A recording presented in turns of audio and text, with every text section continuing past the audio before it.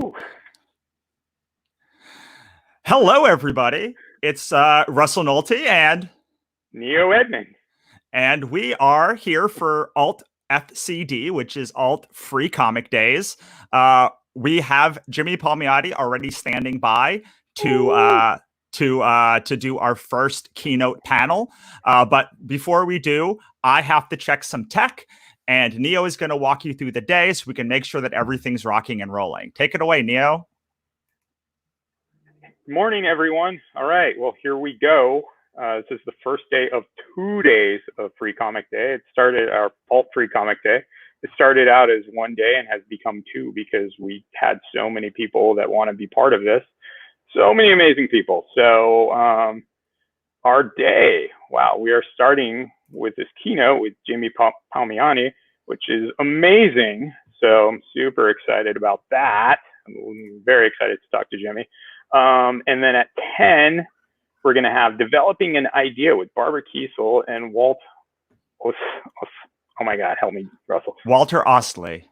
Ostley, thank you. I'm sorry. I'm a little tongue-tied in the morning here. I think I need more coffee. So, and then at 11 a.m., since we're just going to keep rolling, it's Writing the Script with Shannon Denton, Kelly Sue Melanio, and Fabrice. It's cut off here on my page. Fabrice Sapolsky. Thank you. My page for some reason isn't displaying the whole thing here. And then at noon, we're going to have another keynote with the great legend, Marv Wolfman. I don't think he needs much introduction. He's been writing for about 50 years and just keeps pumping out awesomeness. But, you know, if you're a Teen Titans fan or anything, he's the guy. And then, and then at 1 p.m., Finding and Working with an Artist, which sounds like an awesome panel. I don't know why all the names are cut off on my my thing here. Finding an Artist is Tony Puryear and Lee Cosi. Tony co-created the amazing Concrete Park for Dark Horse with Erica Alexander, and then Lee was one of the publishers at Bloodfire Studios, and now does a lot of work for Star Wars.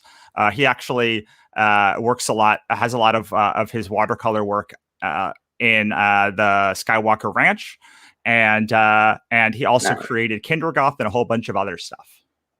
Cool. I don't know why my display isn't working right here. I'm going to pull it up on my phone and make it work right. Okay, and then at 2 p.m., we're going into revisions and editing with oh my God, I'm so tongue-tied this morning. I need more coffee. Samantha Knapp, who is a production designer at Boom, and Jim Higgins, who worked on a ton of amazing DC titles like A History of Violence, and has a show about editing on Amazon Prime. And then Joe LaFavi, who is a great friend of ours and makes amazing stuff. Like he oversaw the art book for Blade Runner 2049, and he just worked on the Altered Carbon board game and a whole bunch more. Yeah, he managed, he was one of the people who managed that Kickstarter for Altered Carbon that made, I don't know, what is it, $300,000 or some insane amount of money? Yes, in like crazy. A week, too. In a week, yeah. It funded in like 15 minutes, I think, like their initial funding. It was like unheard of. So, and then Jim Higgins, who teaches a lot of classes on comics. I know that. Yeah. He does a lot of workshops and such. Super cool guy. Why don't you finish this out, if you don't mind? Yeah, and we're finishing out with a panel proposed by Ryan Leibowitz, who is the owner of Golden Apple Comics, one of our favorite shops, both mine and Neo's in Los Angeles, about working and supporting comic shops. Working, getting your show into shops, but also how to work with them during this pandemic. And that will be Ryan plus Eddie D'Angelini, my friend from Heidi Ho Comics, another one of my favorite shops in Los Angeles, and then Carmelo Chimera, who owns an awesome shop outside in Chicago. And best of all three of them are also comic creators. So they also create comics as well as own shops. So they kind of run both sides, so they can talk to you about how to do both things. Cool. And I think I have all of the things pulled, 1, 2, 3, 4, except for Twitter. I have everything pulled up. I am seeing comments in the stream. We have private chats going, and I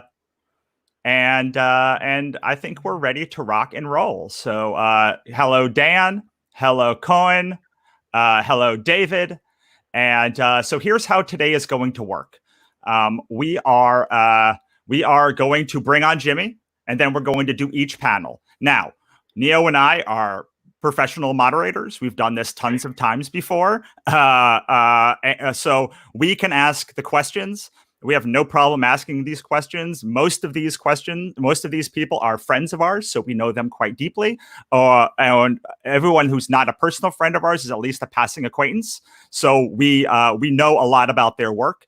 But what we would like to do, what the point of this is for you guys to get your questions answered. So we are going to defer to your questions as long as they are relevant.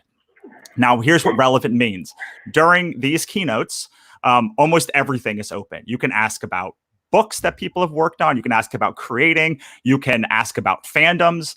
You can basically do anything you want, as long as it's polite and nice. We will ask those questions on the air, as many as we can, until about 45 minutes after the hour. For the subject matter panels, so those are ideas or scripting. Those are a lot more specific. We are going to answer every question that is relevant to that topic. I've now done this several times, and every time I get comments from the people who are there thanking me for keeping the panels tight and the questions tight to the relevant topics. And every time we stray away from that, we get emails complaining about those specific panels and that they wish that they were better moderated. So for this show, we are going to make sure that, again, keynotes, whatever you want, ask away. If there's any restrictions, then we will. Then we won't ask that question, or we will tell you that there's a restriction. But otherwise, you can ask anything. So that is basically at 9 and 12 and tomorrow at 3. You can go nuts, ask anything. For the rest of them, we are going to try and keep it tightly on topic so we can have an hour. We've only got an hour because this is live. We're rolling through, and at the top of the hour, the next guest has to leave. That guest has to leave so we can bring the next person on. So that is how the questions are going to go. Otherwise, our goal is to have fun. You also can go to altfcd.com, and when you sign up at altfcd.com, you will be redirected to our Facebook page, which has dozens of free comics. On last count, Neo, we had 70 free comics in the files. Wow, that's amazing. I know, right? And that is also where we're going to be doing our creator AMAs. So creator AMAs are sort of our second stage. They're going to go all through the day, starting at 10, ending at 6. They're going to be just like Reddit AMAs. Each creator is going to have a little section where you can ask questions of them. That is a little more free-flowing. You don't have to ask them that hour. I've just asked them to at least be present for that hour. And hi, Dean. Hi, Tanya. Hi, Alyssa. We are going to, we're just getting our final checks here. I think I'm ready to go. I'm looking at everything. And so I see Jimmy is down there ready to rock and roll, it looks like. We're going to bring him on in just 1 minute. Awesome. Neo, what are you most excited for today?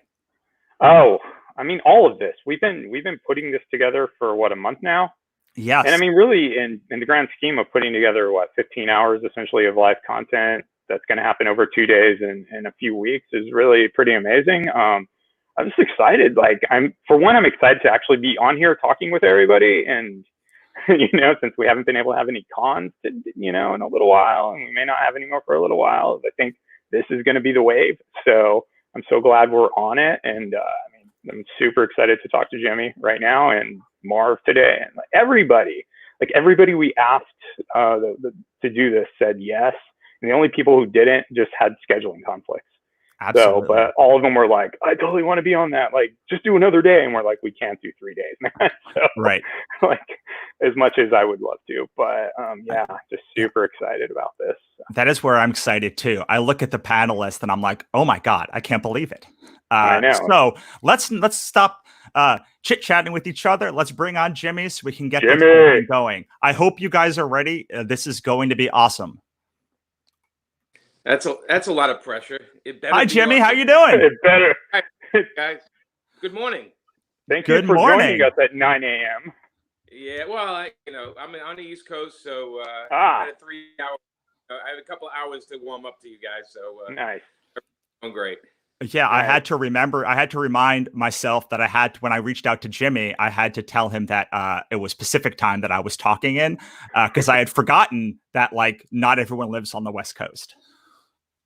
That happens, doesn't it? When you live, especially when you live in California, you think everybody else lives in California. I've known because, but I get it from the people overseas. They give me the times and they forget to tell me they're in London or something, and I'm like, and I'm sitting there waiting for them to get on. But it happens. But I'm glad to be here. Sorry, this is the first face everyone sees in the morning. Drink your coffee now. But no, I'm really super happy to be here. And I was looking at your list of guests and I'm like, okay, I got to mark off when to take a break so I can come back and watch that person. And there's, of course, Marv as well, so, but there's a lot of great people. So good job, guys. Thank you so much. Yeah, we are super excited. So let us just get down to it. I suppose it's hard for me to imagine that there's a lot of people in comics that don't know who you are, but assuming that there are, let us start with just telling us a little bit about yourself. Sure. I've been working in comics way too many years, since 91 or around 90-ish professionally. And I started as an inker in comics. I've broke into Marvel and I worked pretty much for everybody, Marvel, DC, Valiant, Image. As an inker, I think I've inked over 1,000 comics in my career, and in between all of that, at one point formed a company called Event Comics with Joe Quesada, and we did a couple of books like Painkiller Jane and Ash, and we had a good run with that. And then when Marvel was in Chapter 11, they made us an offer we couldn't refuse, and we created a label called Marvel Knights for Marvel, which was getting all our buddies to work with us, like Kevin Smith and Mark Texera and Jim Owsley and all these people. Did that for a bunch of years. And then Marvel, was doing pretty well after that. And I started to switch over my career, and I was editing and inking and decided to switch over to writing. So I made that leap, and that's what I've been doing ever since. So with that, I formed my own company with my wife, Amanda Connor, called Paper Films. And we've been we've done a lot of comics together, Power Girl, Vampirella, Harley Quinn is our latest, actually. We're finishing up a couple of Harley Quinn, the Birds of Prey book for Black Label. And then in the meantime, I've also been doing creator-owned work since forever. And with my Paper Films, we've been doing Kickstarters. So right now we have one called Pop Kill, and that is my 13th Kickstarter. So been busy, busy life. Yeah, the first question is actually, how is the Kickstarter going? It's going terrific. We hit our goal right away. I had doing 13 of these. You have a group of people that go along with you with every Kickstarter, and plus I pride myself in. Not only do we get the books to everybody, but I communicate with everybody, and it's always on time. And if it's not on time, I communicate with them and say, hey, it's going to be a week later too. But I prided myself in, if I'm going to do Kickstarters, I'm going to do them 100% right and deliver every time. So we hit our goals pretty quick. because I have that loyal group that will just back the stuff no matter what I'm doing. And then Wow. Billy, my doorbell. That's The funny. doorbell. Yeah, I got a distance. Just leave the package there. So anyway, and then so it's going really well. We're at this stage now. We hit our goal, and we're doing stretch goals. And I even have it's like a 4-issue series, but we just solicited the first one. It's a Kickstarter, is the first issue. But if I hit a certain amount, I'm going to also add the second issue to it. So that's kind of a fun thing to do. So anybody who backs it will get the next book. And then we have crazy numbers. If we hit those crazy numbers, I will put all 4 issues into everybody's hands with the Kickstarter. So they're just gonna have to wait for the last one to be drawn. But it's going well, and I love doing it because I don't have to depend on anybody else but myself. So that's the real charm to it for me. Yeah, I love that. I'm trying to pull it up right now, but we do have a couple of more questions. They're coming in really fast, which is amazing. First, I would like to just show you this comment from Wesley. It says, Marvel Knights got me to read superheroes again. I was mostly Vertigo back then, loved All-Star Western. Okay, well, I love Wesley right out of the gate because he's got... well, I'm glad. Yeah, Marvel Knights, when Joe and I did it, comics were not at their high peak. They were having a lot of trouble, and it was a weird time, and especially for Marvel, because 2 of the books we were doing, which was Punisher and Daredevil, were actually going to be canceled before we came in. So that's how weird. Like, imagine the Punisher and Daredevil being canceled, but they were actually being canceled when we came in. And so with Marvel Knights, it was an opportunity for Joe and I, like you have to have a little bit of an ego to do this kind of thing, to go in and say, oh, we're going to change comics, but you need that kind of ego to get through every day. And with Marvel Knights, we just said, well, let's take these amazing characters and try to get the right people to do them, and that was the whole trick, was the right, Garth Ennis and Steve Dillon on Punisher. Boom. Right away you like it. Joe doing, Joe and I doing Daredevil with Kevin Smith writing. Again, these kind of team ups. So it was basically, we tried something different. We had Kevin go out there, and because if you remember back then, there wasn't really that much comics outside of comic book. The mainstream was not covering comic books at all. And Kevin Smith's been like one of those guys that went out and would tell people comics are cool, and he would do the Tonight Show. He would do all these shows and talk about comic books. Well, we had nobody representing comic books other than maybe Neil Gaiman at the time. So. So again, an interesting time, but my whole career has been trying something new all the time. So it was just another thing we did, and I was happy we got a lot of people reading comics. That's look, honestly, everything I do, I'm constantly trying to get people that never read comics to read comics. Harley Quinn, we got moms and daughters reading comics, and even with the DC 100s and Walmart, in these stores, we tried to get people that never picked up comics to pick them. That's been a full-time job. Absolutely. Questions are just flooding in for you. I know. It's awesome. Here, how about Neo? Do you want to take this one? How's the industry handling the stop in publishing and distribution? It's a big issue we're all having to deal with. I feel lost without my weekly picks, says Facebook user. I get it. Which I also feel the same way. So. Yeah, so my office is inside a comic shop. So, it's been really weird not going there too much. But look, it's like it's new for everybody, and I get. It's a great time to rebag and also read your old comics that you haven't looked at in a while.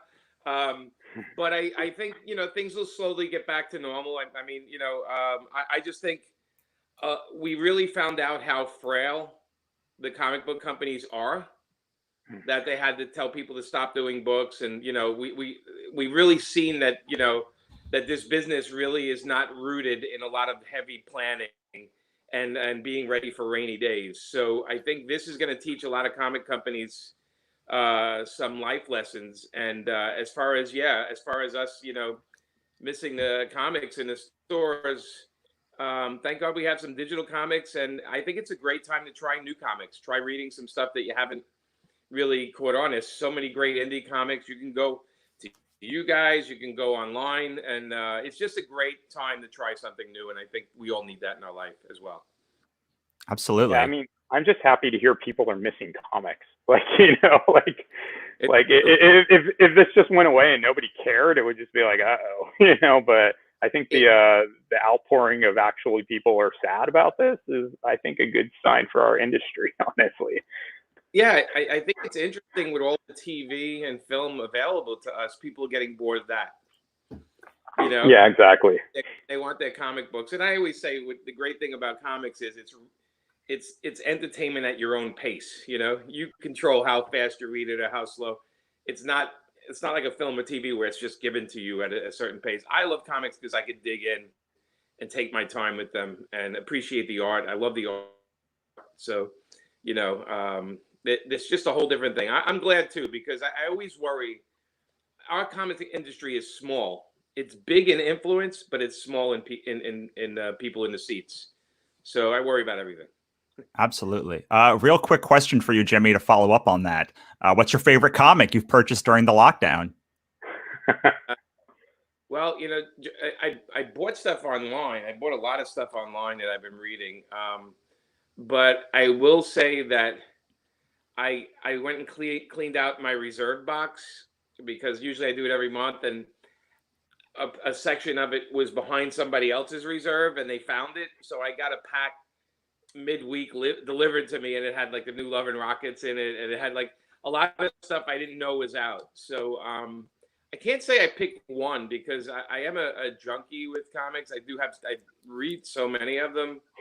So I can't pick one. My one that I have every issue forever. I love the Hernandez brothers. So I think I have every book they've ever done. So I will say my brain, Wow. no matter what style, my brain goes right to Love. I grab Love and Rockets first to read. So maybe that's the right answer there. Awesome. Neo, I think you have another question. I do. I'm sorry. Everybody keeps messaging me going, I can't believe you're on with Jimmy right now.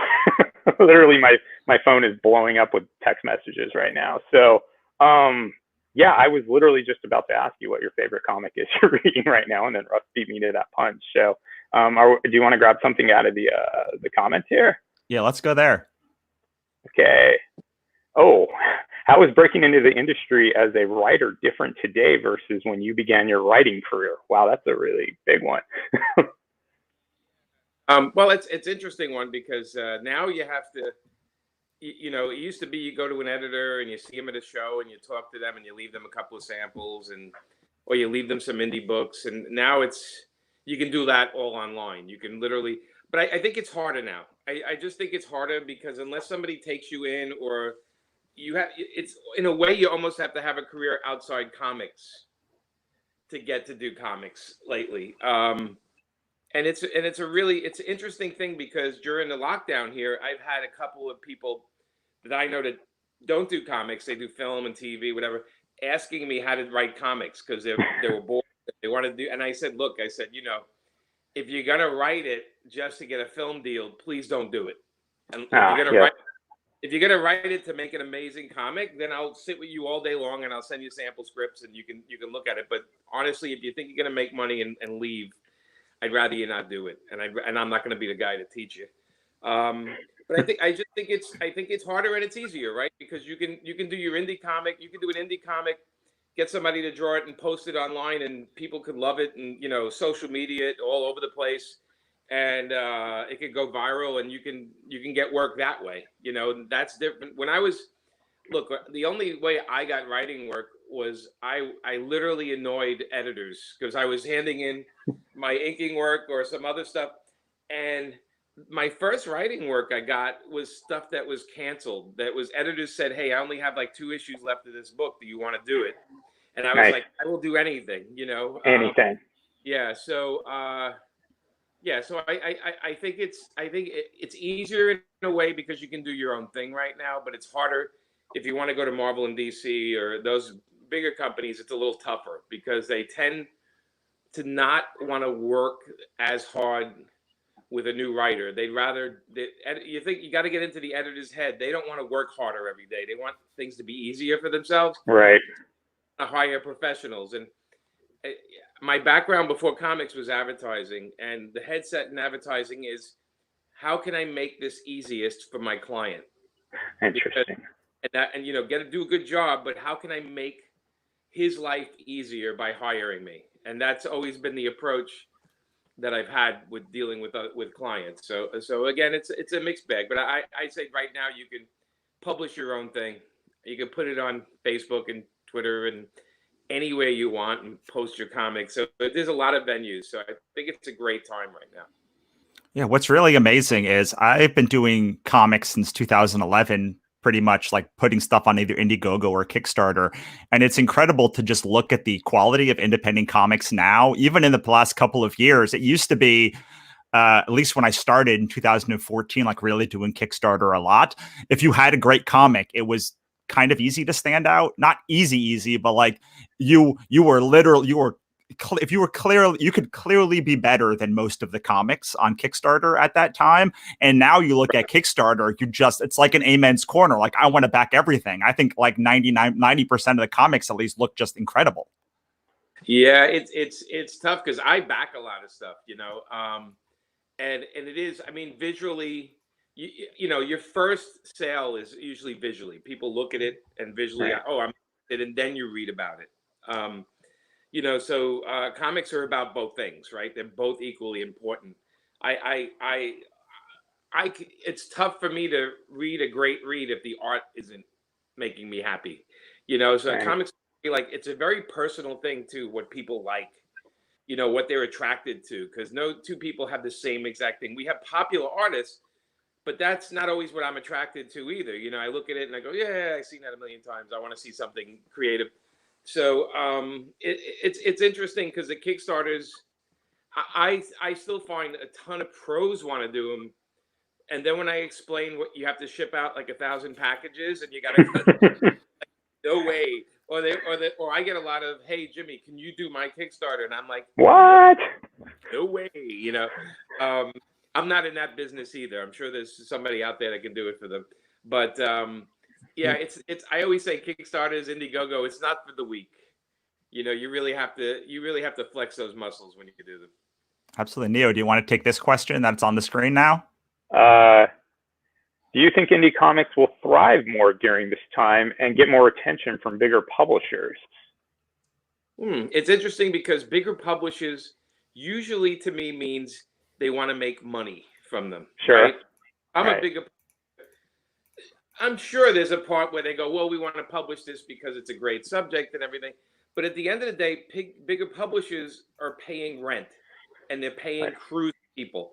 So they want things that are going to make them a ton of money. Otherwise, they don't have time for them. That's why we see comics get canceled.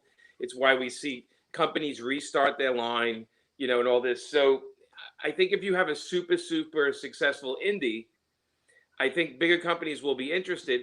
I'm not so sure you should run to the bigger companies with your super, super successful indie comic, because on some level, they're going to want some kind of ownership. And, we learned we don't want to give that away because that's the stuff that wakes us up at 4 a.m. going, oh no, what did I do? So it's about having some having a couple of. I'm going to stop this other feed and I'm going to stop this really quickly and see if maybe that helps. See if we can get Jimmy back here. Yes. I'm going to tell him that we... Well, picking up on what Jimmy was saying there about indie comics, and you there? Right. Yeah, can you hear me? Hang on, I'm going to remove you from the stream quickly and bring you back on and hope that changes everything. Sorry, everybody. Let's see if we can get Jimmy back. Hey, Jimmy. Sorry, everybody. Yes, keep your questions on while I'm working with Jimmy. Keep your questions. Wait. Jimmy, can you log off really quickly and then log back on, and we'll try and bring you back. See if your internet can come back.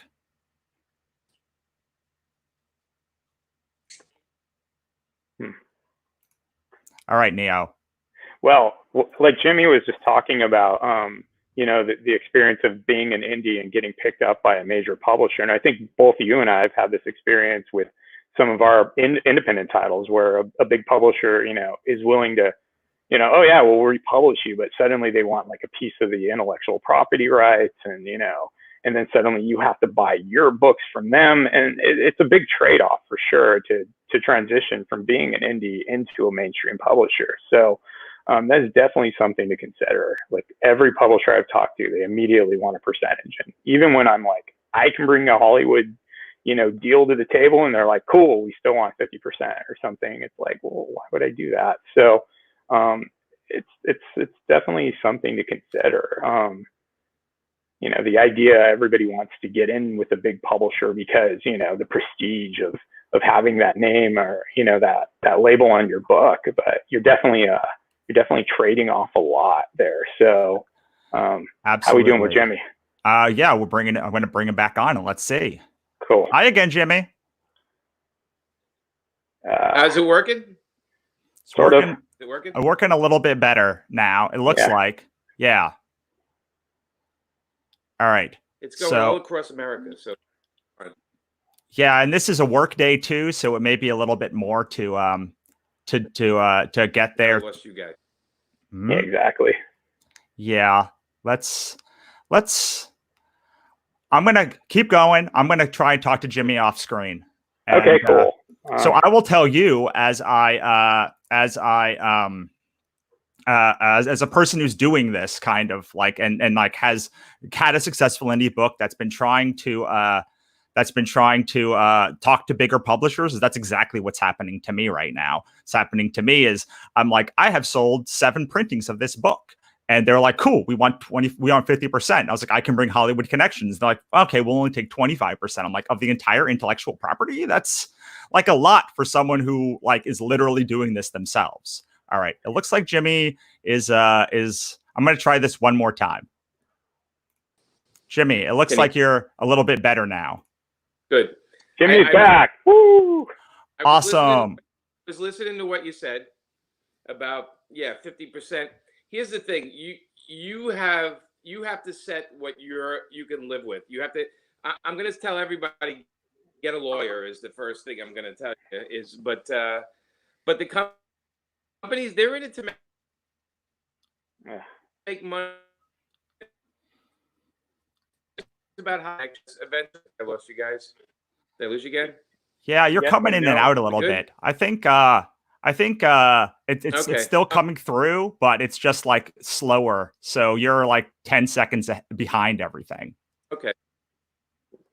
Oh, okay. Well, that makes sense. Anyway, what I was going to say is, when they try to get you with all this Hollywood stuff, and we're going to do this for you, we're going to do that for you. You don't give away 50%. You give away 20% tops, and you put a time limit on it. So the deal, if they don't hit these certain points, you get everything back. Right. There's no such thing. Everything has to all rights have to revert back to you. You don't sign anything where they own it. You just don't do it. It's if they're doing that to you, that means they're trying to rip you off on some level. Absolutely. So I think we have a couple of questions about your work in comics, not the indie work, but your work on Power Girl and a couple of others. So, Jimmy, you once said on Twitter that you would like to make Power Girl's origins less confusing. Given the chance, do you have any idea of how you would accomplish that? I would have to get clearance from DC, but when Amanda and I and Justin did Power Girl, we told her origin in one page, in the first page of the book, and then we went on with our story because I felt like the origin's so convoluted. Earth 2, the whole even concept of Earth 2 and Justice Society and all this stuff. For me, it's always been the thing that alienates a character is if I can't easily see how they were created or where they got their powers from, I'm usually probably not interested in it. It's convoluted and you can't get readers involved. And our approach with that was again, make the origin quick and easy. But if they gave me the character again, I would just create another origin for her and kind of scrap some of the older stuff because again, you alienate people without too much stuff. And there's nothing, it feels like you're walking in the middle of a movie and you're kind of lost out of the gate. So Mhm. I think in a way, when a bigger companies reboot, I always feel like it's a new chance to introduce the characters again, and they should take it, and be creative with it. I have a question following up on that because you've done long runs on a lot of books. I'm thinking specifically Jonah Hex and Harley Quinn. How do you keep things so that somebody coming in, let's say 20 issues into your run, isn't completely lost? The golden rule is in the first 3 pages, the characters should all call each other by names, so they have to say their names out loud at some point. With a character like Jonah or Harley, their origins are only a small piece of them. Basically, Jonah's origin was that he came out of his mom, and basically had a rough time with the Civil War. But the origin is only a part of the person. So when you have a thing like Harley and you're in your 4th year of writing Harley, you can once in a while you have to just in the story just refer back to the origin, how the origin is affecting what the character's going through in the storyline. So with Harley, she would reference the Joker and never being in that place again. With Jonah, it would be, he would reference the Civil War and his relationship with his dad. But again, you can do that every once in a while if it fits into the story. If you're going to do an origin story every other issue, you're going to lose your readers pretty quick. Absolutely. Neo, do you want to pick another question? It looks like there's a good one from Tom and Clara, Charles. Is this the Tom, the one about Spawn? Yes. Oh, okay. So Tom writes, I wrote several issues of Spawn and people think, wow, now you can write anywhere.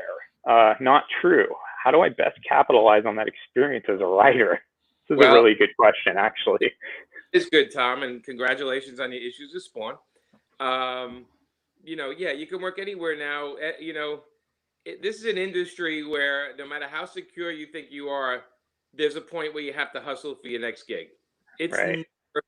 It's never as easy. From the outside looking in, everybody thinks, oh, they must be offering you 40 things, and there's a time in everyone's career where that happens, and then there's a time where it doesn't, and it is definitely a roller coaster. My career has been up and down and up and down and up and down. So it makes me a good, I plan for bad times, but in the case, Tom, I think you just have to kind of take those issues of Spawn and send them out with your new work to editors. You're going to have to say, here, look, these are 3 issues I wrote. If you want to read them, I'd love to work for you.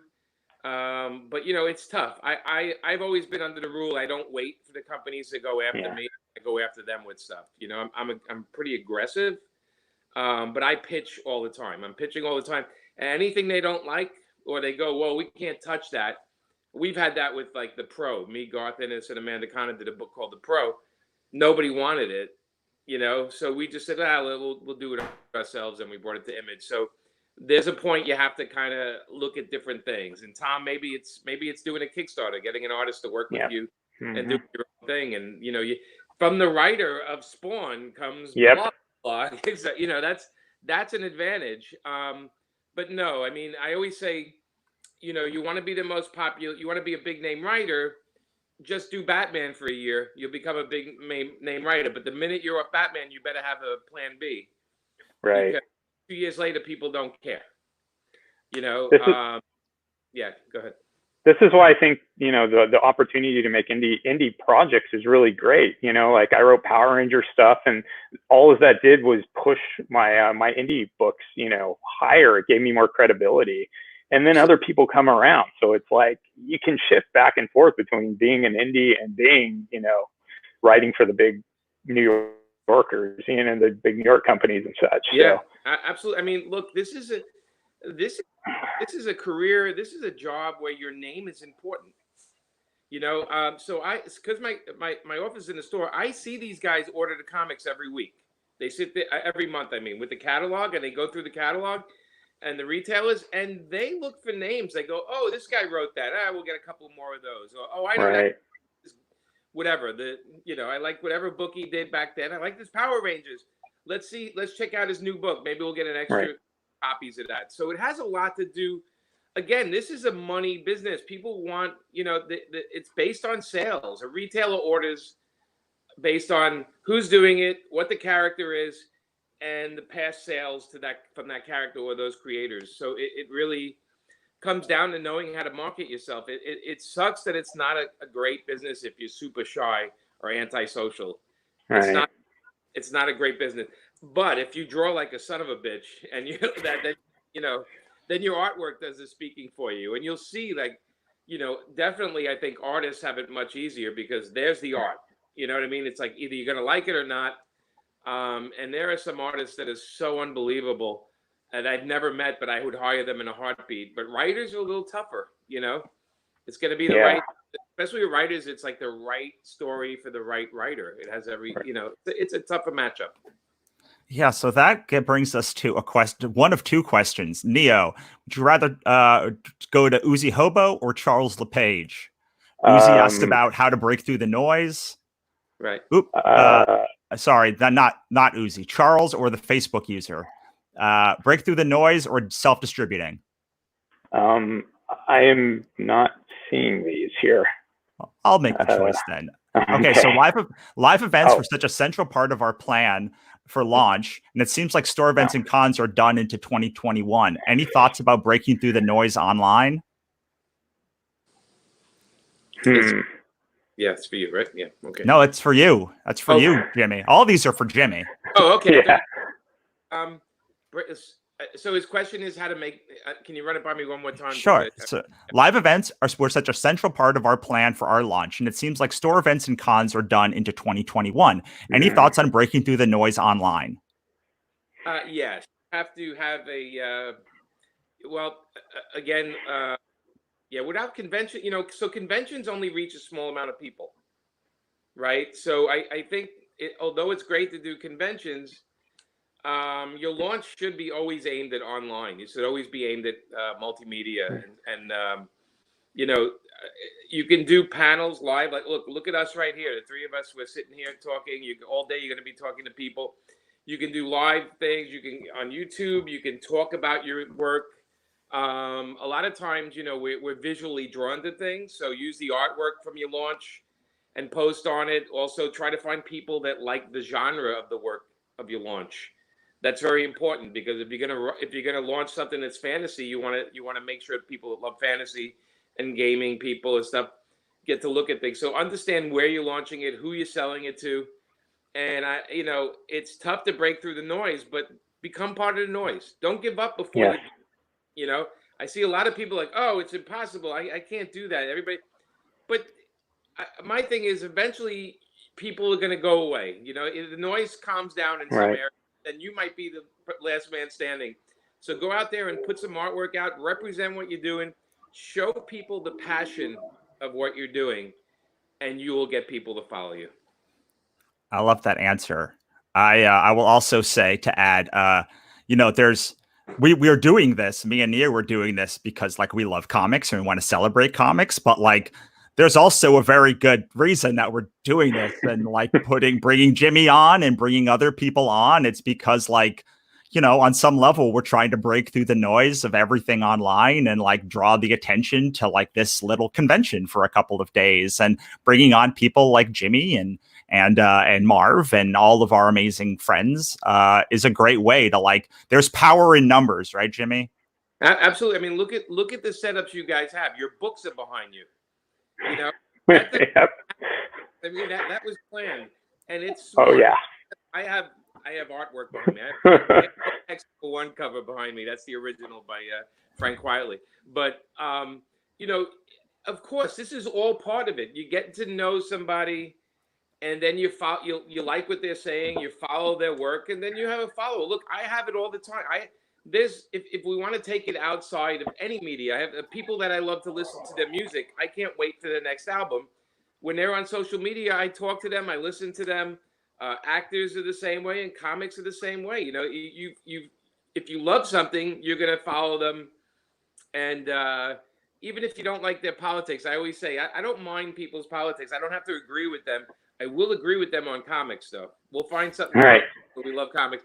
Politics are whole polarizing, and I'm not I'm not a big fan because I do have the way I feel about things, and people give me crap once in a while, and I'm just like, that's okay. I said, we can always have a beer and a hamburger and talk about comics for a while. Yes. Absolutely. Nice. All right. So let's go to Charles next. Neo, you want to take this one? Is it better for a small independent publisher to distribute with Diamond or to do the indie route and self-distribute? A Diamond question. Yeah, I would say anyone that'll take your books and distribute them, you should be distributing them to. If Diamond wants to take it, understand their rules and how much they take, and understand that the stores they hit. If 3 other people want to distribute the books, that's great. If you want to do them yourself, that's great. My thing is, don't go blind. Read the contracts. Read what they're offering. Understand that most stores right now deal with Diamond, so you want to get into most stores, but it's going to change in the next couple of months. Yeah. Just roll with the punches. At the end of the day, it's all about getting your books out to people. But I will say that if you're a small publisher, put all your time right now into your website and make sure you have a great store, because right now half of the stuff I'm buying is from people's websites. And so these books, it's really important. When I talk to some people and I'm like, well, where's your website? Let me look at what you got to offer. And they're like, oh yeah, I got to build a website. And I'm like, no. This is part of publishing. Having those previews ready, having, I can click on a button and buy 4 of your books, and I could buy a signed one. It's so important, especially when you're a small independent publisher, because it's a very grassroots conversation you're having with the person buying your book. So you have to give them something the bigger publishers aren't giving. So I would say make sure you're ready for that. You have some downtime now. Start building that website. Yeah, no kidding. I think a lot of creators forget that if they're going to be in this, they also have to be a business person. Yeah. So if you're going to make any money and survive. So. Yeah, and on top of that, DC just announced that there are 2 new distributors that they're working with right now. You can, there's a chance now at the ground level to not necessarily only have Diamond, but have a couple of other distributors to work with, to have book distributors to work with as well. So I think this is a great time if you want to get distribution to start looking at some other alternative methods, because there have not been alternative methods in like 20 years besides Kickstarter. Yeah, I would definitely look at who DC's using and inquire to them. Why not? Yeah. Why not? I mean, look, let DC be the first guy to cross the bridge. If the bridge's still standing, then you go right after. Absolutely. There's a question. Take advantage. Absolutely, Neo. How about this question? It seems like it'd be relevant to what we were talking about a little earlier. Oh, is there such a thing as a pitch Bible when sending out materials to publishers? And if so, what's in that packet? Okay, so again, we're gonna play the game of putting yourself in the role of the publisher or the editor and saying, okay, I only have a little time in my day. Let me open email. Let me see what this guy's pitching me. Well, I don't want to say the elevator pitch. I want to say maybe a little longer than that. But I would say get the idea of what you're pitching down to a page or 2 tops. Don't go further than that. Make sure you have some art and some character drawings to go along with it. Again, it's a visual medium. So if you're going to send a pitch, nice, of course, a great title, what it's about, who the characters are, so show some characters, and then some samples of what it's going to look like, or as far as a page or 2, is for me the perfect Bible. Don't send 150 pages. Don't send 1 page with 1 drawing and a guy, give it enough that I can see you have a plan. There's a plan there. Show me how this is something. If it's going to be a mini series, show me how it begins, middle, and end. Or if it's going to be ongoing, give me an idea of how this pitch will constantly have stories that it can generate, keep generating. And it's okay to even put in your pitch, this is a cross between this and that, because people have, minds where they want to just put things together. What is this? Oh, this is like Game of Thrones meets Jaws, what a crazy thing like that. But anything that can make it easy for somebody with not a lot of time to kind of grasp the idea. And again, make sure there's always a bio with it. Yeah. So the bio of you, and if you're pitching an artist, also the bio of the artist, what they've done before. So again, that's a simple thing, 5 or 6 pages, unless you want to add some more art. The thing is, you can add a lot more pages of art, but if you're going to do a lot of type, remember that they're on 1 or 2 pages is your top, because most guys are not going to want to read it after that. If they're interested, they'll ask you to expand on it, and then you can send in your 10-page document and say, look, this is the big plan. And definitely keep in mind that bio is definitely a big piece of it. It's probably just as much as important as the idea. And I think that's where the idea of like, oh, well, if maybe you don't have credits, like it used to be, if you had no credits, there was nothing you could do. But now It's like you could indie publish something. You could say, look, I published this book myself. I sold 5,000 copies of it. And that makes people go, oh, this guy will go out and sell, I go to 20 cons a year, like. Yeah, add an extra 0 to how many you sold. Who the yeah, hell? Exactly. Yeah, 500 means 5,000, whatever. 5,000 and maybe you sold 500 and whatever. They're not going to check. The thing is, they're going to look for is the actual core of what you're selling. And if you're somebody that'll actually follow through and do it, because if you don't have experience or you're not showing an aggressive attitude, they're going to probably back out. Because first time people are very difficult for editors to work with. Well, there's one other. They don't want to teach, so much. Right. Well, there's one other thing that I think we should bring up in that topic is I'm not going to speak for Neo, but I'll say both me and Neo do prose, a lot of prose.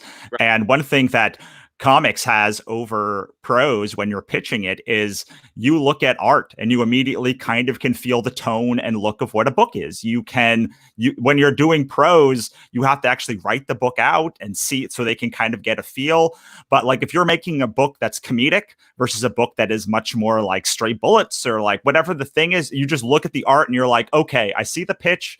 I see a couple pages of art. I know kind of tonally what it's going to be like almost immediately. There's a visceral reaction to it. Yeah. And remember, comedy is the hardest thing to write. That's all there is to it. There is nothing harder to write in comics than comedy, because it's hard to you lose timing and you lose, it's really tough. I always say to people, I'm like, you gotta be a real tough guy to write comedy. Yeah, for sure. Okay, there's 2 questions that kind of go together, which again are not going to be comics related. The first is what's your favorite Western film, and then would you rather marathon John Wayne movies or Clint Eastwood movies? Well, I'll answer the second one first. I've seen every Clint Eastwood movie, right? So I probably at this point pick John Wayne because there's a lot of Westerns I haven't seen by him.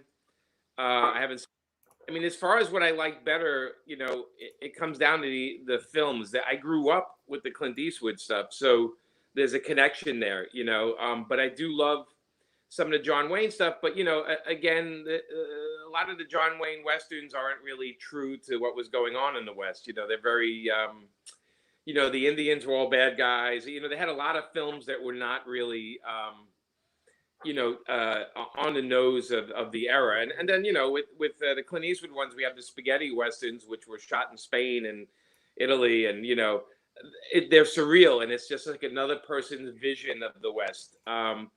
But I will say, like for Clint, I'll say, for John Wayne, I like The Searchers. And for Clint Eastwood, probably Outlaw Josie Wales and Unforgiven that I can watch all over. So I don't have a favorite single movie, but I will say Once Upon a Time in the West, if it's on, usually I'll just stop and watch it again. Even if I pass it while flipping a channel, I'll probably stop and watch it for a while. It's hard for me, and I don't know about you guys, to pick my favorite of anything because I constantly changing all the time. I used to say I love this artist, and then I'd see a new artist and go, oh, he's my new favorite. So I have no consistency with this stuff. Yeah, for sure. Me either. All right, Neo, there's one more question, it looks like, from the group, which is kind of dovetails perfectly because you've got about 5-10 minutes left. Okay. You want to take it? Sure. Okay. What do you do to overcome art block or writer's block? Oh, that question. Yeah, I mean, that's a good question. I mean, because obviously we're hitting a block or asking this kind of question. Well, they want to see if anything else relates to what they do. We have the thing that I do is I don't write so much when I'm in front of my computer. I write all day long, and then I type when I get down to my computer. I kind of bundle up everything I've been thinking, and then I type it when I go to the computer. But I'm constantly working on the story in my head, and a lot of times you got to do things that have nothing to do with writing. And I won't, and I will say I don't read other people's things when I have a block. I tend to kind of go for a walk. I take a bike ride. I jump in the shower. You know that old Fred Flintstone thing. I can sing better in the shower. I could probably write better in the shower. It's that. But I tend to watch. I'll watch a movie, or I'll just do something else, because I don't think if you sit there and I have writer's block and you hit a stage in the story where like I can't move from here, I don't know what to do. I don't think sitting there saying I don't know what to do over and over again is really going to peel the layers of an onion and say, here it is, here's what you're going to do.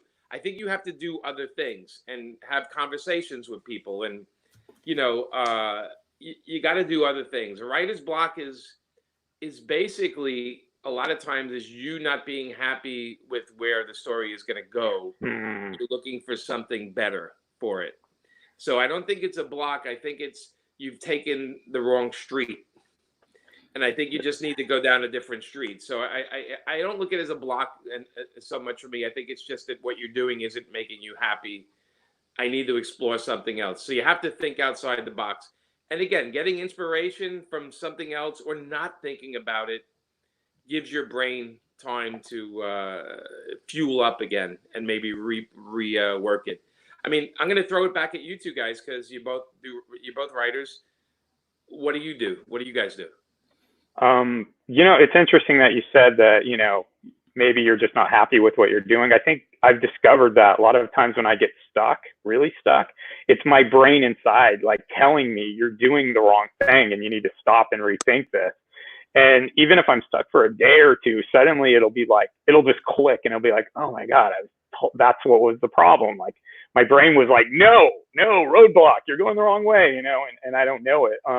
But sometimes it's just like, you know, we're living in weird times right now and your brain's just like, I don't want to do it right now, you know? And that's when I do free writing, you know, just sit down and just riff, you know, and riff with dialogue or something just to get myself flowing and make myself feel like I'm doing something, because the longer the block goes, the worse you feel about it. You know? Yeah. I also think that usually it's not just writer's block to usually when I'm starting a project, I don't get writer's block. It's starting the thing and knowing that my brain's like, this is not a Russell Nolte project. This is not a thing we want to do. And then not knowing. But we were talking a couple of weeks ago. I had another online writers conference for novelists called the Online Writers Conference. And one of the panelists, I think it was Jonas Saul, said that you have to know whether you're having writer's block or you've written yourself into a corner that you need to work out of, and that takes time. And they're two different things. And he said along the terms like he loves writing himself into a corner. That's like what he does. Like he does it all of the time. And when he's written himself into a corner, he needs to figure out how to get out of that corner, because even he doesn't. His character doesn't know. He doesn't know. So I try to think about that now when I'm writing. Is like, am I having writer's block because I don't like this project or the direction, or is it because I intentionally wrote myself into a corner and now just have to mentally figure out how to get out of that corner, which takes a long time and a lot of brain power. Yeah, that's the creative corner you knocked yourself into, because that's when you get really creative on how am I going to get out of this. I remember when Amanda and I were writing Harley, we were writing like 3 issues a month, because it came out twice a week, and we always had an annual, right? So we were writing, we were basically writing an issue a week, and there's something about that speed, right? That we're doing it so much, we're in the head, but also we were writing a character that was spontaneous. So we would write it, and then we go, oh, and it gets to this, and we go, well, that's not really, she wouldn't do that. She would kind of go somewhere else. Or she, you know, we had one scene where Harley was running through an aquarium and she was being chased, and she passed a big blue whale, and she looked at the whale and the whale was looking at her. And the next shot, she's in there swimming with the whale. She just, her brain, you know, and we're laughing. We're like, of course she would do that. It doesn't matter who's chasing her. oh my God, there's a whale. I have to go swim with the whale. You know, so it's like you get ahead of the character, and the character sometimes tells you where to go. You know, because we have the thing like, well, I know what I would do. I'm writing it. I know what I would do, but I'm not that character. What would that character? It was funny. There was a time when Justin and I were writing Uncle Sam and the Freedom Fighters, and I'm thinking I have to think like Uncle Sam would. He's so positive, you know. He's so like rah rah shish kumbah, and like things are exploding around him, and he's like, "Isn't this great?" You know. And I'm like, okay, that's not what I'd be doing. I'd be running the other way. But again, you have to kind of put yourself, and when you do that, that's when you start finding the creative answers, and it's also when you're note wise and tone wise, you're directly with the character, and the fans can feel it when they feel that connection. Like that is exactly how that character would act, and that's what makes reading the comic so much fun. So you know, so the blocks, you're right, the blocks aren't, they're not blocks, they're just, you know, maybe I don't like where I'm going right now, and maybe I need to rethink it. Absolutely. Well, I think I have one question left. I was going to not put another question out there, but this one's so good and kind of wraps up everything. I got to do it. Because it's a question that I have too, writing sort of my first ongoing series. Is screenplays usually tell a pretty contained story and have a well-known structure, but comics follow multiple point of views, multiple plot threads, and can sometimes last years. How do you structure that? And more importantly, for the people out there, how do you make sure you're not doing the same thing that you've done like 3 times before again? Right. Okay, so it's an interesting question because I'm not a huge fan of 12-part stories. As a matter of fact, did Jonah Hex with Justin, we did 22 pages, one story, you know. But the structure, I mean, so if I'm planning out a year's worth of a character, let's say a year's worth of Wonder Woman, I will have a chalkboard and I'll figure out over the 12 months what's going to happen, right? I need some kind of spine to the story. Here's what's going to happen over the year. The joke of that is the best laid plans, because all of a sudden you're writing and all of a sudden this character is pretty amazing, or oh my God, I didn't even think of that. Let me go that way. As long as you have that spine, you can kind of build things around it. You can kind of mess with your format. You can take the story in different directions. As far as writing the same story over and over, sometimes that happens. I've looked at people's careers where I'm like, oh, that's that kind of story. Well, this is the story where he does that, you know. I remember, and I loved them, was, you know, Jeff Loeb and Tim Sale would do these books, and it was sort of like, here's the hero, here's the greatest villains, now they're going to ramble, go at it, and then it's going to resolve, you know. And we kind of know that structure in comics. We know by page 22 this is going to wrap, or something's going to happen, you know. So I think it just takes planning, but to understand that part of your planning is you have to be spontaneous within the story, and you have to understand that all the best laid plans, unless you're doing a crossover with other books, you know, then that's a whole nother thing. But if you're doing your own series and you're doing it for a long period of time, just try to stay on track. My simple go-to is, whatever the title of the book is, make sure that character is almost in every page. Don't get wrapped up. Don't do a Superman comic and tell stories about Jimmy Olsen and Lois Lane all the time. The name of the book is Superman. Get back to Superman and what his point of view is. And for the books I do, I always try to keep it from the point of view of whoever the title's named after. We see this happens a lot with people come on to very famous characters, and their stories about everyone else but the character. And it happens all the time in mainstream comics. So remember what the book is named and who it's about. And eventually over time, you'll see what's working with the audience and try to take note of that. But, you know, avoiding repeated stories, you know, you just have to police yourself. Believe me, the fans do it for you. They tell you right away online, oh, this sucks. You know, I don't like this story. You know, I don't like where you're taking the character, or, oh, thank God you did that. So your audience is like a very noisy movie theater audience. You know, you sit on the stage and they'll yell at you what's working and what's not, and they'll applaud when they love it and they'll boo when they don't like it. It's interesting because like reviews are great to read, but don't take them all to heart because reviewers have their expectations as well. You'll just find out that over time or over averages, certain things will work, certain things won't. And that's how you pretty much fine tune your writing career over time is, you start to see what people really like from you and you start to see what they hate from you. At the end of the day, though, you do whatever you want and hope it connects. Right. But there are themes that we, as writers, we get better at where, people love our books because they do this, So pay attention is what I'm saying, I guess. Yeah. Awesome. Well, cool. This has been great. I have Popkill up on the screen Yes. because this, I assume, is the thing you want to sort of leave out and leave us with and talk a little about it. So why don't you tell the people why we should go and back Popkill, which has had a nice little bump since we've been on the air, actually. Yeah, pretty nice. So Popkill is a story that actually my buddy Dave Johnson, you guys know who Dave is, I think, right? Pretty much. You should tell the people just in case. Yeah, but Dave is one of the finest cover artists in comics. And Dave came to me with a story about competing soda companies. It's a very bizarre thing. It's about these two brothers that own two competing soda companies, and pretty much they hire spies and a lot of craziness. It's a lot of humor. It's an adult book, so it's not for kids. There's nudity, there's violence. It's over the top. But it's basically about two brothers that are competing in business and the underhanded things they're doing. And we follow a very oversexed James Bond type character as he tries to infiltrate the other company and steal a soda secret from a girl named Dina Deluxe, who's a scientist there. And it's just fun. And Juan Santa Cruz is the artist on the series. It's 4 issues total.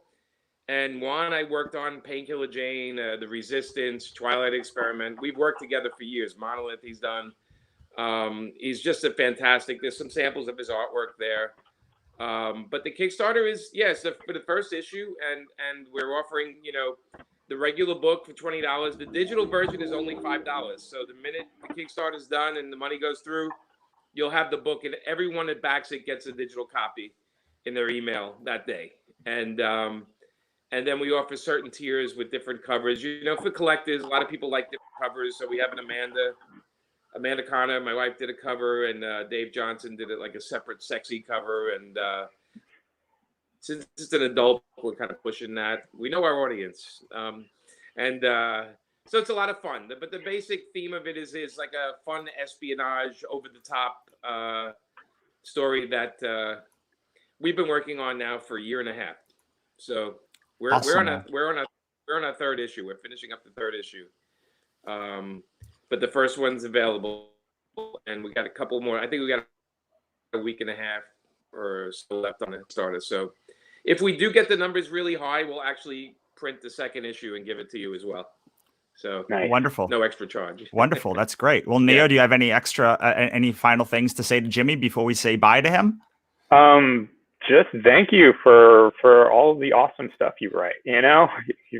I'm a big fan of your work. So just being on here with you and talking with you has been super cool. So just keep pumping out cool stuff, and I'm going to go support your Kickstarter right now. Awesome. Well, thank you so much, Jimmy. It's been amazing, and thank you for taking an hour with us. Well, guys, this has been my pleasure. I look forward to listening to today's show. So it looks pretty exciting lineup. So thank you for making me the first one out of the gate. It's really flattering, and I'm happy to be here. And thank you so much again. Awesome, man. Well, thank you so much. We're going to say bye to Jimmy. Bye, Jimmy. Bye, Jimmy. All right. So this is the time for the next 2 minutes to set yourself and go to the bathroom, get a drink of water, and we're going to talk about what's coming up. I really want to talk about, speaking of comics, we never kind of introduced ourselves. So I am going to put up your special for this weekend, which is, tell us about your career for just 30 seconds or a minute, and then tell us about this new awesome book, which I cannot wait for. Okay, well, I've been around in Hollywood for quite a long time. Kind of started as an actor, transitioned my way into writing comics sort of by hanging out with the right people and stuff. And then started writing books. I did my Red Riding Alpha Huntress series, which was super cool. It led to me getting to write for Penguin Random House and writing Power Ranger books. And now I'm working with Storm King Productions, which is John Carpenter and Sandy King's company.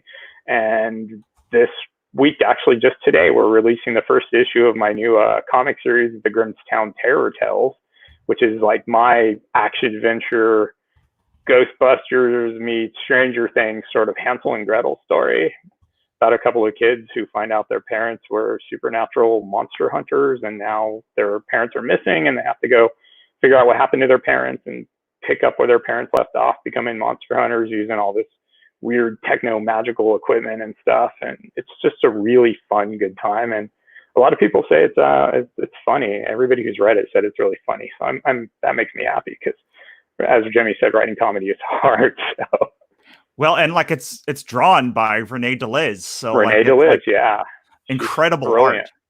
Yeah, her art is just gorgeous. Sandy King just hooked that right up. She's like, Renee and you are just going to be a perfect pair on this book. And Renee immediately started sending me her initial sketches, and I was like, oh my God, I can't believe it. And then when the first color pages came in, I was just like, wow. So, yeah. Barbara's correcting my pronunciation. I literally was like, of course she's an editor. Thank you, Barbara DeLees. Renee DeLees. I'm sorry. So, I apologize. Yeah. But we are giving that away. That first issue, we're giving it away for free because it's Free Comic Day weekend. And yeah, why not? So everybody can the link is up on our Facebook page. And I think right down there at the bottom. It is, and I'm about to put it into. It's very easy. Just bit.ly/Grimmstown. You'll have to sign up for the Grimmstown mailing list, but you should do that anyway because it's going to be awesome. Yep. And then you can also grab it on my website, neoedmund.com. So awesome. And check out anything else I've done. So awesome, man. Well, I will tell you a little bit about me after the next hour, but I want to bring on Barbara and Walter, and then we'll say bye to Neo because I'm going to moderate this panel, and then he'll go backstage to sort of do his thing as the producer. And we will, and also we're going to be starting our creator AMAs in the Facebook group. So go to alt.fcd.com, sign up for the email list so you get updates this weekend. We'll send you the replay links on Sunday or Monday, and then you'll be redirected directly to the Facebook group where you can start getting the amazing creators. That being said, let us bring on Barbara. Hi, Barbara. Hey there. Hi, Barbara. Welcome to my chaotic office. And hi, Walter. Hi, Walter. Hey, hello. Hi, Walter. Now there's a man who knows how to do a podcast. Look at that setup.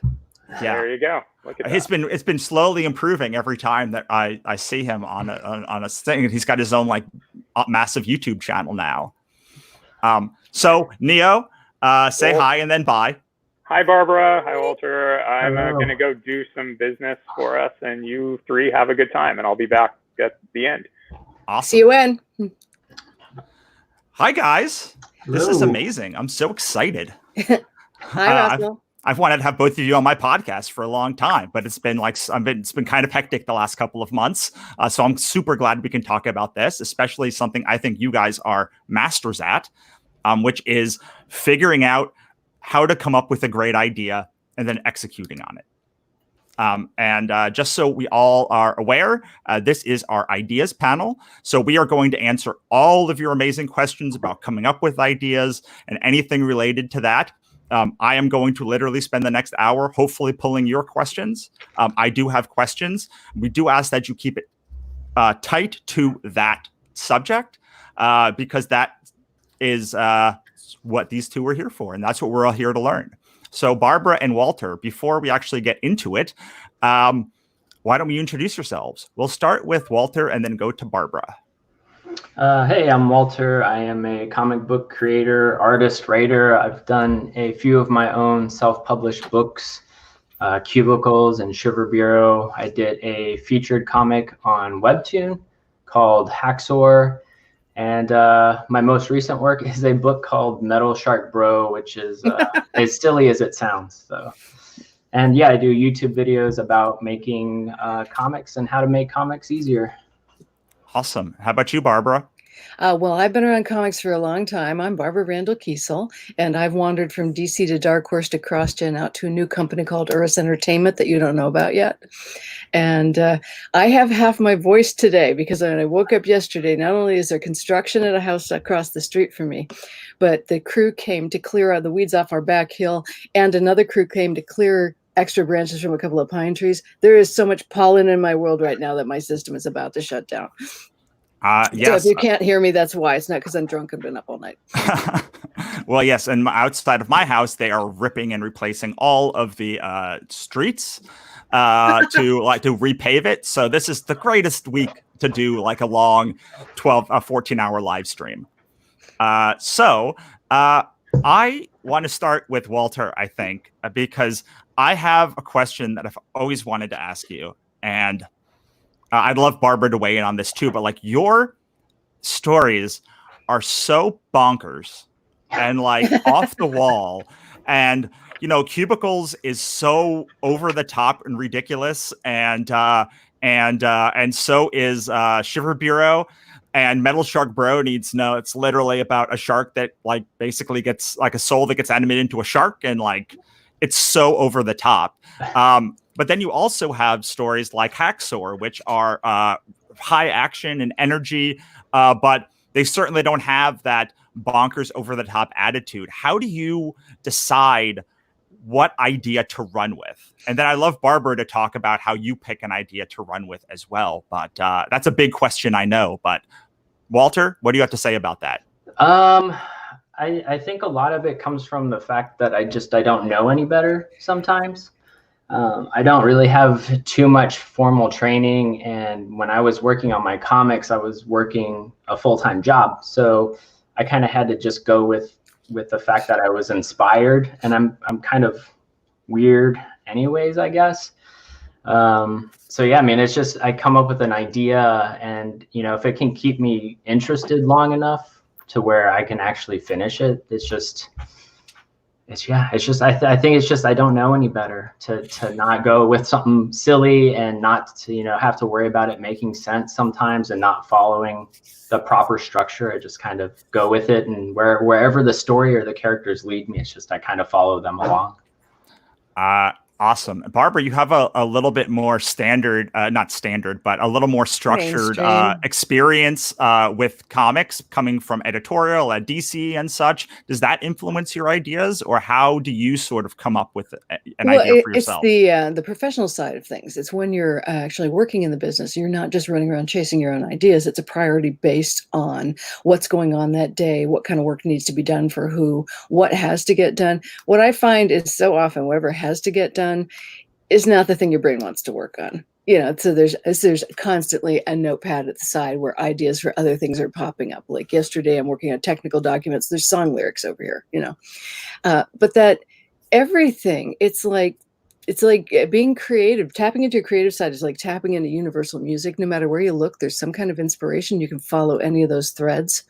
I've always said, people say, where do you get ideas? And I say, how do you make them shut up long enough to get one done?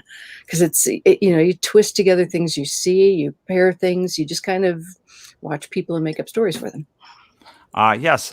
So I want to follow up on that. But before I do, I want to remind everyone to please ask your questions about ideas or anything sort of in the pre-writing stage. So before we've actually started the script, because that'll be next hour, how do you organize? How do you write an outline? Any of that stuff is going to be relevant here.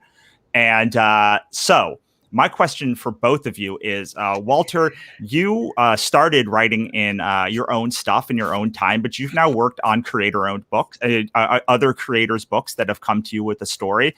Barbara, you've done an immense amount of work on stories for corporations and people that have, not corporations, but for corporate entities and for people that have come to you. How do you shepherd that idea along? Like, how do you sort of take an idea that comes to you that maybe you're like, well, there's some elements here, but like we need to now shape it and rough it out and like make it an actual story from that initial idea? Barbara? A lot of times, all the inspirations and ideas and pieces that you put together for a story are sort of sitting out there like the fluff in cotton candy, little loose pieces. And if you watch cotton candy being made, it goes from nothing to something with sort of a magic where at some point there's a transition where something is real that was sort of, vague fluff running around in the mixer. You need to create some sort of focal point. So often that becomes, it could be a particular image, it could be a sentence you like, it could be a character you like, but you need to narrow your focus and choose one starting point and build things from it. People who are chaotically brained need to continue processing it like it's cotton candy, grabbing bits until it feels like they've got something. People who are analytical are going to need to rely on a structure and lay out a structure and form, put their elements into it, determine what's missing, and then carry it forward one step at a time. So, Walter, I'm going to sort of change the question a little bit for you, because as you mentioned, your worlds are pretty bonkers. Barbara mentioned the starting point of an idea. So you've got an idea, you've got a world. How do you choose, like, at what moment to come into that world and what to and sort of what to do once you have that sort of world built? As far as like where the story should start. Yeah, exactly. Yeah, I mean, I always like to start off exciting as possible. So I kind of like to jump like right into the world and let everybody know what this story is going to be like. Like they, if they don't like my kind of silly, like in the first few pages, like, they know right off the bat that the rest of the book is going to be that crazy, or that's what they can expect. I kind of just jump in head first into the world that I have. Awesome. Okay, there's a bunch of questions. I'm so excited. Usually it takes about 15 to 20 minutes for people to ask questions, but they are on it today and really good questions. So let us, is there a such thing as too long of a story idea? I assume that means like something that will go on 50 or 70 issues. Is there a place where the idea becomes too big for someone to start off on?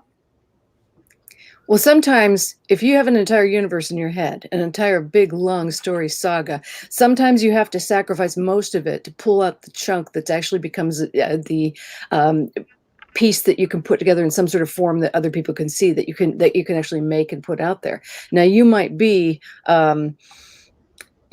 have 50 chapters of a story presented. You might, might be a multi-generational epic, but you pick one point to start and you pick some sort of structure to put that out to begin with, and then you can kind of repeat from there.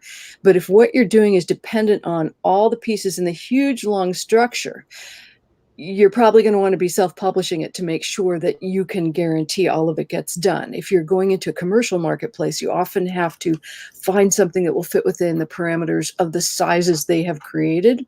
So you need to pull out your bite-sized chunk or smaller story out of your grander epic and start with something that leans towards commercial if you're pursuing the commercial track. Excuse me. But define and cut down and choose your format, choose your, if you're doing a web comic, if you want to start it now and do it till the end of time and just sort of maintain whatever kind of audience you've got, you can. But there can be too long of a story for a format, but there can't be too long of a story if all the pieces of it are parts of your story.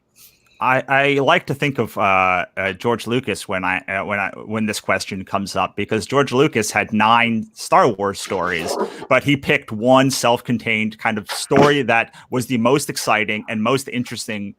Wasn't the first story; it was the 4th story that he thought would work well, and then he could build out from there. And it had accessibility. And Absolutely. That's it. You might have the huge story in your head, but you've got to have a gateway for somebody to be able to come into it. Absolutely. I think if he started with the book with the first story, people would have probably gotten lost in the politics. All right. So let's move on to another question from Tom. Is there a screen through which comic writers can score an idea before committing to write it? Walter, let's go to you. A way to screen, like, I'm not quite sure I understand. Like, screen an idea to make sure that you want to write it. Like, I'm gonna assume this question is, okay, so you get pitched an idea. Like, what is the screening process before you actually are like, yes, that's the one? Right. Yeah. I mean, I think like anytime I'm working on a story, I always do like a really quick, simple outline, and it lets me like run through like all of the bullet points of everything that I think the story needs from start to end. And I just do it quick, and I start moving things around.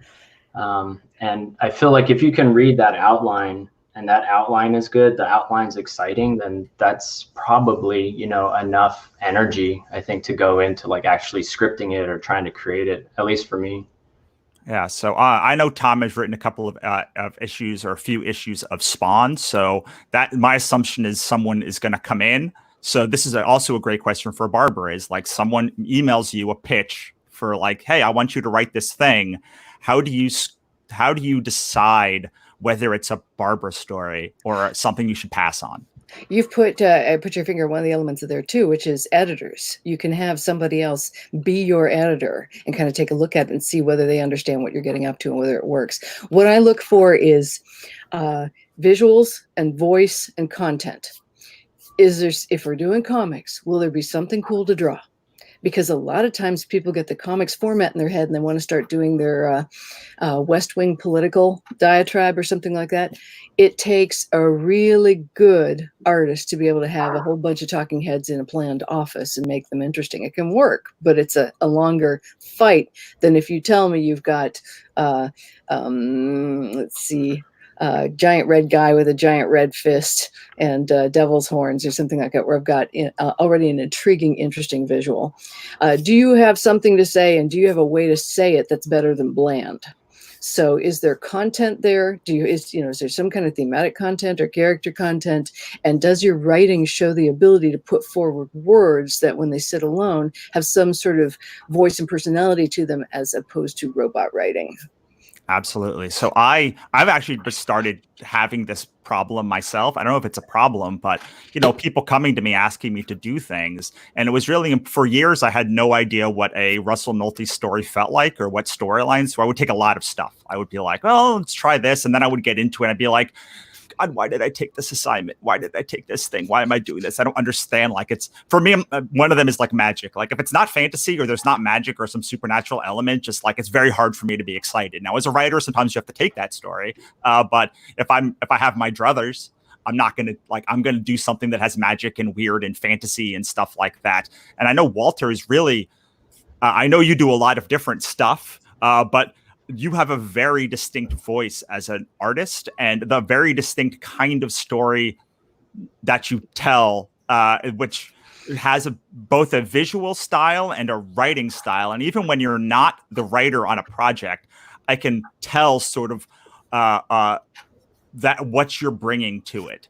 So how do you sort of decide what idea is worth writing or what kind of story you want to tell when someone comes to you? Right. Well, I mean, it's kind of like what you said. Like sometimes you just have to take the gig, and I've gotten like a lot more selective with what I do. And I think whatever comes, like when I started out as a writer. So if I'm gonna just be an artist for somebody else's story, like there has to be an aspect of it that's fun or silly for me to want to draw it. Obviously, Metal Shark Bro is super silly, but I've also drawn a lot of Greg Anderson Alizé's Iznana. And even though that one's has a more serious context, just being able to draw this guy who's like basically a spider in a human body and do like some of the metamorphosis stuff with that character was a ton of fun to come up with and draw. So there has to be just something off of all the things I draw, so that I can bring my voice into it. Awesome. All right, so let's go to a pair of questions from Clara and Evelar, who are writing a superhero comic. So you have your idea. Someone's come to you, you've come up with an idea, it's one that you want to write, or you have a unique spin on. How do you come up with a coherent plot or story and then organize all of those ideas into one thing? We've kind of talked about it broadly, but let's really try and dig down and like, what is the actual process that you guys use? Barbara, we'll start with you, and then Walter, go to you. Well, start from format. You need to know how much size you've got for this story. If you have a standard comic book story, if you have an issue or you have a number of issues in a miniseries, you start by figuring how much space you've got to fill up. And then in the course of that space, you want to have the rising action and falling action of a story. You can pick up any kind of writing guide or screenwriting guide to get a sense of story flow structure and all that. But you start giving things space. Now, in a comic, we not only have to have space for interaction between characters, but you've got to have space for things to be drawn. So you want to lay out a meter and a pattern as you go through your story so that you have a roller coaster of up and down. One of the mistakes I find new writers coming up with is they forget to pace out room for things to go on. So, I mean, when I write, I always draw everything out beforehand. I do little storyboards of each of the pages so that I know what my comic is going to look like and what the audience is going to see.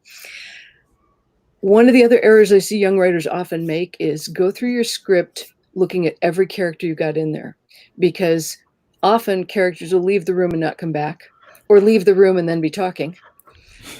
Or so some of it's the stage directions, materials of it. Look at the visuals of what's going on and make sure they're clearly clearly communicating your story, and then make sure what's going on with the people talking.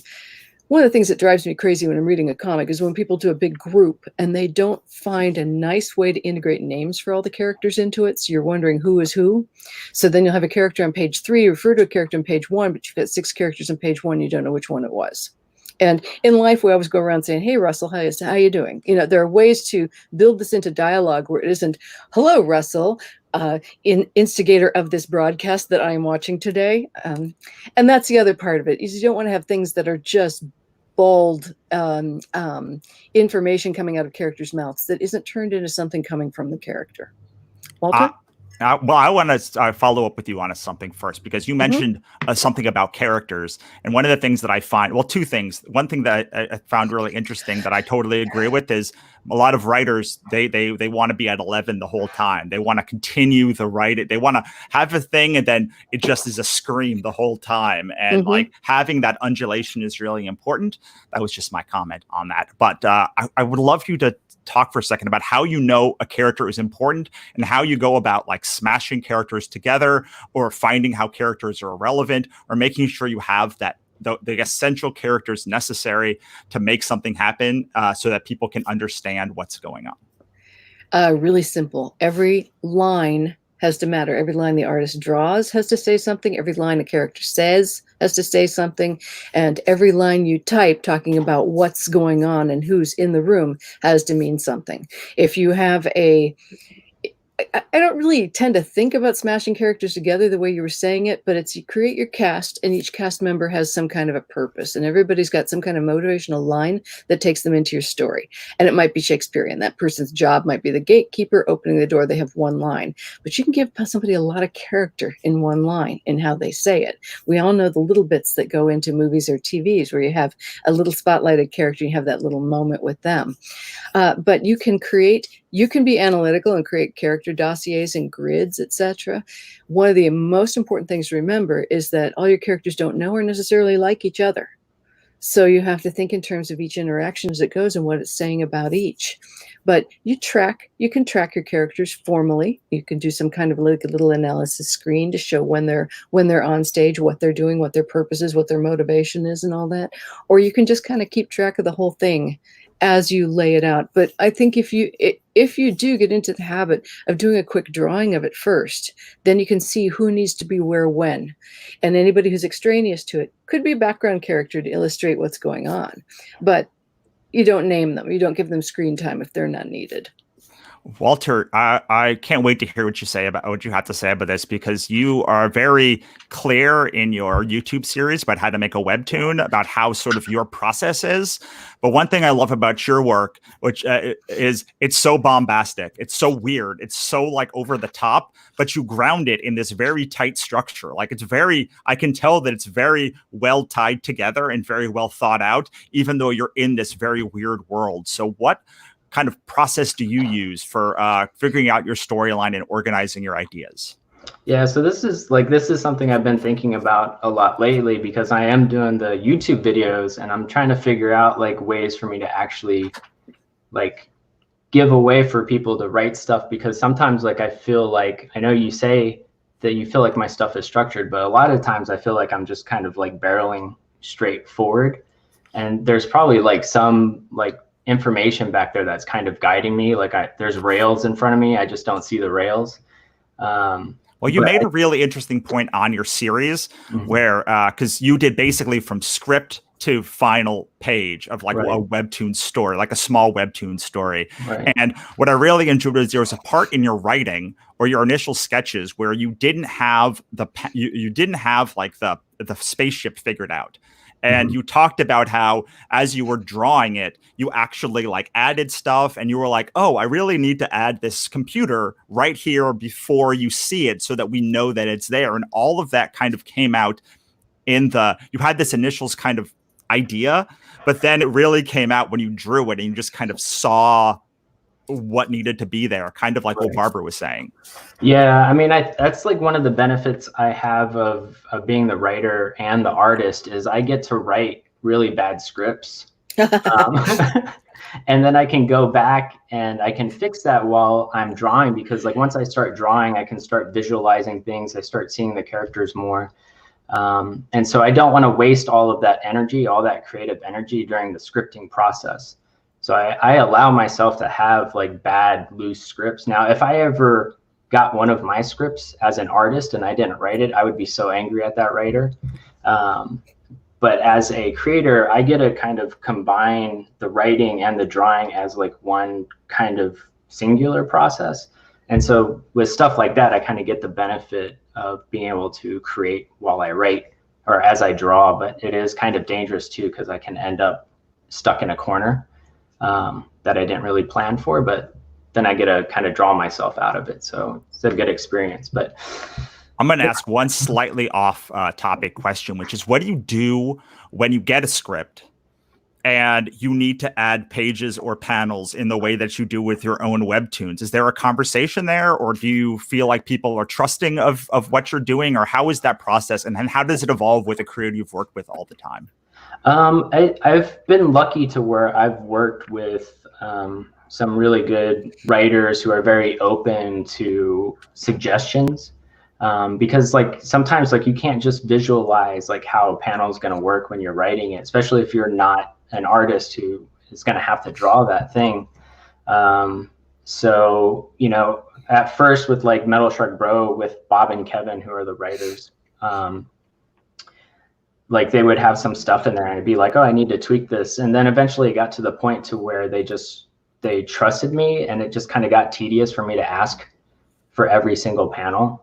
So I just started making those changes as I went, because it was never anything like crazy. It just was a panel here. I never added any pages because that would give me more work to do. So I didn't want to do that. But like adding panels or taking panels out, you know, just as long as it didn't affect the dialogue, we just kind of stopped talking about it, because there was enough trust between both ways, so we could do that. I love it. Okay, so this is a question for you, Barbara. I can't wait for you to. Okay, so this is the other half of the Clara and Elevar. They're writing a superhero comic, but feel this genre has been very well explored. What do you think the best way is to come up with a creative idea that is new to this genre? Or you can talk about any genre, but I know you have a lot of history with the superhero genre. So what do you think?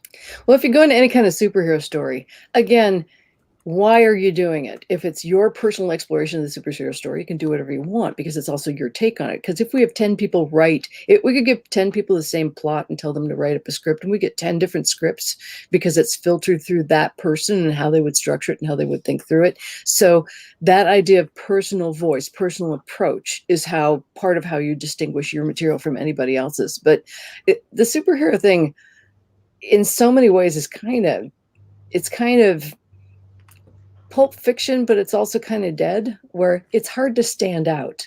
So you have to stand out by something more you bring to the character, some gimmick, some arrangement, some approach, etc.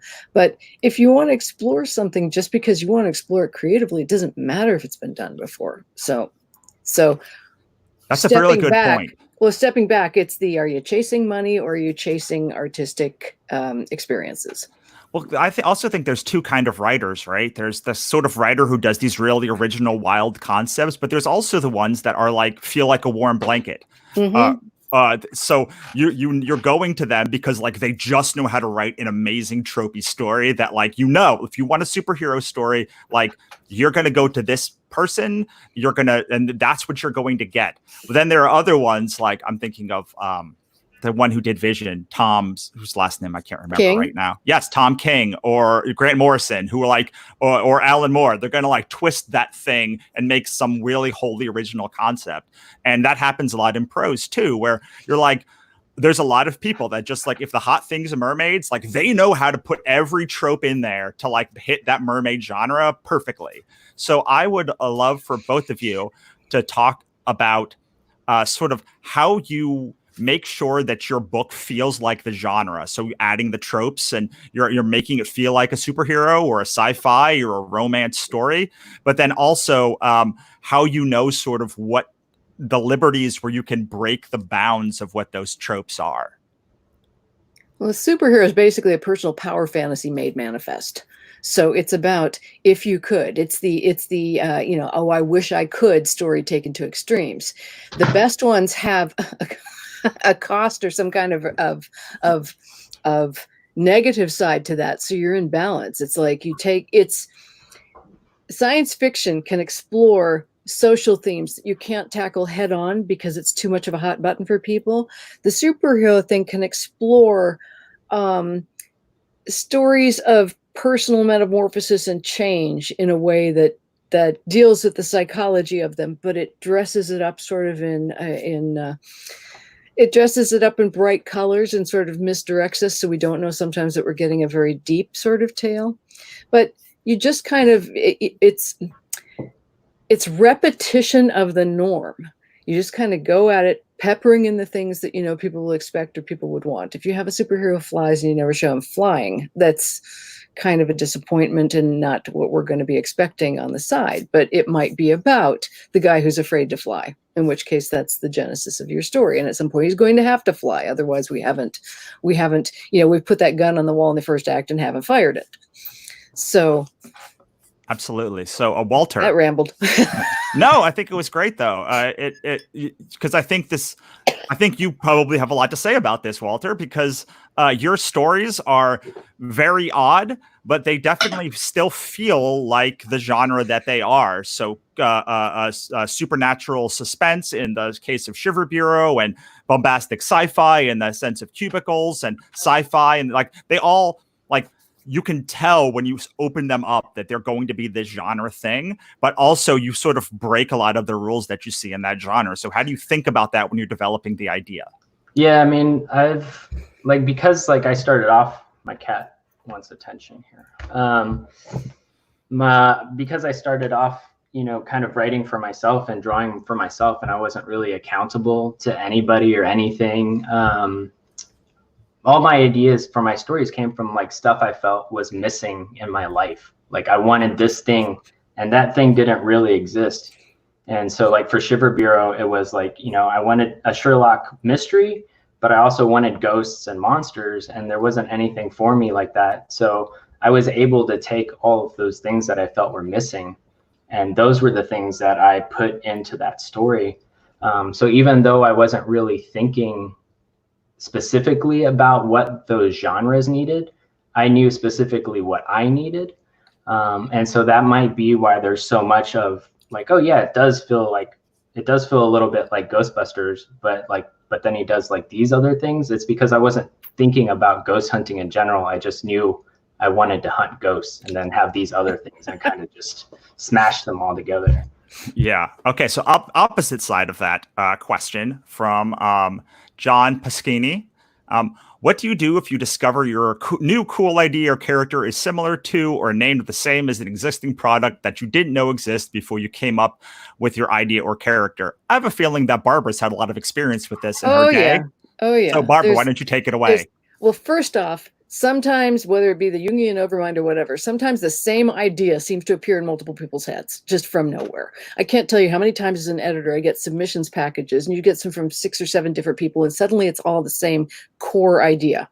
And sometimes you can track down the source. A new movie's been announced, the new kind of plot. Well, suddenly everybody wants to do a comic book based on their version of that. Sometimes it's twists and variants on things. But the truth is, whatever you do, probably someone else has thought of something similar to it already. But what they haven't done is your version of it. So part of what we're talking about here in this question is creative, and part of what we're talking about here in this question is legal, having to do with trademark or copyright infringement. So if you have things that are similar, you want to take the similarities and start chipping away at them, or somehow repainting, rebooting, revisiting them. If you've come up with a great idea and you've called your character Superman, you're going to run into problems in the arena out there with that name. It's going to have to change. But then you start going back and saying, what is it about this? What did I want to do? What did I want him to be? What am I trying to show? And you start just shifting all those little elements, remove them, change them, evolve them, whatever, until you have something that's more original to you. Now, I recommend that people never just grab somebody else's creative stuff, start there, and just try to make it theirs. You want to have something that's coming original from the inside of you. But you sort of pick and choose and pull pieces from this and this, what's in the headlines, what's an interesting idea we want to explore, what's fashionable this week. I guess it's all mermaids or unicorns, You start with that genesis point and keep working all the pieces until it's yours and not somebody else's. Yes, and coming from prose, a lot of things are named the same exact book title. We just had in the person who did Children of Blood and Bone and Nora Roberts had a book called Of Blood and Bone. And they seem to come out within a year of each other, and those kind of things happen, but the stories were very different, but the idea is there. Walter, do you have anything to add about that? Or Barbara? Yeah, quick thought. What you have there, okay, we have to think about the difference between copyright and trademark. Copyright is the right to copy. That covers the execution of a dramatic work. It does not necessarily cover titles if they are just common words. Trademark is your mark of trade. That's your brand that you put on something. You have to legally enforce your trademark. Copyright is protected on your behalf. That means that's the brand you put on top of something. When someone has conflated a title and a logo treatment that making it a trademark, you can't just copy that. You can't just go out and say, I'm going to do, my comic is now called World of Warcraft. You can't go there. But there are words that show up commonly. There's certain titles that have, multiple iterations of the same thing. You can call your book It. You just can't copy Stephen King's It. So the title thing is not so much a problem. It's when you start getting into taking someone else's manuscript and just changing every third word and claiming it's yours. Absolutely. That also happens. I want to just expand for a second about what Barbara said, because you see this in films all the time. You go through a year where you have Volcano and Dante's Peak. Then you have a year where you have Armageddon and Deep Impact, and you have there feels to be every year has these things that happen organically. I don't think you could say that Volcano and Dante's Peak are the same movie, but they certainly revolve around a volcano going off and a town being in jeopardy. Walter, I think we should do this one for you. Just having some sort of same take. Different take on the same kind of question, which is how do you retain character creator rights with book series? The new character is for the owner of a major brand, or we don't have to say a major brand, because any other brand. Do you sell it off to that person? Do you do some kind of sharing rights deal? There are things, in other words, how do you protect the idea before letting it out of the bag? Yeah, I mean, I think a lot of people, if I'm understanding the question right, there's a lot of people I know, and this is for smaller, newer creators, where they're afraid to put their creations out there because they're so worried that somebody's going to take it. And I think obviously it's possible, but there's so many people out there that have so many of their own ideas that, for somebody to be oh yeah, I'm going to take this person's idea and steal it. Making comics is really hard. Trying to sell comics is really hard. Trying to get people to know about your comics is hard. For someone to come along and try to take your idea and put all that work on themselves, for something they don't really have a passion for because it wasn't their idea. Like it just, I think that's like a rare thing that isn't going to happen. But if you're talking about like signing contracts with people and stuff, it's just a matter of, paying attention to the contract, realizing what you're going to give up and deciding if you're okay giving that stuff up. Barbara, how about you? What do you have to say about that? Well, if you're going to go work for Marvel or DC, they're going to own all the work. You are paid to execute it, and you receive some kind of royalties on sales in the future. But if you're talking about the owner of the major brand, generally they own that intellectual property, and you are contracted to work on it as for work made for hire contract. But you're not going to be able to own your story done in that format. If I'm trying to, there have been a lot of cases where ideas have been stolen, have appeared to be stolen, or just seem to be sort of serial generated. You can't completely. You can go through the hoops of trying to copyright an idea, but basically you can copyright a manuscript. You can't really copyright an idea in the same way. So it's how you execute it and how you send it out there. You just have to have a certain amount of trust. And you do that by doing research, by checking in with people, by sort of following up. But you are not going to be, I run into this a lot of people who think that they want the perk of working for a major company is they are paying you to work. So you are receiving a check for the work up front, which is sometimes better than people can make on their own, but in a lot of cases not. But you have that guarantee for it, for which you are giving up the rights to that particular story. And I deal with a lot of young people now who think they've had an idea, therefore they own everything about it, and their creator rights are very important. They need to carry it through, and no one can touch their words. And if I'm your editor working in a major company, I'm going to be editing that script to work to, or artwork to conform to the specs of that company for character or for publication. You are working for that company. You are not producing your precious prose on your own. If you're going to self-publish, we start getting Walter can ask, I think it's answered more about webtoons on his videos, and there's more information there that people can look up. But you have to see the terms of the deal of the host for what's going out there. It's the trade-off with publication is when you keep all rights, you also have all responsibilities and you have all expenses.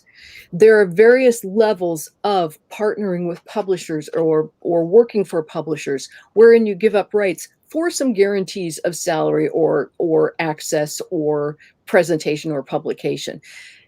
Only you can make the decision where you are comfortable along that scale of rights divisions. But you can't wander over and take DC a Superman story and tell them you want to own all of it because your copyright, because it's not going to get published. Well, you said Superman. That brings up a good point about, you said ideas. Like, ideas can't be copywritten.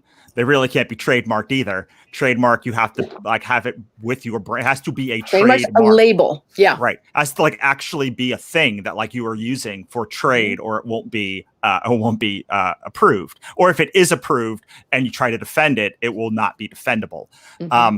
But if you just look at the comics, if the three comics, you're talking about like the most overpowered character in the world, right? You have Superman, you have Shazam, you have Sentry, and you have the main character from Irredeemable, whose name I don't remember right now. Icon?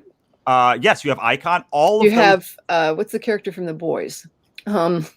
Yeah, but you have multiple variants. You've got the lead character from The Incredibles. You've got multiple variants on the concept of the super-powered character. Right. And that's the idea. So the idea is the most superhero power character in the world, and they've taken it in dozens of different directions, which is why you can only copyright execution, not an actual idea of the thing. So if you want to protect it before letting it out of the bag, like write it, make it, do it. But this is the thing that most people don't understand, even at like the level that Walter and I play at, which is similar level or even above our level, is like nobody wants your idea. Like they don't want it. Like they want to make their own idea. Like your idea is not valuable to them unless they can like really capitalize on it and profit off of it. Like if someone is looking to steal an idea, they're going to steal like Twilight. And they did. They stole Twilight and made it 50 Shades of Grey. Like, they actually did that. They're going to steal something that has actual, like, not just value to us and Walter and like the audiences that we have, but like real tangible value on the market, on the like mass market scale.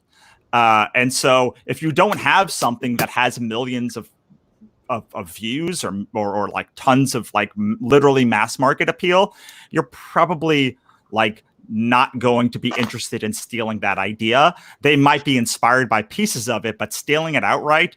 And then on top of that, you then have to execute it. So you have to take an idea that is stolen and then execute something similarly to it to make it actually like copywritten. But if you want to protect yourself, you should always file a copyright, because you can't sue for punitive damages or for a lot of things if you do not have an actual copyright with a copyright office. Though there is implied copyright, you cannot actually sue for the full damages unless you have an actual copyright through the copyright office. Walter, say words about that. Yeah, I mean, I was just trying to write something for YouTube about this the other day, without sounding too negative, and it was like all stories have been written to where like everything is kind of the same, but it's going to be funneled through like your distinct vision and your distinct voice. So if somebody comes along and you thought about writing a story about a famous historical figure fighting supernatural creatures, and then somebody else comes along and they have another story with a different figure fighting a different kind of supernatural creature, it's not so much that they stole your idea. It's just that you guys were all looking at the same thing. I mean, so with Metal Shark Bro, it's kind of funny. The day before we launched our Kickstarter, another comic came out that was like it sounded almost exactly the same. It was Murder Falcon, which was about this anthropomorphic falcon who played heavy metal. And then, we got Metal Shark Bro, who's basically an anthropomorphic shark who's all about heavy metal. And it was like the day before our Kickstarter launched.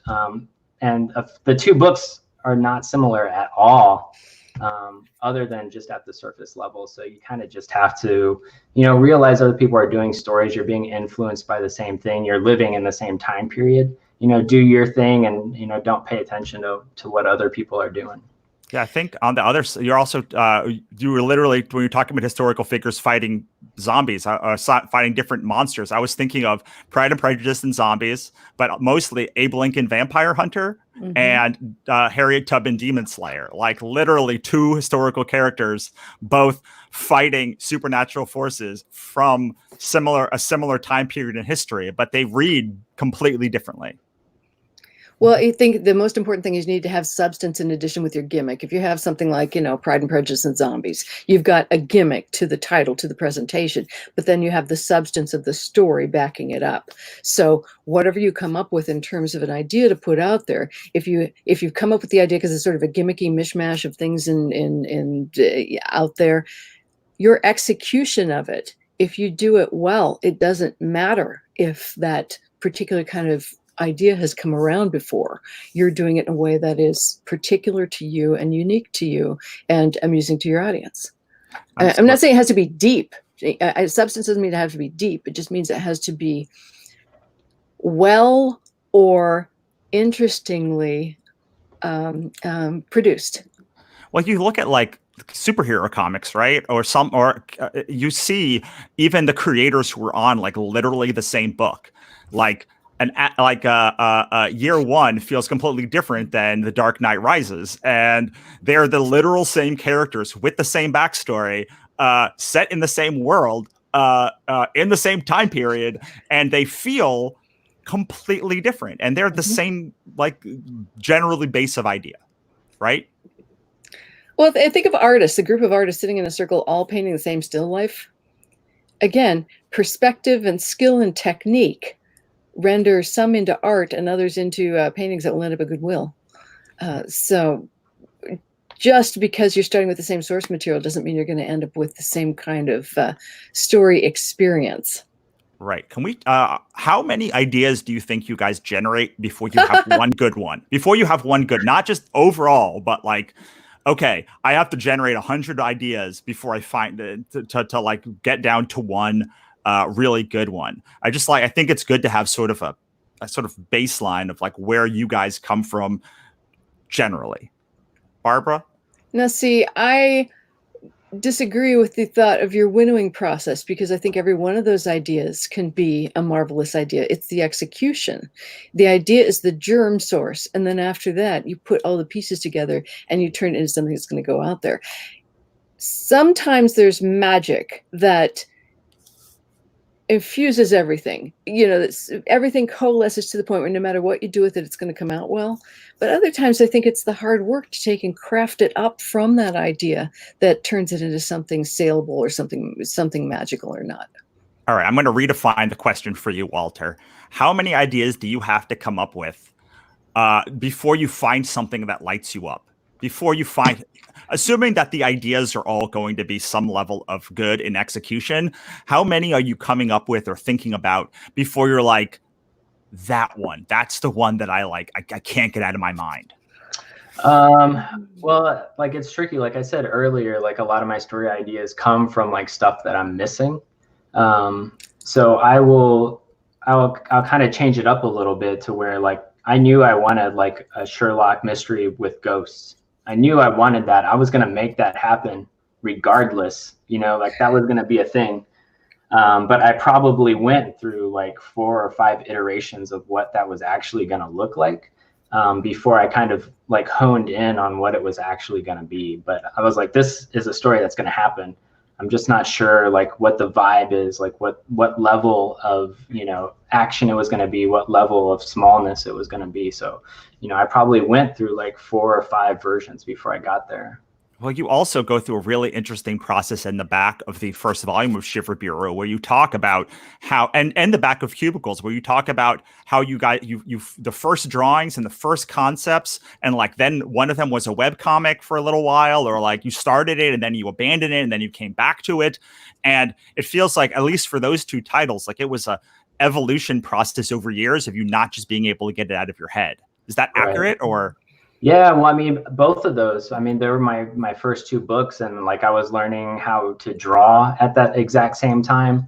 And because I started as a writer and I started teaching myself to draw so I could, basically be a loner. But, I was figuring all kinds of stuff when I was starting on those. So it was, it was going through a process. Like Shiver Bureau kind of just started off as just a random, I'm going to draw a mansion in a thunderstorm. And from that panel, it kind of evolved into what it became. So it's just kind of growing into the idea at the same time, growing my art and creativity. It was all happening at the same time. So it was a very weird point in my life.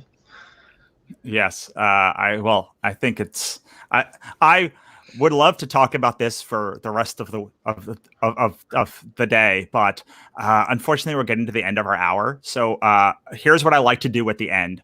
I like to give each of you a chance to pitch one idea that you think that people should go and buy. You only get one. Like you can't say, well, I like Cubicles and Shiver Bureau for multiple different reasons. You've got to say, this is the one. I've got one chance to get you excited about my work, and I have got one chance to show you the kind of creator that I am.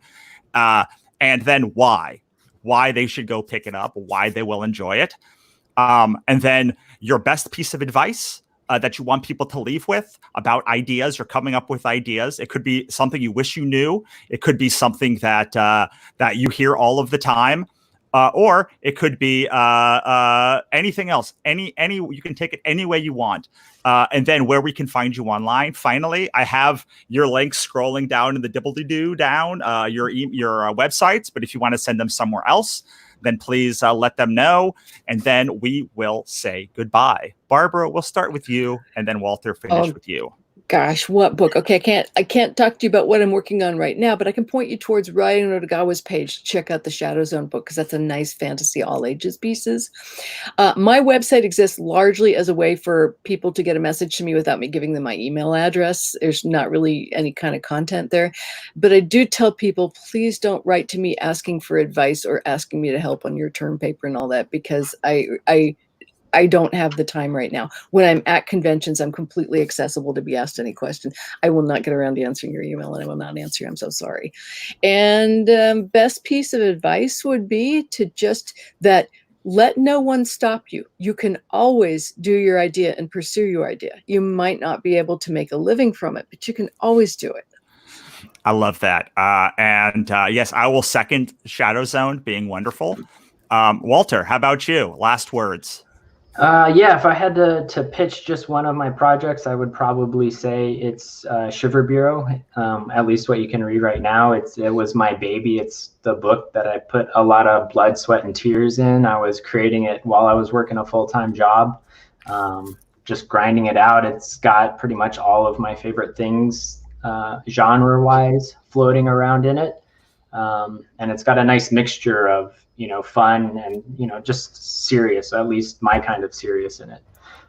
So yeah, Shiver Bureau. Plus you can read it online for free if you want to. If you're into that kind of thing, you can read it at shiverbureau.com. And then I really do recommend getting the hardcover though, because there's like 50 extra pages of like his process of how he went from literally the idea to where it was finalized. So sorry. No, you're good. Yeah, and plus it's a beautiful book. So, but yeah, one piece of advice that I would give everyone, so many. I would say, if this is for people who are just starting out, give yourself the opportunity to experiment. I know I've gotten into some projects that were a little bit longer, and halfway through the project, I'm ready to try something else, to try a new style, to try different characters. But I also feel an obligation to finish what I set out to finish. And so I got to finish that thing, but I'm always thinking about the other thing I want to do. So if you're just starting out, work on some shorter stories. If you're a writer, write shorter stories and work with a lot of different artists. If you're an artist, don't get stuck into like this long epic where you can't allow yourself to try something new or to grow beyond the lane that you're already stuck in for that graphic novel. And walterosley.com. And I will definitely say, please go, and if you want to do a web comic, please go and watch his comic, his web series, his YouTube videos on making a web comic, webtoon. He's got a whole process in there. And he's also got a alcohol related one for the adult human called Cocks and Tails. All right, I am going to bring Neo on now to say goodbye to you guys, and then we'll bring on our next panel, which looks like they're all here and ready to go. Hi, Neo. Hi, Neo.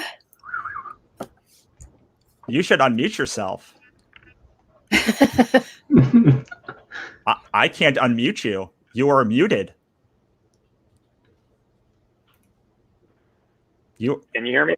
There we go. Now we can hear you. Yay, okay. All right. Say bye to Barbara and Walter. Bye, guys. Thanks for having us. All right. Thank you. Boop. Boop. Hey, there we go. And now is the couple. Hour. Yeah, I agree. I really enjoyed that one. The idea one is always the hardest one for me to do as far as a panel goes, because you're like, where does that go? It's like basically nascent to the script writing stage. And I hope we covered a lot of that for people in that hour. Well, I like how you guys discussed a lot of issues with ownership of ideas and who, how a lot of people have the same ideas. I mean, that happens all the time. So, yeah, it was great. It was a great discussion. Awesome. And now we're going to bring on the next panel in just a couple of minutes. We want to give you a chance to go to the bathroom, get a cup of coffee, whatever you got to do to get yourself ready for the next panel. And I'm going to tell you a little bit about me, because I'm going to go away now after this, and you will be with Neo for the next hour. So I am a USA Today best-selling author. I wrote a book called Ichabod Jones Monster Hunter, which is about a psychopath that escapes a mental asylum and becomes a monster hunter, which is my most beloved book. I also wrote a book called Katrina Hates the Dead, which is our most popular book. You can get the first issue of both by going to russellnolte.com/mail. And you can check out all of that craziness. We are for Ichabod, we're in the process of doing issue 10 right now. We've only have 4 out, but we have finished 5 to 9. And we're hoping to finish 10, 11, and 12 by the end of the year. And then we'll be doing a Kickstarter in September for volume 2. If you like weird fantasy stuff, like dark psychological stuff with a lot of humor, it's a very bananas and weirdly hilarious book, I think. And yeah, was for one of the first people who ever read it too, because I was bugging with him at Comic Book Sunday years and years and years ago, when I only had 5 pages done.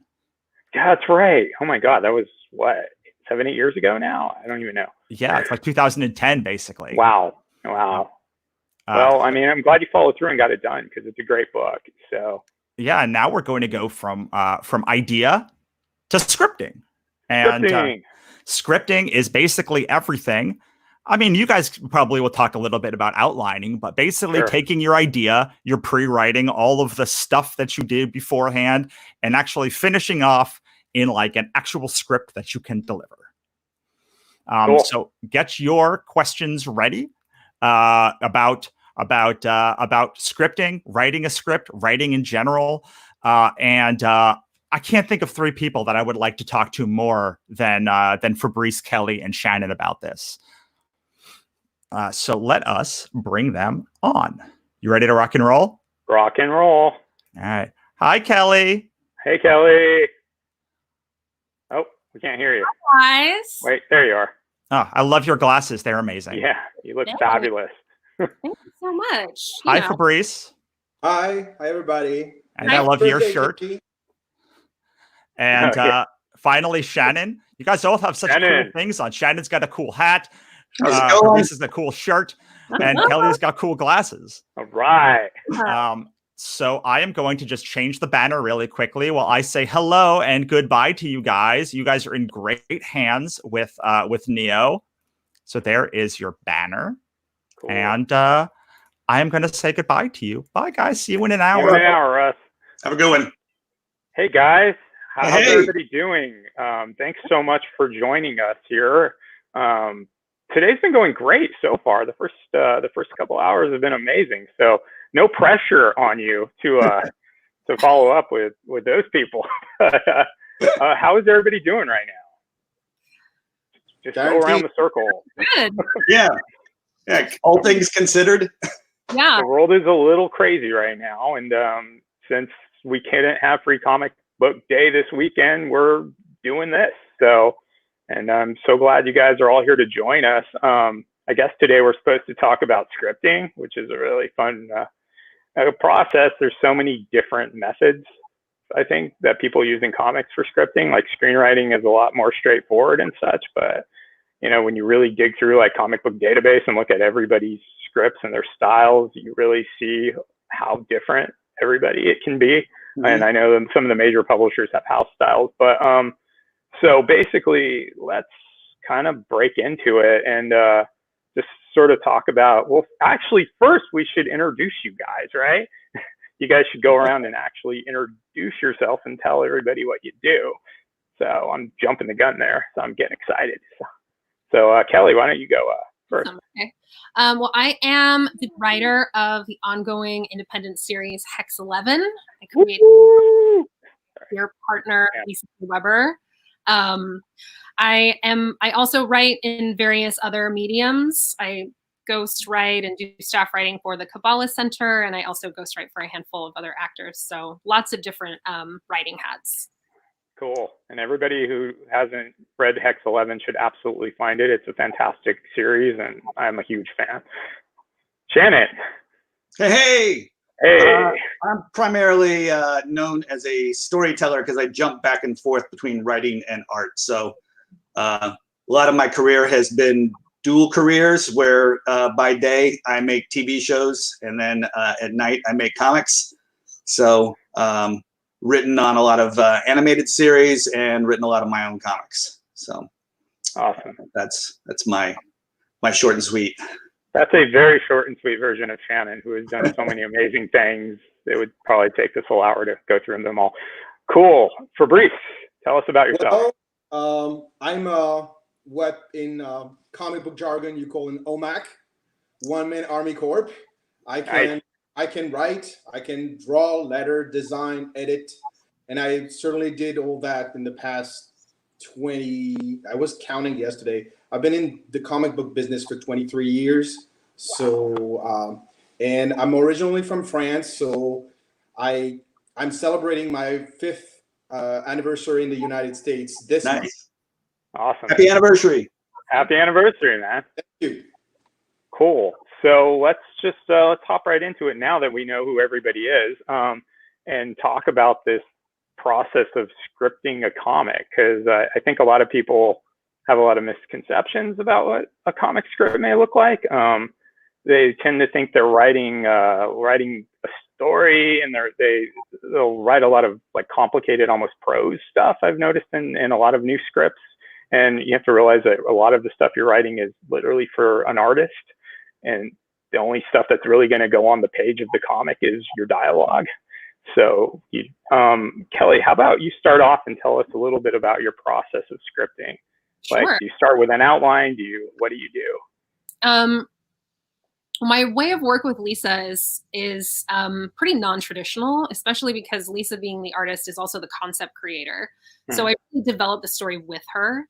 Cool.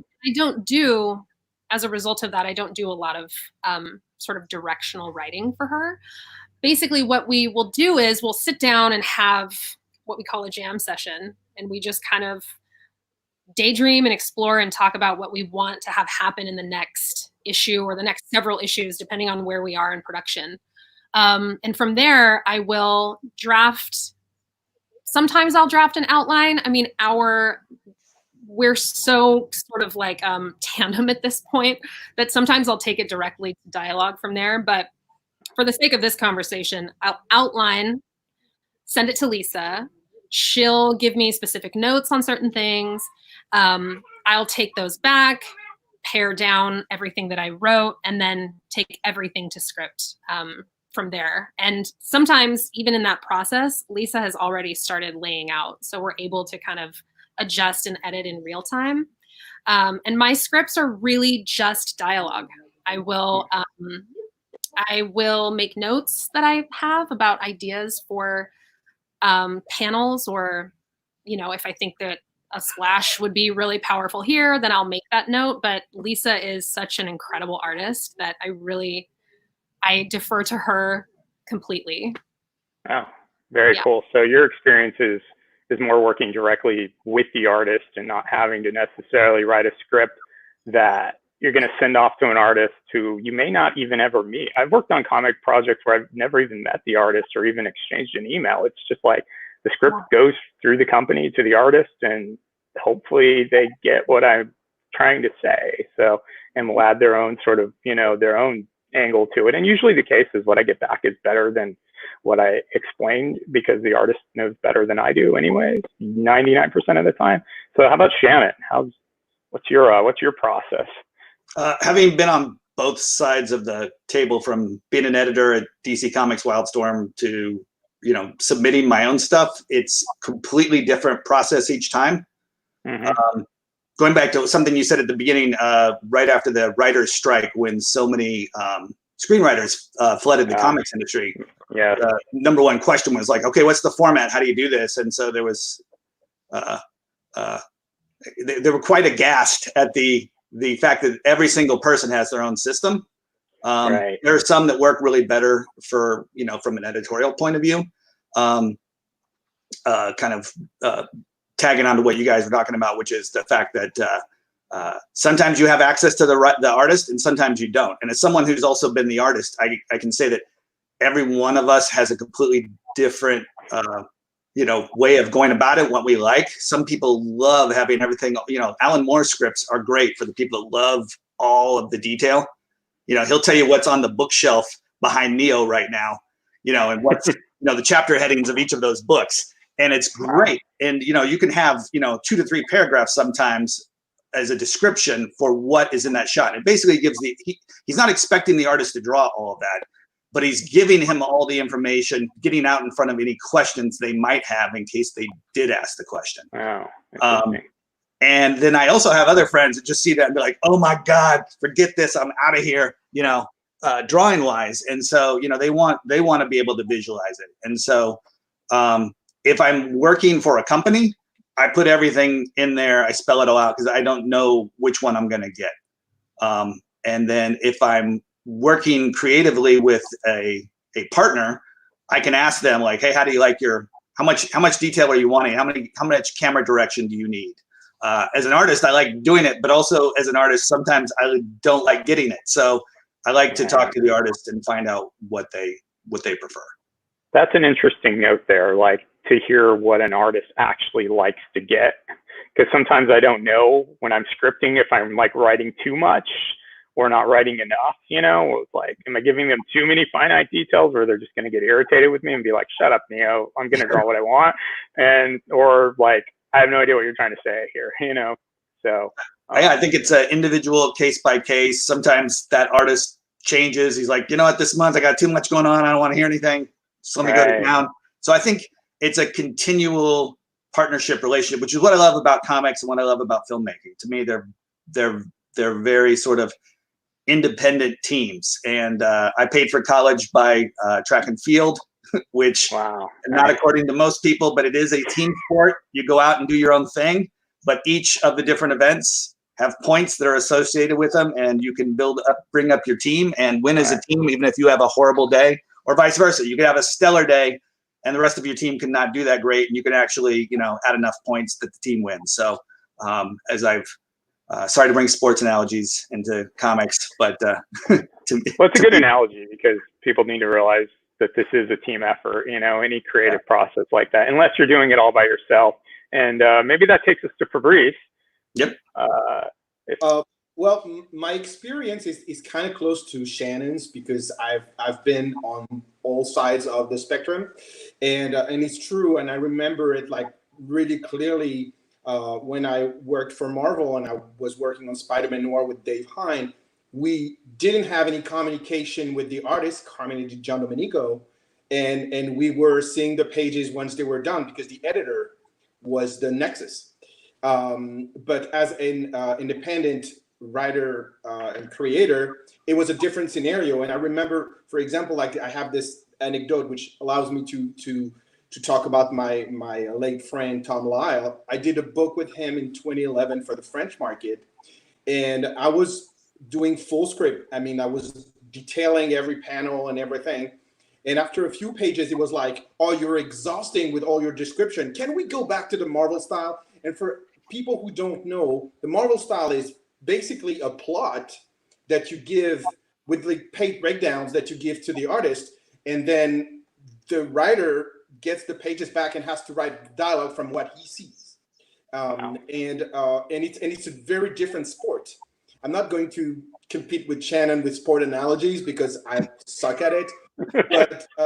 But clearly, this is really your challenge because whatever the artist gives you back, and I had the same experience when I was working on another creator-owned book called One Hit Wonder that I did with Ariel Olivetti.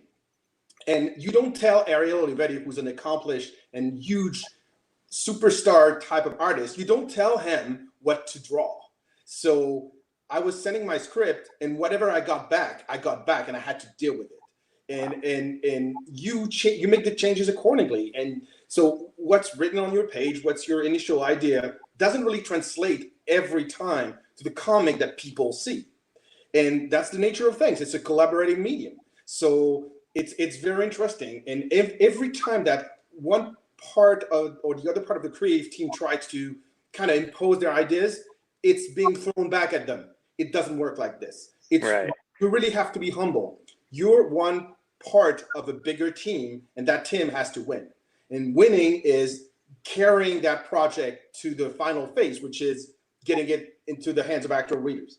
If you fail to do that, you are missing the point. So whatever you're going to throw at your co-creator, artist, whatever, editor, it has to be good, but everyone has to play their part. It's like an orchestra.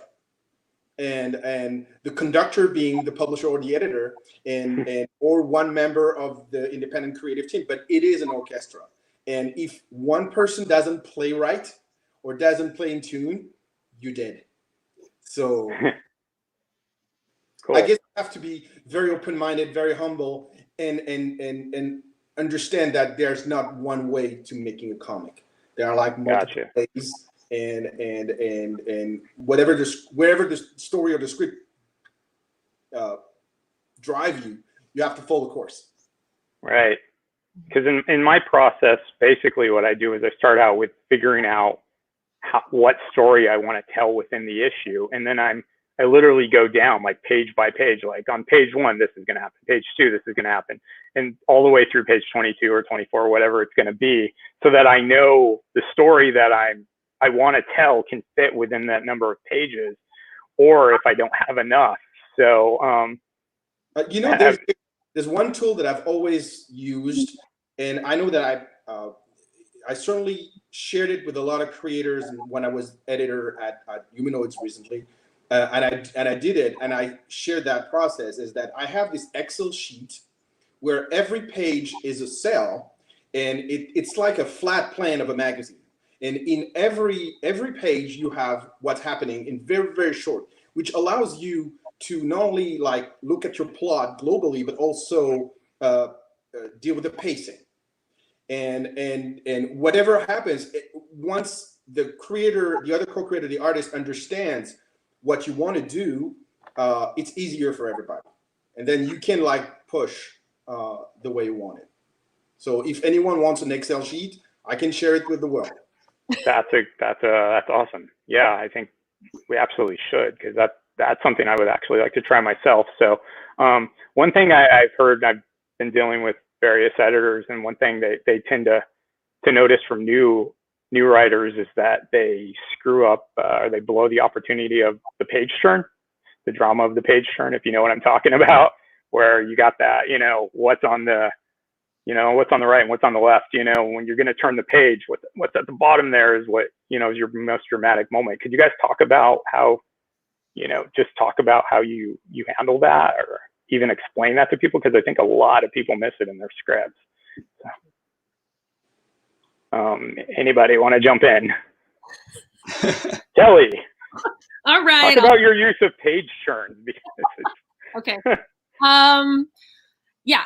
I love to use page turns. I really love to take the opportunity for awesome cliffhangers at the end of books. And I think it really is, it's a matter of pacing. And Lisa and I and our producer, Lindley, we teach 2 comic book focused classes for the Otis College of Art and Design here in LA. And this pacing is something that we talk to the students a lot about. I was coming from training in writing television. So our teachers really kind of like hammered pacing into us. Right. And it is kind of mathematical for me more than it is energetic when I'm scripting. It really is about kind of holding the picture of the book in my mind and seeing where all of the arcs of the story are going to land in terms of page turns.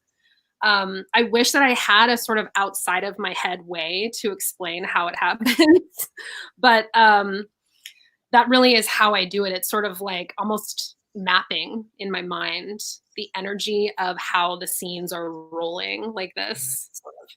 Right. And I have Lisa as a guide, which is wonderful, because as she starts to page it out and layouts and everything, she's able to say like, this isn't actually working. So again, I really have that added benefit of building the book along with her. Right. And we've gotten into our own kind of flow. So it really is, I think, if you're sitting down to your own page and you're outside of just really knowing where your page turns are going to happen and what you want to be revealed when you turn the page, I think it really is kind of having a deeper understanding of like what emotional notes are you trying to hit in your scene overall.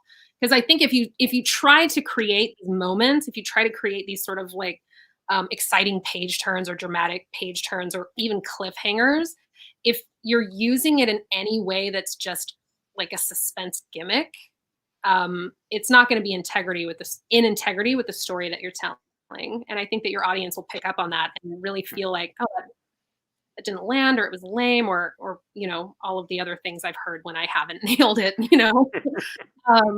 So yeah, I don't know if that really makes a whole lot of sense. No, it makes a lot of sense. Shannon, would you like to take a crack at that question? Yeah, I mean, just to add on to that, I mean, that question's changed over time because we have the assumption with that question that we get to pick where our pages go in the pagination, which is something you do when you create your own stuff. The old Hostess Twinkies ads that would fall suddenly in between your sweet reveal, and spoil it because they had moved the pagination because of the advertising. So, and I've worked on books where we're putting ads in, and sometimes you don't know that higher powers than you suddenly have to, it's a good thing for the book. Hey, we got an extra ad. That's more money that we can put towards creative endeavors by getting ads in here. But it sometimes throws off your battle plan. So I think having a plan, and then because it's comics, just being able to go, all right, well, that didn't work out as well. We'll do it better on the next one, or I'll make a note that when we do the trade, that gets taken care of. But yeah, I mean, it's fun. I think I was probably reading Jeff John's JSA when I really sort of came around to that whole the power of the page turn. I knew about it, from a layout, from I need to visually get the story flowing in this direction to this, the Z or the reverse S or whatever you want to call it to get to to lead the reader. But just that power of that surprise on the last page was fun as I was making that sort of journey from artist storyteller to writer storyteller. And then something that you were chatting about up front, and I think all of us have experienced, everybody here has worn multiple hats, is that screenwriting and comics are very similar in that you have a structure that you work within. You don't it's not like a novel where you just write a story and you're like, I'm going to add another chapter. I need a chapter to make this work. My book is now 700 pages. You can't turn in a 700-page book to DC for a 22-page Superman comic. All those beats have to hit within those 22 pages. And if you can't make it work within the 22, then you are not a professional. So you have the freedom when you're doing your own creator-owned stuff to go, you know what, I need to give this more room. I'm going to push this out to the next issue. So there's two different kinds of writing we're talking about. I mean, more than two, but there's I'm a professional and I'm being given a task and I have to execute it at these beats and at these places within the real estate that has been given to me. And then there's the creative field where, if you can, kickstart another issue and you can do another issue and you got it within your own budget, well, then you're kind of in the driver's seat. So that's my thoughts on that. About Fabrice. Well, I would say, I mean, I love everything that you guys have said up to now. That's great. The analogy that I always take when I talk about this and how comics are structured is that comics are Russian dolls. You have a bigger box that is a story arc, then a smaller box that is an issue, then there's a smaller box that is a page, and each page is its own story. So clearly are in this page turn environment where we are trained because of the very nature and the DNA of American comics. And it's strange because European comics are not manufactured or invented that same way. American comics are specific, as in they have chapters or issues or whatever you want to call them, especially in the digital age right now where nothing matters. Look at webtoons. You have a vertical scroll that is the equivalent of 3, 5, or 10 pages. And what does it matter the same way? Where do you place your cliffhanger? And when you restructure it in a very traditional print comic way, how does it work? So sometimes you have to, and especially now, you have to accept the idea that comics will not be consumed the same way by two different people on two different mediums. And the page turn, which is very important in print comics, is not as much important as in digital comics, or if you're binge reading comics, or if you're having a graphic novel, because it's the norm now, and periodicals are like going where they are, like they're not on the rise, let's say, and you can regret it or not, that's the reality. Most people will read in graphic novels. So if you're reading graphic novels, the idea of a cliffhanger, and Kelly, you know that because like Hex 11 is in graphic novel form. Yeah. And you write completely differently, because you write, okay, you turn the page, but it's like Netflix, you have another episode next. So you turn the page and then you can follow, or you have to wait for a few weeks until you get your fix. And these are different things. And I think it's the same. I would take a music analogy. Like if you are buying a compilation back in the day of hits, and if you are buying an album, or if you're buying a single, it was very different. If you're buying a maxi single, it was another experience. Now all this is lost because of streaming, and the way we consume entertainment is really different. So the page turn thing, the basis is like one page. You tell the story one page, and you give people the need, the want, the will to turn the page, whatever that page is. Yeah. Very cool. It's a great answer. I'm going to transition into some questions here because they're starting to pop up in the stream. So we have one here. It is, I'm an artist transitioning into writing my own scripts. How many drafts do you usually go through, and what is the most important thing to remember when editing? Wow. Yeah, that's a big question, I know. There it is on the screen if you guys want to see it again, or I can read it again. Anybody want to take a crack at that? Kelly? Shannon. Shannon? I can jump in and just say, as a artist transitioning to writer, the assumption with the question is that you have not been writing before. You didn't major in screenwriting. So if you did, then you probably already know the answer to this. But I think it's just getting the craft down and understanding it. And the shorthand that you have in your head needs to also be on the page in written form. Like there's a lot of times I've gotten scripts from friends, as we've all gone through this, who are making that transition, or they're writing their first story. And I'm like, you didn't actually say what you just told me is going on in the scene. They're like, no, it's all. And I'm like, no, this makes sense to you and me because we already drew a picture before we even in our minds, off of this first sentence. Not everybody has that skill set. And that even goes for some artists. But more importantly, because the process is it goes to the editor before it goes to your artist. And so if you're not being clear in your visual description, then your editor is not going to be able to follow along to give the notes they need to give to then pass it along to the artist. So I think it's just really sort of putting everything in there, the kitchen sink, and learning all that, and then stepping back and going, okay, kind of to what we were talking about earlier, which is you can kind of tailor it a little bit depending on the project. But I think just sort of making sure you've got it all down and not worrying about the editing part at this stage, as long as you've got it within whatever the format is for that particular book. Cool. Right. And maybe that sort of piggybacks on this other question of how far into the story do you outline? Do you write everything to the end? Yes. Yeah. You start with the end. I always start with the end. Like this is what I call the Lost trap. The TV series Lost. Like you start with high concept with something that's very cool, and after like 2 or 3 seasons, you don't know where you're going because you haven't planned. Like, oh shit, we have to. I'm sorry, I'm swearing. Yes, it's a family show, man. All right. FCD is stepping in.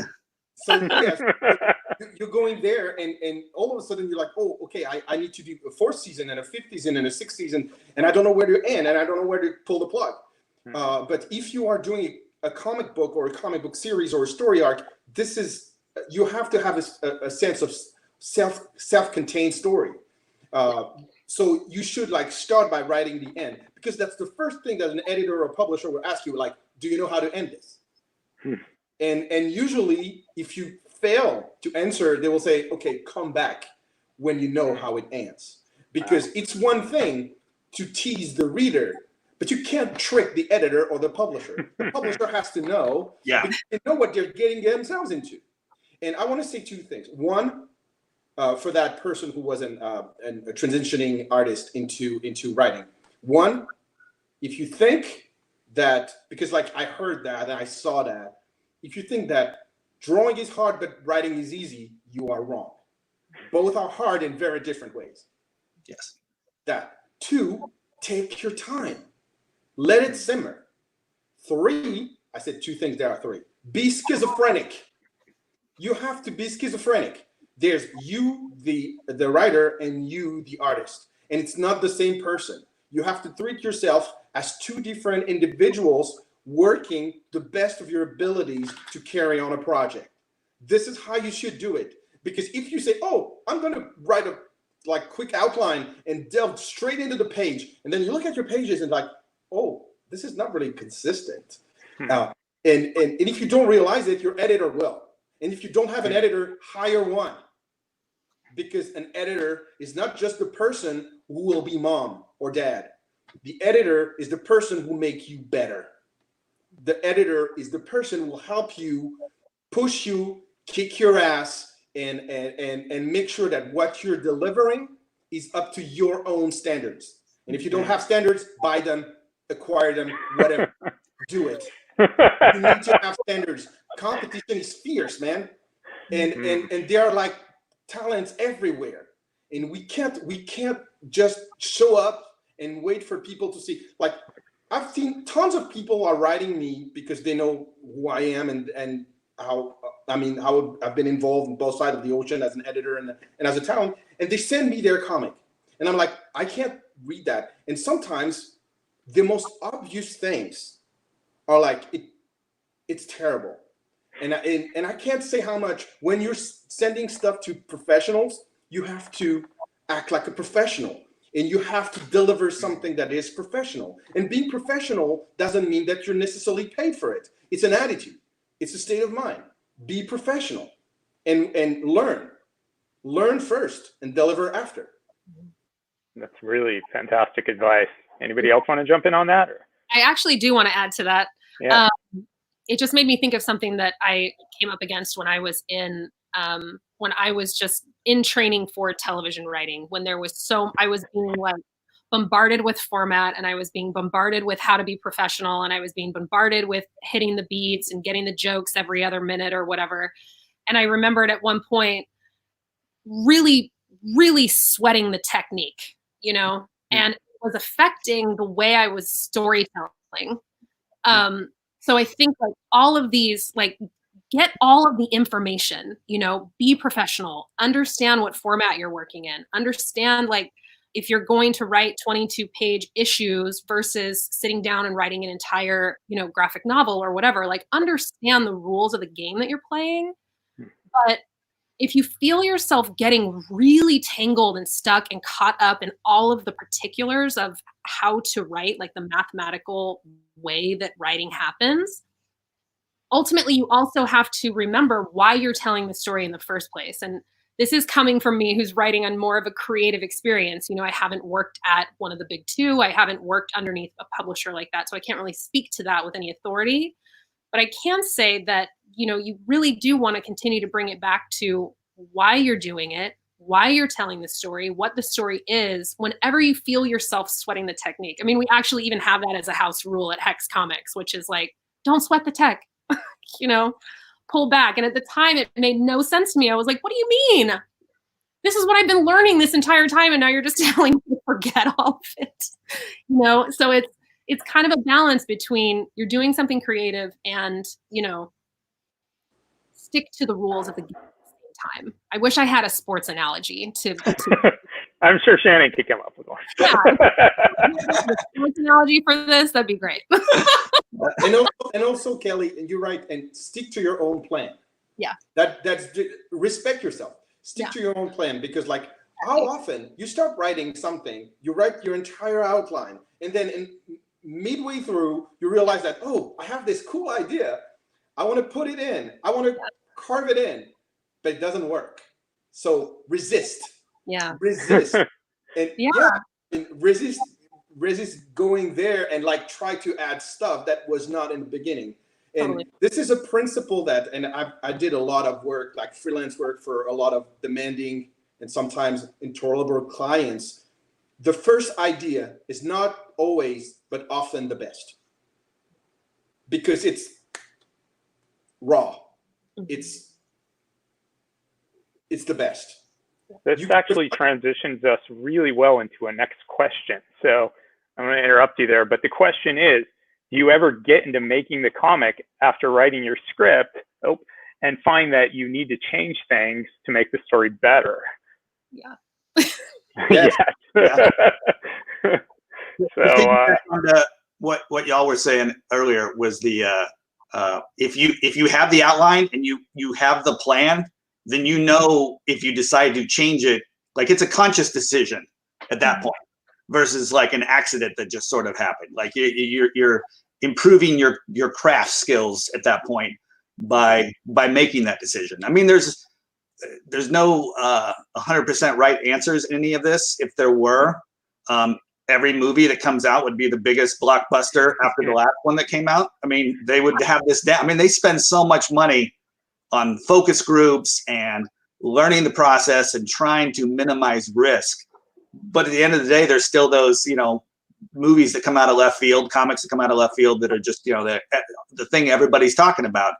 And if you're true to your vision, more than likely that's going to lead to success. That's the only thing that I've seen be consistent. And also, Fabrice, please. Yes, I'm sorry, I talk a lot today. It's okay. Also, trust your characters. Character development is as much, if not more important than the script itself. Because if you have like fully fleshed characters, you can trust them. They will tell you where the story goes, because their voice will be in your head. And it happened to me on a book that I'm actually about to relaunch called One Hit Wonder. And midway through the book, 2 issues were already penciled. I realized that the villain was not the right villain. And I switched 2 characters because it didn't make sense. And the villain became another person, and it all became clear. And from there, every roadblock that I had in my head in terms of writing were gone. And it was like a smooth sailing until the end, because the characters told me how to write themselves. Interesting. Kelly, you were going to say something. So.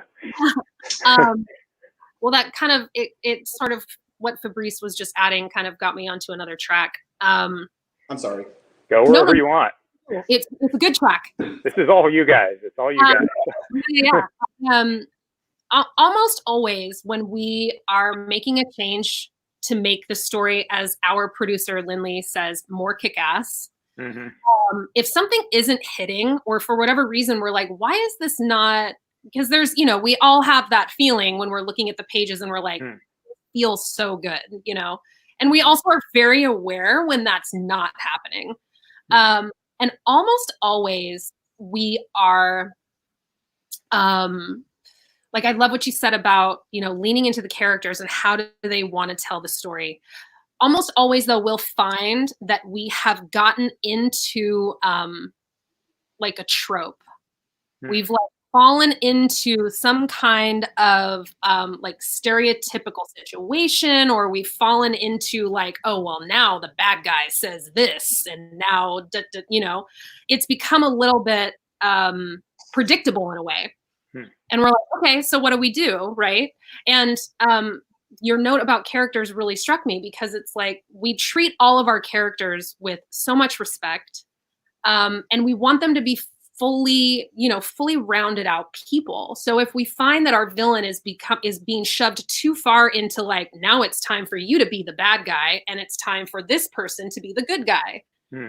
Like, okay, what do they actually want to do? You know, is this really like bad guy time? Or can we tell something a little bit more nuanced? Can we tell something a little bit more poignant? Can there be some comedy to let the air out of this scene? You know, it's almost like fine tuning instruments, to also use your analogy of the orchestra. You know what I mean? It is, I always can step back and be like, we're getting into a tired rhythm, and we have to go in and figure out what opportunities we're missing. And almost every time when we're able to do that, we're like, oh, I'm so glad we did this because this new thing is awesome. So you trusted the process and you took your time and you made the best thing possible. Exactly. When you can take your time. I mean, again, it's right. Unless you got a deadline and you got to turn it in whatever, 14 days or whatever they give you, and that's what it is. Shannon, did you want to add to that? No, I think that covered it pretty well. Cool. Well, we got some more questions here. There's a lot of people want to. This one's interesting. With so much saturation in comics, how can writers find a group of editors to critique your script of storytelling that is actually beneficial? Beneficial. That's a good operative word. Or you know, how do you find out if your writing is bad or good? I guess. Well, first you hire me. No, I'm kidding. Hire Fabrice. There you go. But, no, I'm for hire right now. That's for sure. But like, there are a lot of great freelance editors. There are a lot of great freelance editors out there on the market. You just have to find them, and hiring the right editor is as important as it is to have the right artist, because it's the person that you will put your trust in. It's better than a banker, better than your mom, better than anyone. You have to have a complete trust in that person to be able to help you deliver your mind. Let's have a very poetic analogy. Deliver your mind. Deliver your mind. Yes, and it's very important to find that person. So you have to have chemistry with that person. And I remember when I did another book I did called Intertwined, and I hired an editor, and she asked me, the first question she asked me was, why do you want to hire an editor? And she said, and I said, because I want you to kick my ass so hard that I will be better. Right. And she did. Believe me, she did. So yeah. Cool. And Kelly, Shannon. You're more than welcome to send any of your stuff to our editor, Lindley Forrest, Lindley@hexcomics.com, and she will tell you in short order if your writing sucks. Wow, nice. Also, she says it with so much love, and she can really, like, she's one of the reasons why Hex 11 is as amazing as it is, because we trust her with the vision of the story. We trust her to really kind of like make sure the threads tie together, you know, and she is such a great support in that way. So while I say that jokingly, I also say it very seriously. Like, she's always open to guiding you to creating the absolute best story that you can tell. It's her passion, and she's fantastic at it. And I hope she doesn't mind that I maybe just flooded her inbox with stuff. Maybe. I mean, a lot of people are watching this right now. So. It's not just the four of us and like two people. It feels like it, but yeah. It kind of feels like it, but there are a lot of people actually watching us right now. So, funnel some to me. It's cool. She won't mind. Yeah, it's all cool. Shannon, do you got anything to add to this? Yes, I do actually. Cool. It's good to give shout outs. I think we should all give more shout outs. The internet is very good at going, I didn't like this, but you guys shouting yourselves and fellow editors and anybody else like that. I'm always in favor of shout outs. I'm cheating a little here because Tom, who asked the question, is an award-winning multi-book novelist that is asking us the question. So I'm friends with Tom. I know this. So I'm going to use Tom as an example here. Tom, despite everything I just said, is professional enough to be thinking, what if my writing sucks? Wow, because he's always trying to get better. And so to what Fabrice was saying earlier, your editor is basically equal parts your champion, but then also questioning you, because if you're questioning your characters, if you're questioning your plot, if you're questioning your story, it means you're trying to find a better version of it. And maybe there is. So I think it's always worth critiquing and analyzing, surrounding yourself. A lot of going back to comics, comic book artist buddies of mine have secret groups that they're in where they'll send, here's the latest page I did. Don't tell Marvel I'm sending you my DC page and vice versa. And they critique each other. And the reason this is done isn't, everybody's professional. They're not putting it on the internet. It's really just sort of like, hey, I want to give the audience the very best version of this page. And then I got to move on to the next page. And so that technique, whether you're an artist or a writer, if you're questioning, is this as good as it can be? I think it's a good thing. And so going back to the relationship aspect of it, if your trust is like when Stan would give us, I worked with Stan Lee early in my career, and that was a great sort of mentor to have at the beginning. And you may have disagreed with Stan, but in the back of your head, you're going, I was about to swear. I won't, because it's a family show, as Neo pointed out. Family show. But, you knew it was Stan. It was a note from Stan. You're like, all right, I'm going to roll with this. He's probably right. And usually he was, so sometimes having that trust in the other person, another good bit of advice. I had a really good mentor. I just got asked in another interview a week ago, and I realized how lucky I was. Not everybody gets mentors early in their career, and I just didn't know any better because I was at the beginning of my career, and I'm like, it's Stan Lee. Now I'm talking to Mr. Barbera of Hanna-Barbera and all these different people over the years that would give me this, very simple advice. But Mr. Barbera was always like, just always hire people better than you. If you're good at your job, you're professional enough to go, hey, you know what? This kid I just hired is so much better than I am at this. I need to ask him questions, and it helps you get better, and it creates a bond within the team, going back to the team aspect. So short version, how do you find out if your writing sucks? I don't believe anybody sucks. I just think we're at various stages in our abilities. So I like to remove negativity, because I've been doing it long enough now that people that were not good, that came up to me at a con and showed me their portfolio, are now writing or drawing Marvel and DC books, or making their own thing. Sometimes it was just 2 or 3 people taking a minute to help them get better. I'm so jealous of so many of the young kids who have internet now. We did not have that. Yeah, I know. You had to hear that there was a dude who did the thing that you wanted to learn how to do 5 states away, and you would get in your car and you'd be like, I have enough Cheez-Its to make it to Nebraska.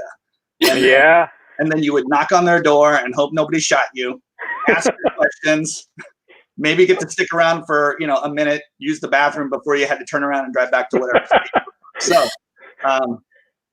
that's I think all of us, none of us suck. We're just at various stages in our creative process. That's so true. Because if I even look back on some of my early stuff, if I dig up some of my old scripts where I'm like, oh, that one script I think is pretty good, maybe I'll pull it out again, and then I look at it, I'm like, oh my God, I'm glad nobody can remember that existed, So and now I write for Random House, so it's like, it's just a matter of growing up, So I want to add something about what Shannon was saying. Yes, please.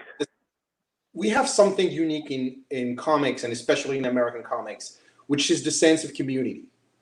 And we're a community, and as strange as it may seem to all other kinds of entertainment, we show a lot of respect and solidarity for our peers. And when you go to conventions, and I certainly did go to a lot of conventions in the past 3 years, when you go to conventions, everyone's basically a fan of everybody. You will not find a creator and another creator shows up to his or her table and that will dismiss them. They were literally happy to see them thrive. And of course, they're like people who are jealous. It happens. But most people are genuinely inspired, because putting out a product on the market is a long road. It's very difficult. And if you're doing that independently, or if you're doing that through a studio, it's equally difficult. It's just not the same kind of roadblocks that you have ahead of you. But the community is there. And I can say this, I transitioned from comic book journalism to writing, and from writing to drawing. And every time, the people that I could look at and help me to get better were my peers. And I learn every day. And every time I have a commission or a drawing and I show it to one of my peers, they will critique it and send it back to me. Like, you could like add this, and you could change this, and you can make this better. Or this is a trick that you could use, and nobody will tell you officially that you can't use it. But yes, you can use it. Nobody will see it. That's all right. That's a shortcut. This is how we work. This is our community. And when you get into the community, you understand. So yes, if you're an outsider right now, you want to get into a community, welcome. But you have to find the peers you're the most comfortable with and start working as a team and like a brother family, than just being yourself in front of your computer or your artboard and trying to make magic happen. It's a really good point, because I mean, a lot of us know each other through like Artist Alley at Comic Cons. That's kind of what I'm missing the most about cons, is seeing you guys.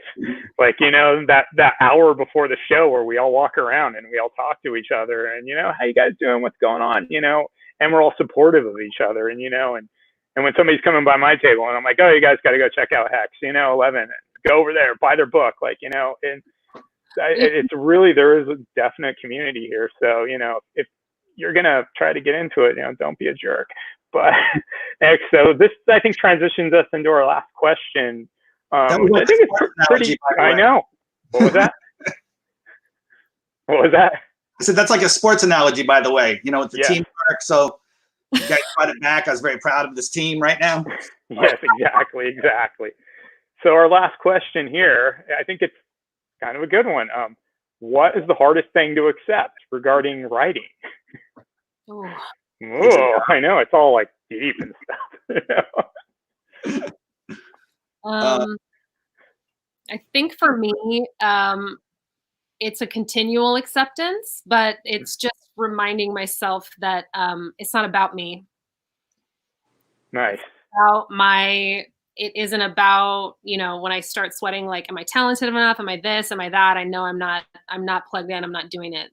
And when you let go of it being about you, you become a really valuable member of your team. Because it's a collaborative effort, whether you're working for a big publisher or you're doing an indie comic, or, you know, you can't do it without other people. And this is 100% true for Hex 11. It is as wonderful and awesome as it is because of a team of people that we've put together. So that would probably be it for me, accepting that it's really not about me. Nice. Shannon? Yeah, just to go along with that team aspect and what Fabrice was saying right before this question, which is, you know, we're a team, but we're also teams that, this is hopefully your career.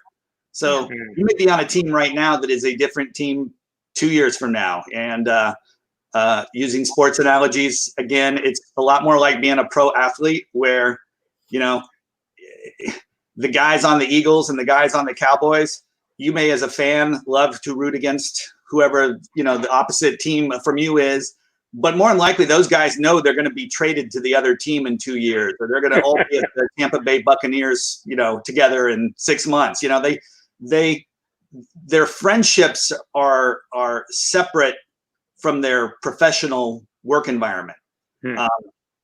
And you maintain that by, you know, being cool to the people around you and all the stuff we were just, you know, chatting about, not going online and dissing other people's work, but finding the stuff you do like. I mean, it doesn't mean you can't have a critical eye, but you don't necessarily have to point it out to the internet. You can share it with your close companions, and the stuff that you love is really the stuff that I think I'd love to see more of us, you know, getting out there and promoting, because it is really hard making stuff. And to the question about the writing, it's a job. I mean, there's the creator-owned aspect of it where you're making your own thing, and then you've got to run the retail side and run it as a company. And then I'm a freelancer working, for hire, on this comic for whatever publisher. You may not want to put a cape on Spider-Man, but if Marvel, if that's the direction they're going this year, you have the choice of saying, no, I don't want to get paid to work on Spider-Man, or you're going to do the best caped Spider-Man story the world has ever seen. And the choice is yours. So I think that's the hardest thing for a lot of people breaking in, to understand that sometimes if it's not your character, your job is to do the very best version of the thing you were asked to do. Cool. We are running out of time here. Short. I just want to add something. Please. To answer that question, I think the most important thing is to learn to let go. Mm-hmm. Because a page, a script is never finished. Never. Mm. But you have to deliver. You have to let go. That's the hardest thing to do, because you can always improve it, but you have to resist that temptation. You have to let it go so that people can read it and forge their own opinion on it. This is the most important thing. Let go. Cool. Yeah. So, okay, we're down to the last couple of minutes here. I want you to all go around and tell us the last thing you want to know. Tell us about a project you want to know, a website you want us to go to, whatever it is. Take your 30 seconds. Kelly. You can find me on Instagram at Kelly Sue Says. You can find Hex Comics and all things Hex 11 on Instagram at the Hex Comics and hexcomics.com. We are putting out the rest of Volume 3 this year. It's going to be awesome. And also follow us on Kickstarter as well, because we've got a lot of cool things happening. Awesome. Shannon. Hey, I'm Shannon. You can find me at shannondenton.com or my books at actionopolis.com. I'm pretty easy to find on the internet. I'm usually the only Shannon with a cowboy hat on, so. Hello. All right. Shannon Denton. And Fabrice, take us home. You can find me on fairsquarecomics.com, which is my official website, and everywhere on the social networks. I'm taking commissions. I am drawing. I'm writing. I have 7 creator-owned projects that are in the works. I'm also taking submissions for artists because there's always a need for that. I'm accepting also requests for editing or any type of work right now. But yes, and my next project is my creator-owned one-hit wonder that will be sent to the printer in 2 weeks, and that will be available in my store and at convention whenever it comes back, starting in June. So awesome. Well, guys, thanks so much for this. We should bring Russell back in so we can. There he is. Hi, guys. That was great.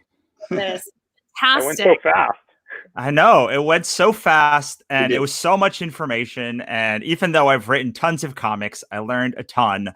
Thank you so much for being here. I've been getting messages about how great it was, and I wish we had time for more questions, but we do have Marv waiting on the other line. So the last thing we have to do is say bye to you guys. Bye. Bye, guys. Thank you so much. Tell Marv. We will. We will. All right. See you guys. All right. And all right. And there's Fabrice. Bye, Fabrice. All right. Wow. Hey. We've done a whole morning, Neo. This is incredible. We've been on for over 3 hours now, and it's flying right by. Jeez. I know. It's crazy how fast this goes. It feels like it was just 8 o'clock and we had all of the butterflies of this going. But there's something about it's starting, and then I have this weird Zen state. I don't know if it's because of doing the shows that I have all this anxiety, and then the doors open and it becomes I'll just let it wash all over me. Right. It's like the condors have opened. Now we can have fun and just hang out with our friends and talk about cool stuff. So absolutely. That was fun. There was a lot of great answers in there and a lot of great questions. Thank you all for the questions. This would be really hard without your questions. So and there's your questions coming in. What I am constantly in awe of when I do these is how great the questions are. Every hour, I'm how are I've been on a lot of live feeds, and the questions are irrelevant or like don't make sense. And I've been in panel rooms also where you're asked questions and you're like, I don't know what kind of sandwich I like most. Like, can we make it relevant? But these questions are all super, super timely, and it's amazing. So before we get started with the next one, I want to thank everyone for coming, obviously. If you guys want to get that for Fabrice's information, and for the I'm going to try and get a copy of that spreadsheet the next time I have a break. So make sure if you're not on the email list, go to altfcd.com, sign up, and I will be sending a link to that. I'll try and put it in the descriptions as well, so people can have that. But I will definitely, if nothing else, try to send that as a link or something on Sunday or Monday when I send the replay and recap links. So yeah, I'm so excited, and I'm going to let you for a second talk about your special that you're doing because yeah. So tell us again about Grimmstown. Yes, once again, today we are giving out copies of my brand new comic series, The Grimmstown Tarot Tales, which I did with Storm King Productions, which is John Carpenter and Sandy King's company. It's a new book on their kids line, Storm Kids. So it's got like, it's kid-friendly horror, I guess, more in the realm of Goosebumps or something, but think like Ghostbusters meets Stranger Things or something. So it's all ages appropriate, and we're giving it away for free. So if you just go to the link right there on the screen, or neoedmund.com, or my Facebook page, or the free alt page, you can just link right to it and get it for free. And I hope you do, because I would love for you to all read it and enjoy it as much as we've enjoyed making it. Yes, and Renee DeLise is the artist, and I am very excited for it. I've been hearing about it for a little bit, and I am so excited. And we also have a special from Kickstarter. So Kickstarter is releasing their first anthology, their first like Kickstarter anthology, like that's done by Kickstarter, and they were planning to release it at TCAF. And since the world went pear-shaped this month, they have decided to partner with us to give that away for free for signing up for their Kickstarter Reads emails. So make sure to go over to the bit.ly link that you see and pick up your Kickstarter special book as well. And of course, I also have my own free books, Ichabod Jones Monster Hunter, and a couple more if you sign up at our mailing list there. All right. I think that's enough of that. We can now bring on Marv, right? Marv Wolfman. Marv Wolfman. All right. I am so excited. Every time I talk to Marv, it's like I get a masterclass in comics. So I'm just trying to find the last of the things, and then we are going to bring him on. Hi, Marv. Marv Wolfman. Yeah. I'm so excited to talk with you and to have everyone else talk to you. So I think, though, just in case there's anyone out there who doesn't know, why don't we start by you taking us through a little bit of your career? Who doesn't know who Marv Wolfman is? A little bit. 53 years so far. That's the career so far. I'm a writer and editor. Created a whole bunch of characters at DC and Marvel, and work on animation, books, and a whole bunch of other stuff as well. Absolutely. And yes, it is a very good. What I saw that you guys had done before while I was waiting, really cool. This is really cool. Congratulations. Oh, thank you so much. Yeah, it's been an amazing experience, and it's hard to believe that it's already been a couple hours that we've been 3 live. hours. 3 hours already. Yes. That's as long as it took Gilligan to get lost. Exactly. That's true. Wow. We do have a question already. Wow. I would. So it's from Charles LePage. Kind of a deep hit question, but like, how did you feel when DC eventually undid the cancellation of the multiverse that occurred in Crisis? Wow. That's sort of a strange question. I have the Crisis on Infinite Earths books right here. They're on the bookshelf right behind me. They're exactly the way I wrote it. Nothing's been changed. I have no idea what you're talking about. I think she means in the comics. Same way. Oh, I think he means in the comics, like in the comic line after Crisis, not in the book, not in the.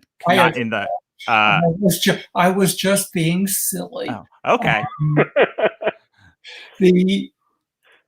Think about it this way: DC went on for 50 years. They're doing some stuff. They've been changing things and adding things and doing all this sort of stuff. And here comes me, and I changed it all. I just changed everything they've done. Okay? How can I complain that 30 years later, somebody changes what I did? Because I did exactly the same thing. I just hope I did it good. That's all I care. Well, apparently you did do it well, because everybody remembers it and loves it, and it's fantastic. Well, I have another question related to Infinite Crisis, Infinite Crisis, Crisis on Infinite Earths. Infinite Crisis is a different series. I didn't work on that one. Yes. So I would like to know what it was like to watch them make Crisis on Infinite Earths as a television show, and like actually be a part of it and be able to go there and write a story. And what was that like for you to see 30 years later this to be made into something different? It's incredible. When George and I did Crisis on Infinite Earths, there was no expectation that this could ever go on to anything else. We didn't even think that it would go on to be remembered in any way. Our view was we were guiding you to the next phase of DC Comics, and that the next phase is what everyone would be talking about, not the road that took you to that next phase. Because as far as we were concerned, this was just the road. This was just the map.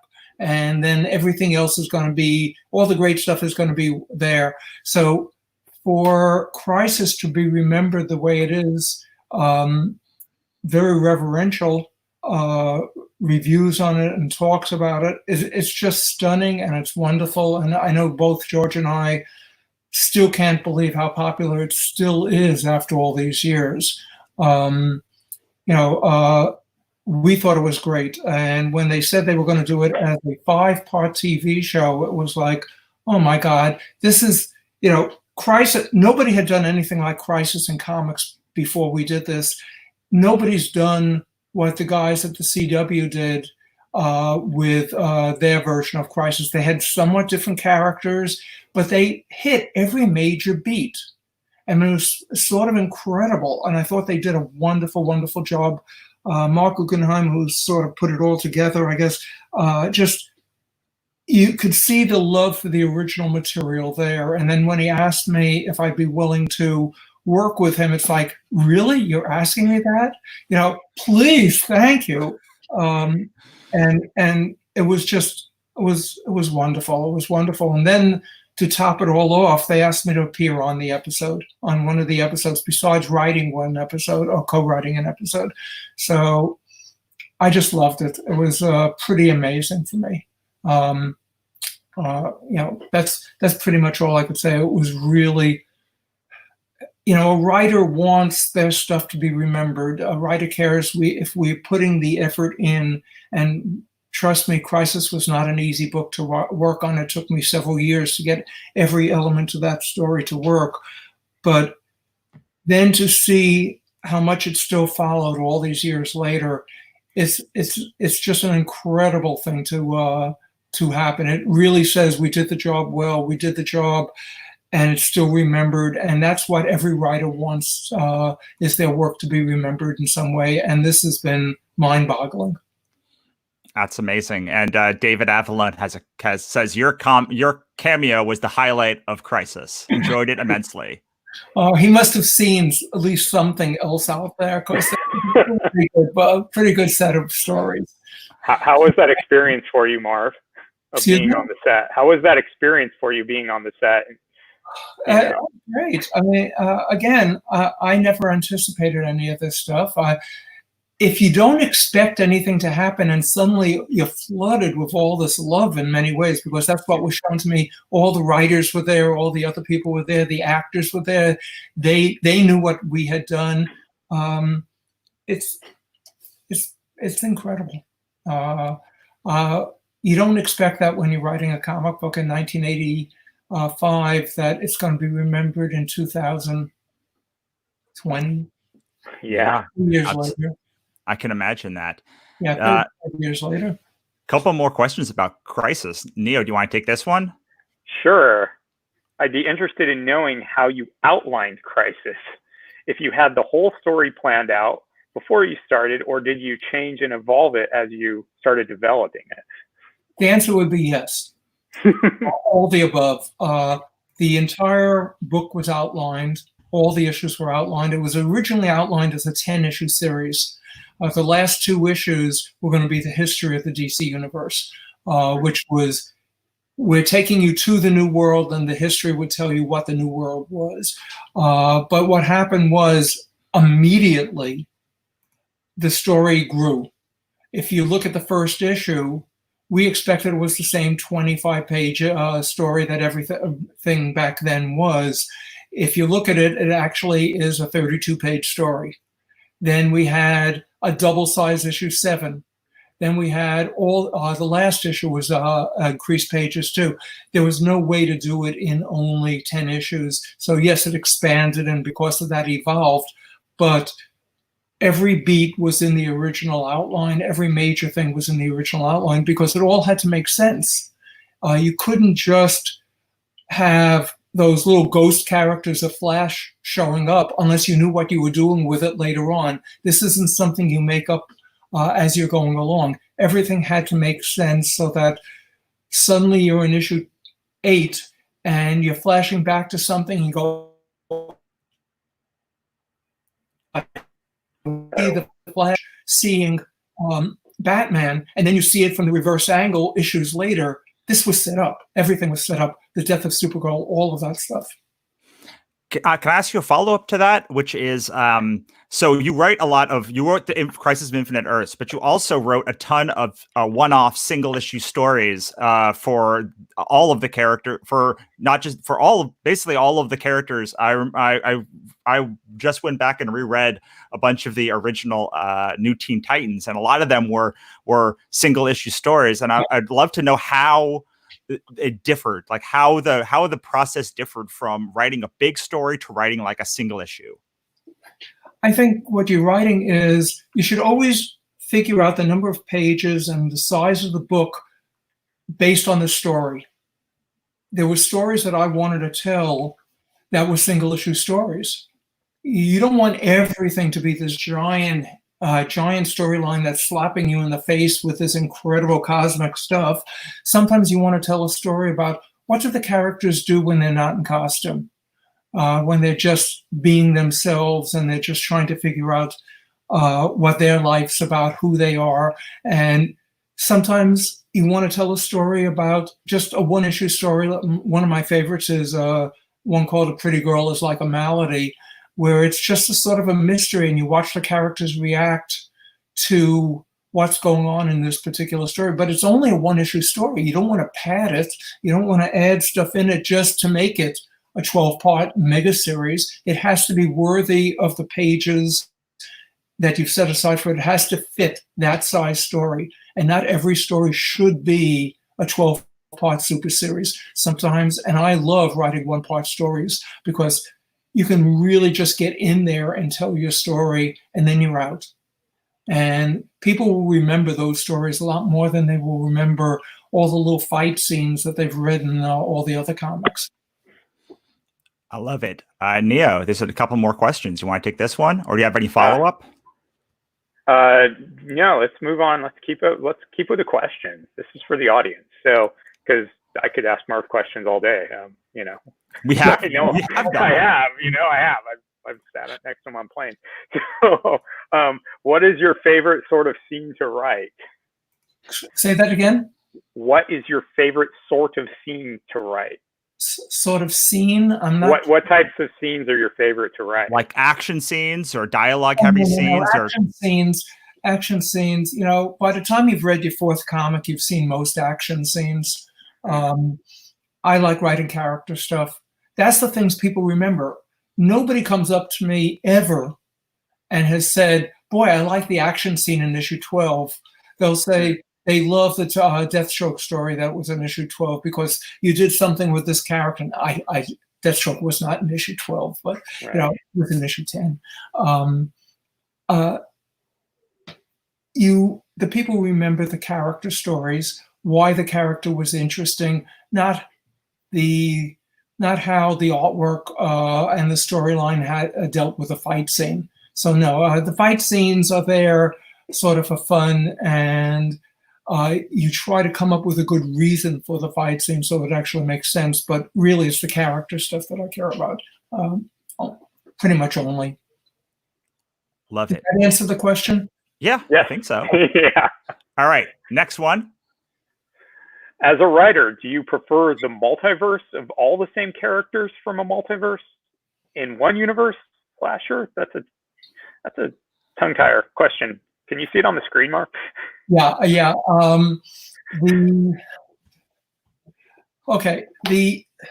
whole idea of combining the multiverse was that it was very that to people who were not DC fans at the time, who understood the multiverse, it was very complex. It was very confusing to a lot of people. Why were there 5 Supermans? Why were there all these other things? It wasn't that I wanted to get rid of the multiverse. I wanted to get rid of all that weird continuity that no one could follow. That people had, the Marvel fans certainly weren't following. There were far more Marvel fans at that particular time than there were DC fans. So I wanted to make the story, the DC universe, simpler to follow. And if you develop it later and bring back a multiverse, fine, but make sure it makes sense this time. Not just something that was put together over a period of years without realizing where it was going to go. They did a great job. I love those stories, but I had been reading DC for 15, 20 years prior to those stories. So I understood it all. But the Marvel fans, when I spoke to them, they honestly didn't get all these things. They didn't understand the multiple Supermans, the multiple Batmans, the multiple all of these other characters. So I don't prefer either a single universe or a multiverse. If I had to make a choice, maybe a single universe.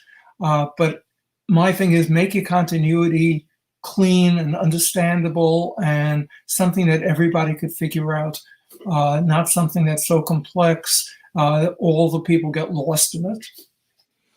Awesome. All right. EH Podcasts asks, what is one type of scene that you haven't seen in a while that you wish would return? Or what kind of scene do you not see enough that you wish would do more? I have to be honest, I don't read enough comics to make that to make a true judgment on that. All I care about is are the stories good? Are the characters well told? Is it interesting? So I don't know if there's a specific type of scene that I prefer than anything else. I just like clarity and really emotional stories.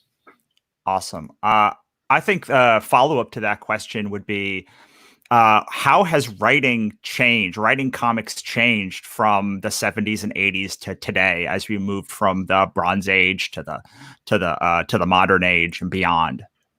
Yeah, it's funny that you use the term Bronze Age and such like that.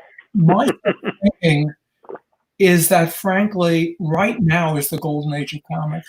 The best written comics that have ever come out are coming out right now.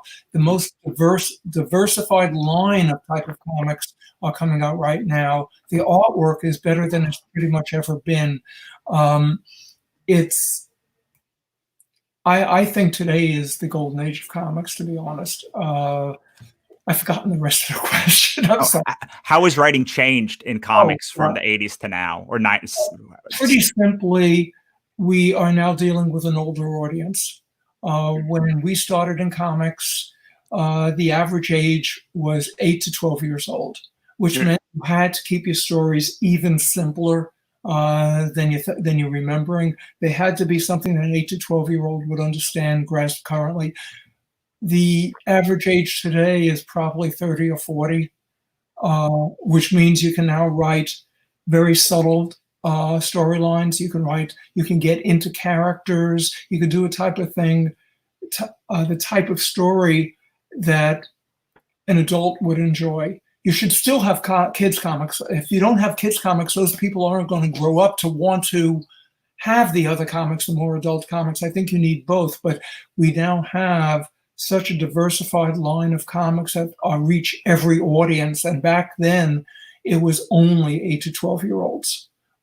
So the biggest change is we can now write anything. We can now tell any type of story we want because an audience will find that story. They will find the type of thing that they enjoy, and it will have been published. Back then, that stuff wouldn't have been published. They would have said, oh, there's 2,000 comic book fans who are over 15.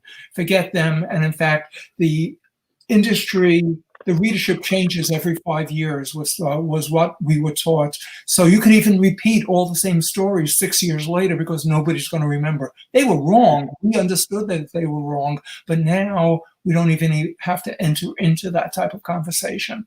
They're meant for adults who are going to stay with comics their entire life because stories are now for every age group. And you could be as subtle and as open and as exciting as you want for every single age group and not just for one. Well, it's Barbara, not even just, Barbara Kiesel has a thing to say. Barbara has a thing to say. She popped on to just tell us that she would love for you to talk a little bit about diversity and how that's changed since you've been writing comics. And diversity in comics. Well, when everybody is now writing comics, there were always women in comics. There were always different races in comics, but not to a great degree, if that's what you mean, in terms of the creators. In terms of the characters, certainly there were very few characters who were not just white guys. Absolutely. Neo, sorry, I didn't mean to interrupt you. But No. Stan Lee brought in, huh? Well, I was sort of piggybacking on that and not just talking about the creators so much as the readership. Because when I was a kid, if I went into a comic shop, it was all, 13 to 17-year-old boys like me, And now, like, the readership is so much wider and so much more interesting, And I think that's opened the door for more, voices to be heard and to actually be able to write. So, see, in terms of that, I went to my high school was very different from probably everyone else's high school. I went to the High School of Art and Design. Normal high schools is populated by kids from the neighborhood. There, whoever lives in that particular neighborhood is assigned to go to that school. I went to Art and Design, which was in Manhattan, and it took people who had art ability and from every one of the boroughs of New York City. So we were exposed immediately to every type of person because it wasn't just the person in your neighborhood. So it wasn't just the white neighborhood or the black neighborhood or the Asian neighborhood or whatever. Everybody was in my school. So I grew up not even realizing that it was sort of strange that I wanted to do a black superhero, Blade, because my classes were filled with black readers of comics, fans who could draw, who wanted to become comic book artists. So all of that was just so natural. I didn't understand why there would be a problem. Same with half the class was female. So again, all these things never entered my mind why it should be considered strange to have female creators, because I went to high school with female artists who wrote their own stories, who drew their own stories, or they were photographers, or they were something else, because it was all types of art at Art and Design. I think if you're exposed to all different races, all different types of people, you just create that sort of thing to make it the reality that you're aware of.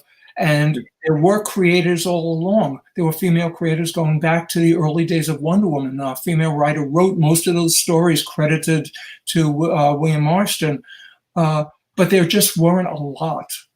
And now, fortunately, because there's so much different type of material, what we were talking about just a minute ago, there were so many different types of stories.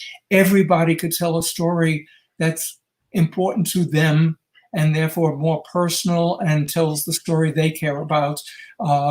So you have different races, different religions, different everything, and there can be comics for all of that. So today it's totally opened, and it makes comics more interesting because every type of story, type of people are now being reflected. It's not all just, white guy.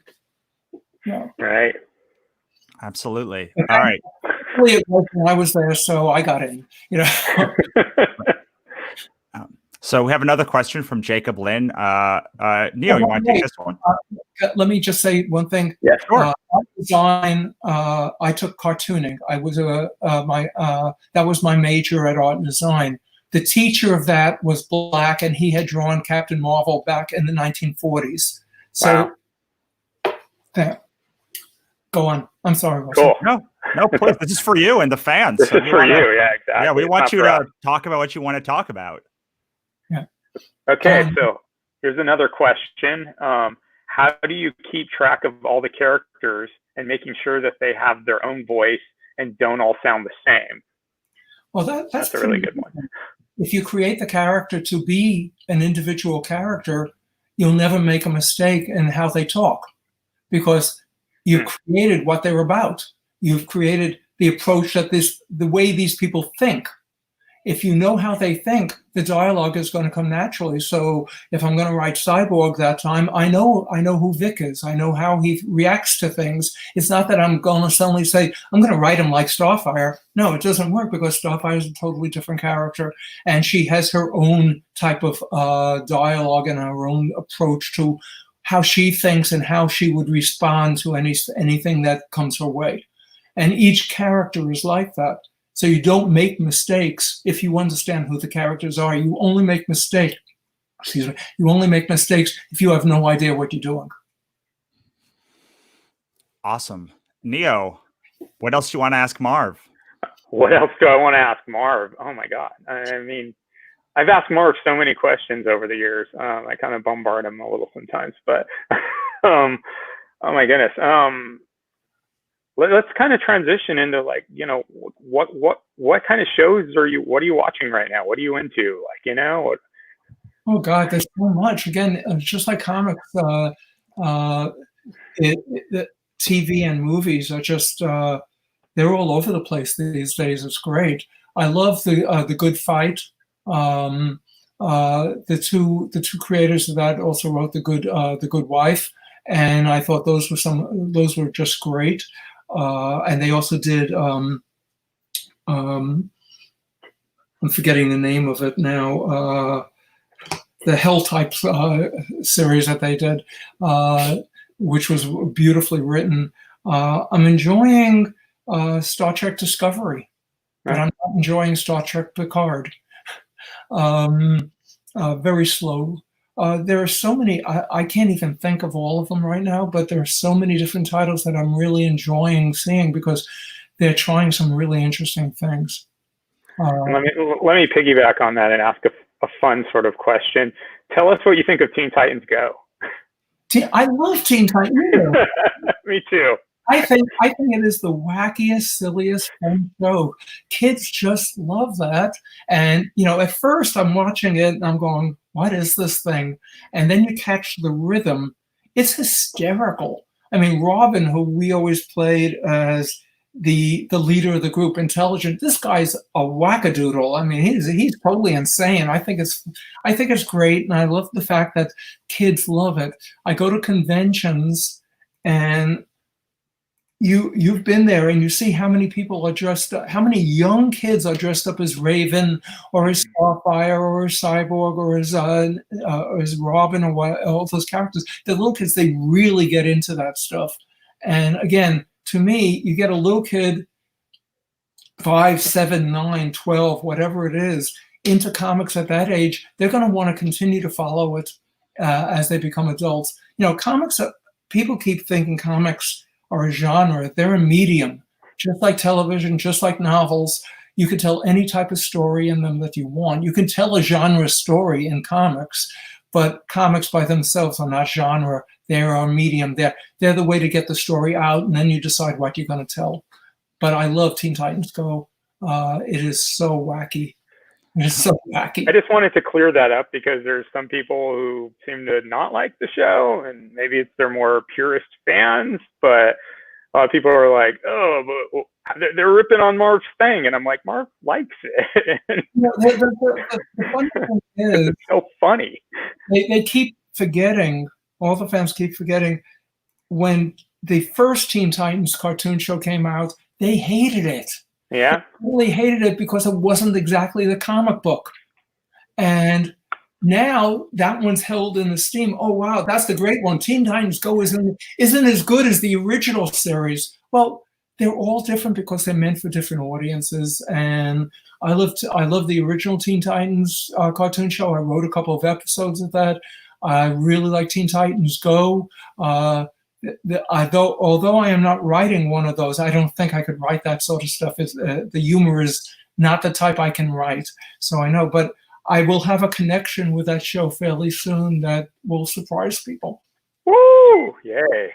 Awesome. And I think that maybe leads us well into this question here. What was one of the most fun stories you've written? One of the fun stories? Yes, any 1 or 10 or 100. I don't think of stories as fun. They're really hard. They're trying to. What you're trying to do when you're writing a story is write a story where the plot just works perfectly, and that does not come naturally. You have to really work at it. You have to keep playing. You have to keep changing things. You have to keep working it out so that, because I really like the idea of structuring a story that comes back at you from the other side at the very end, where you're not expecting it to come, so that the last page or so surprise you because you think it's going this way, but it's actually going that way. So now, fun is not the word I would use. Gratified when a story works. Really pleased. Uh-oh. If they're not stories the fans may love, because they did what I really wanted them to do, and the structure worked, and the dialogue worked, and you just hope for those, but you can't be sure you're going to have that when you start out. Is there any part of the process that you think is fun, or that you find more fun than others? Not really. Each part is hard in itself. Dialogue, making sure the dialogue all fits correctly. Right now, I'm working on the plot of a story that's killing me. I can't make it work at all. I've been spending 5 days trying to get the story to work, and it's just not coming together the way I want it to. So no, it's all very hard. The most, as I say, is you just breathe a sigh of relief when it all comes together. If people out there, or fans out there, or the people listening think that these things just come together and boy, I'm going to get into it because it's obvious, it's easy to do. It ain't. It's hard work. Writing is not the simplest thing in the world. No, it's not digging coal. It's not doing all of that stuff. But it is very hard to make a story work correctly. And so fun is not the aspect I would think of. Fun is when I go to a convention and somebody comes up and says, I really like that story. And then you get into it because that's fun. It did its job and you're having fun talking to somebody about it. But the actual process of it, to me, is not the easiest thing. It takes a lot of work. I'm so happy that you said that because I was literally having a conversation about this earlier today. My friend was saying how much she loves making characters. And I was like, she's like, what was your favorite part? I'm like, when it's done and someone has read it and enjoyed it. Like, that's the fun for me. The rest of it is it's not digging coal, as you said, but on some levels, digging coal is easier because you're like, there's a coal mine, go in there, dig the coal, and then bring it out. It's not, I'm not saying digging coal is easy, but with writing, it's like, take this. Comics don't give you black lung disease. That's true. But there is it's sort of discovering the process from blank page is its own version of hard. That it is very hard. Anything that you do well is going to be hard because you have to make it work. And making something work is not the easiest thing in the world. It's just that a lot of people out there think, oh, it's just all it is you're going to have one guy punch another guy in the face. That's not it. And I don't think there's a writer out there who thinks it's the easiest thing in the world to do. If he is, I'm not sure I'd want to read their stuff.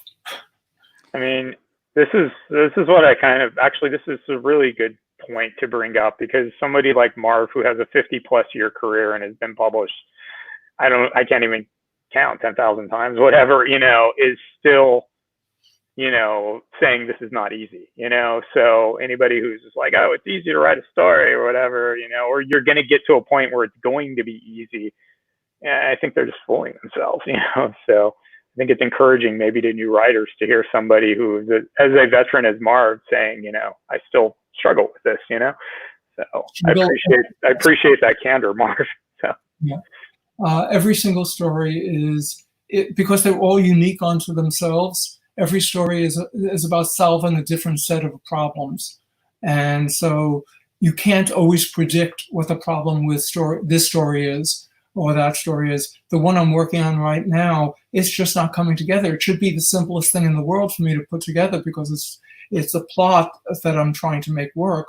And I usually don't have a problem with that element, but boy, it's not coming together, and I got to get it together this weekend or I'm dead meat. So we'll see. Well, then we appreciate you being here with us, since you should be working right now. You should be writing. No, I gave up earlier, and I'll come back to it later today, and try it. Get it out of my head, try to clear my head completely, and then approach it again, and not be caught in trying to make a story that's not working come up with a different story. Well, I'll tell you one good piece of advice you gave me was that when you get stuck up against the wall, sometimes you just need to pull that 180 and, completely turn around. And that's what you told me. So I'm giving you back your advice. I have been trying to do that. What I realized was that the story I'm trying to put together isn't working. And at this particular point, I think I should go on to a different story rather than try to beat this up, and get it done. I'm going to try coming up with something else completely. And what that may do is free up that story. It may suddenly come to me what I'm missing on it. So yes, usually doing a 180 is what works for me. But I've tried it on this one already. This one's defying all expectation. Wow. Anyway. Do you have a general process that you come back to when it comes to like creating an outline or taking an idea and bringing it to script, or what do you normally do? Every story is a little bit different for me. What I try to do is figure out where I'm going with the story. Not necessarily at this point, even what the story is about, just where I want to go with the story. Later on, I'll figure out what the story is about, and then I can cater the entire plot to it. But yeah, I'm a very structural writer more than a dialogue writer. So I really try to make the structure of the story work correctly. As I say, I like things to come back on themselves. So stuff that you've planted here suddenly makes sense much later on in the storyline. And you'll find that a repeating theme in an awful lot of my stuff, where the story just comes back, wraps around itself again, where you're not expecting it to. Was there a time that you learned that was something that you liked about a story, or is it just always ingrained in you? No, it was something that as I found that I was doing it, and those were the stories that seemed to work the best, I started to think in that way a little bit more. But then again, so many stories don't function in that fashion. And the idea is, at some point, you got to say, no, this is not the way to handle this story. You have to do something completely different. Again, every story is going to be a little bit different. And if you start thinking that this is what I'm going to do, all you're doing is putting yourself in a box, because you're giving yourself fewer openings to tell a great story, because it has to come back on itself. No. It only has to come back on itself if that's what makes that story work the best. You do what's necessary for the story, not for you. Absolutely. I do have another question, but Neo, do you have anything you want to ask before I ask it? No, you can go ahead. Ask away. I would like to know if there are character traits or something that you've created that like seems to flow easier. Like, is it easier? Does it seem to be like Raven speaks to you more, or like are there characters that just keep popping up that like seem to be thematically just characters you like to keep creating? Oh, let me think. Oddly enough, 'cause I'm not a very dark person, and I don't dwell on evil in my real life. Just but I like writing darker stories. I like writing stories that are really grounded in that. I also like writing villains. So many of my characters, the best of the characters, actually turn out to be villains. Black Cat, Deathstroke. All of those type of characters are more on the dark side. I think that's an interesting area to think about. And I think that came because I wrote Tomb of Dracula for 8 years and had to figure out a way to make this ultimate evil somebody who was worth following and interesting to read. And that made me start to think about the fact that even the bad guys, especially the bad guys, have to have layers. They have to really have different things about them that, in the past, they were all mustache twirling bad guys, and having to write Dracula, which featured this awful, vampire type character, and yet we had to make him interesting enough that people wanted to see it every single issue. And that really taught me how to dig deeper into a character to find the things that make them interesting, not good, just interesting, because nothing you do is going to make this character a good person, but he can certainly be fascinating to watch and interesting to listen, interesting to watch. Do you find that a lot of the better villains are characters that don't necessarily perceive themselves as the villain or even perceive themselves as the hero of the story? Yeah, I think it's standard operated procedure that no one thinks that they're the bad guy. Right. I'm sure some do, but ultimately they think they're doing it for themselves, even if they think they're the bad guy. But it's the right thing for them. It's more interesting to read about a character that has those different layers than it is about a character who is one-dimensional only. And writing, again, Tomb of Dracula, we could not have had the one-dimensional character. It just would not have worked. I wrote that book for 8 years and had to keep finding new ways of telling that. So I knew that we had to have more depth to characters. And if Dracula, as evil as that character is, thought he was wrong, that's your one note. He becomes a one-note character. If he knew he was evil, he's thinking that these people don't understand. He lives forever. They don't get it. They're wrong. They're always wrong because he's been around forever and knows better. So who are some of your favorite villains that you've written? Of the ones I created, things like Deathstroke, certainly. I love he was the character that had a family. He had lots of things going for him and didn't see himself as a villain. He sees himself as a mercenary. And that's truly what he is. He's not a villain per se. He never would have gotten involved with the Teen Titans if he didn't find himself in a situation to rescue his son, to finish what his son's job was. So he became this against his own will, which to me makes that interesting, that he doesn't want to be this, but he has no way out. So you have this incredible, strong character who can't get the strength to break free from what he's been pushed into. Black Cat I loved. I'm trying to remember them all. I did, I'm sorry, it's hard for me to remember all the characters. I redid Luther, helped recreate the Luther thing into a business person. Bullseye, so many others, but I just can't think of them all at the moment. So our next hour, we're going to be talking about how to find and work with an artist. And there's there are few comparable long-term pairings of success than you and George Perez. Like, you guys worked on so many amazing projects together.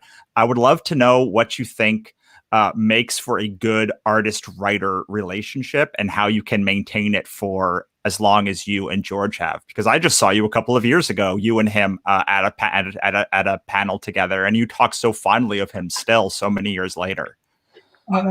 George is great. One of the things is you have to actually, I think, understand the other people.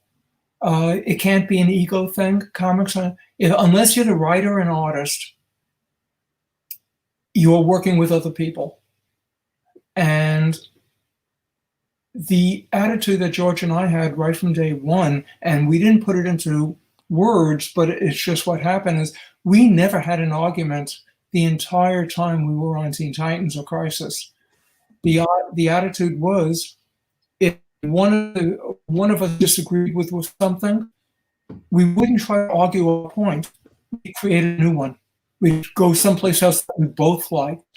It's not worth causing fights over a story. Come up with something better. And that always happened. So we didn't have to ever argue with each other, because if we didn't think something worked, we'd find a different solution. We'd find one that worked better, and invariably it did work better. Secondly, I did start as an artist. I went to High School of Art Design, as I said. I taught junior high school art in New York. I have a teaching license for that. I know how hard that is. I can write a lot of stories in a month. An artist can probably maybe draw one, because their work is so intensive. You cannot just assume that an artist exists to tell your story. An artist is there to work and create a story between the two of you. And if you both get on the bandwagon together, you're going to create better material. One of the things that I always did with an artist when I started with them is ask them what they like to draw. I wanted to know what they preferred, and then work that into a story. Take what they like and make it important to the story itself, because that makes them want to work more. That makes them a part of the storyline rather than someone who's just mindlessly following directions. Artists can find a better way of telling the story visually than you can, or the writer can, because they see things visually, and they will tell a great story. And I've been very lucky. I've worked with a lot of very good artists, George and Gene Colan and Kurt Swan and Gil Kane and John Buscema and all of those guys. They can take the best scene that I can see and improve on it. And if you realize that, it is a joint effort. Everything is a joint effort in comics. And it's not, I'm telling you what to draw because I know better. You don't. And get off that. Fortunately, in the case of George and me, George, we had received a lot of acclaim prior to us getting together. I did on Tomb of Dracula, won all sorts of awards. George did on The Avengers. We had nothing to prove. So we just wanted to tell fun stories. We came in there trying to tell the story that we would love to do with the Titans. And it wasn't about, well, now I'm going to be the big hero. No. We just wanted to tell good stories because we already got their claim. We didn't need that anymore. Love that answer. Age. All right, we think we have time for one or two more questions. Neo, do you want to take this one? Sure. What would you do if you had created a secondary character that became very, very great? So great that it actually could become the main character, but that wasn't part of your plan. You mean like Blade? Yeah, I think that is kind of what he asked, what Elavar is asking. Like, what happens when you create a character and suddenly that character who was supposed to be a bit character develops a life of their own, and you want to expand the story, or you have a whole story that they could be part of. Well, it depends how you're dealing with this material. For instance, let's take Terra from the Teen Titans storyline. She became a huge hit. The fans really loved her. It would have been very, very easy for George and me to, spoiler warning, say that she was not a villain. But we didn't, because that would have killed the story. That would have killed the character if we had said that she could be redeemed. No, she was insane. So sometimes you go with your initial concept. This is the story I'm telling. You don't get off that. Character like Deathstroke or like Blade, both of whom became bigger than almost anything else. I mean, Blade was the first Marvel movie and the first comic book movie that did that well since Superman and Batman. So you go with the character. In the case of Blade, I recognized that the character was better than we thought he would be. And I actually took him out of the Tomb of Dracula comic for about 8 months while I redid him. I rethought him. I figured out how to make him last as a long-term character as opposed to a shorter-term character. So, can you talk a little bit about that process, how you remade a minor character to be a major character? Figuring out, first of all, the dialogue. The dialogue was a little bit corny and cliched in the beginning. He was more of a standard type of character, a standard Marvel character. And as he became better, I started to, again, give him some more undercurrent and more layers to him, and started to write him a little bit more realistically. I got rid of a lot of the Marvel cliches of action and, you know, the type of dialogue that one did in the Marvel comic for the superhero stuff, and just made it a straightforward character as opposed to all the funny lines and all of that Marvel loved doing, and I love doing in Spider-Man and such, but it didn't belong there. So it was retooling the character because he was better than I thought he was going to be. And I was very happy that it was. Awesome. Neo, we've got time for one more question. So I'm going to leave it to you. There are no more questions in the chat. But what is the one you want to go out on? Oh, okay. Well, what's the one thing you haven't got to write that you always wanted to write? Comic book wise? Or whatever, anything. So. Well, comic wise, you won't believe it, but I would love to have done a Popeye story. He's one of the few. Really? He's one of the few characters that I've never written that I really loved. The Fleischer cartoons and the original comic strip. I just love those. In comics, all sorts of characters, but I've written pretty much everything I've ever wanted. I love the Disney stuff and got a chance to write DuckTales and Mickey Mouse and stuff. Strangely enough, those have some of the tightest plots I've ever done. Wow. Because of the way they have to be, the way they function, really, really solid plots. And I don't say that a lot about myself, but those particular ones did. Yeah. So the one thing you never got to write was Popeye, of all the things you've ever written. I got to do a Daffy Duck story. I didn't get to do a Bugs Bunny, but I got to do Daffy Duck, and I always prefer Daffy Duck anyway. Awesome. Well, Marv, it's coming to the end of our time together. I can't believe it's already been an hour. It feels 15 minutes. I know, right? I would like a couple of things before we get out of here. The first is, you've had a long and storied career and so much amazing stuff. But if you could point people back to one piece that you're maybe not most proud of, but you think best defines sort of either your career or your writing style, what would you bring them back to? Because you've had such a long career, I'll let you give like 2 or 3 if you want to. But I know you just had that Man and Superman, Crisis of Infinite Earths. You had the Teen Titans games that I have and love. So that first, and then where we can find you online, and then one last parting piece of advice for the people. Okay. You can find me online at on Facebook, just Marv Wolfman. and Twitter, same. I haven't upgraded my website, so unless you want to read stuff that I wrote a whole bunch of years ago, marvwolfman.com has to be renewed at some point, but my software doesn't work anymore. Well, you have some lovely pictures of publicity pictures of you on vacation on there too, which is yeah, nice. but I can't change any. I want to edit those things out, and I can't do that. In terms of storylines, you mentioned two of them. I really love Man and Superman. To me, that's the best Superman story I've ever done, and maybe one of the best general comics that I've ever done. The characters all worked.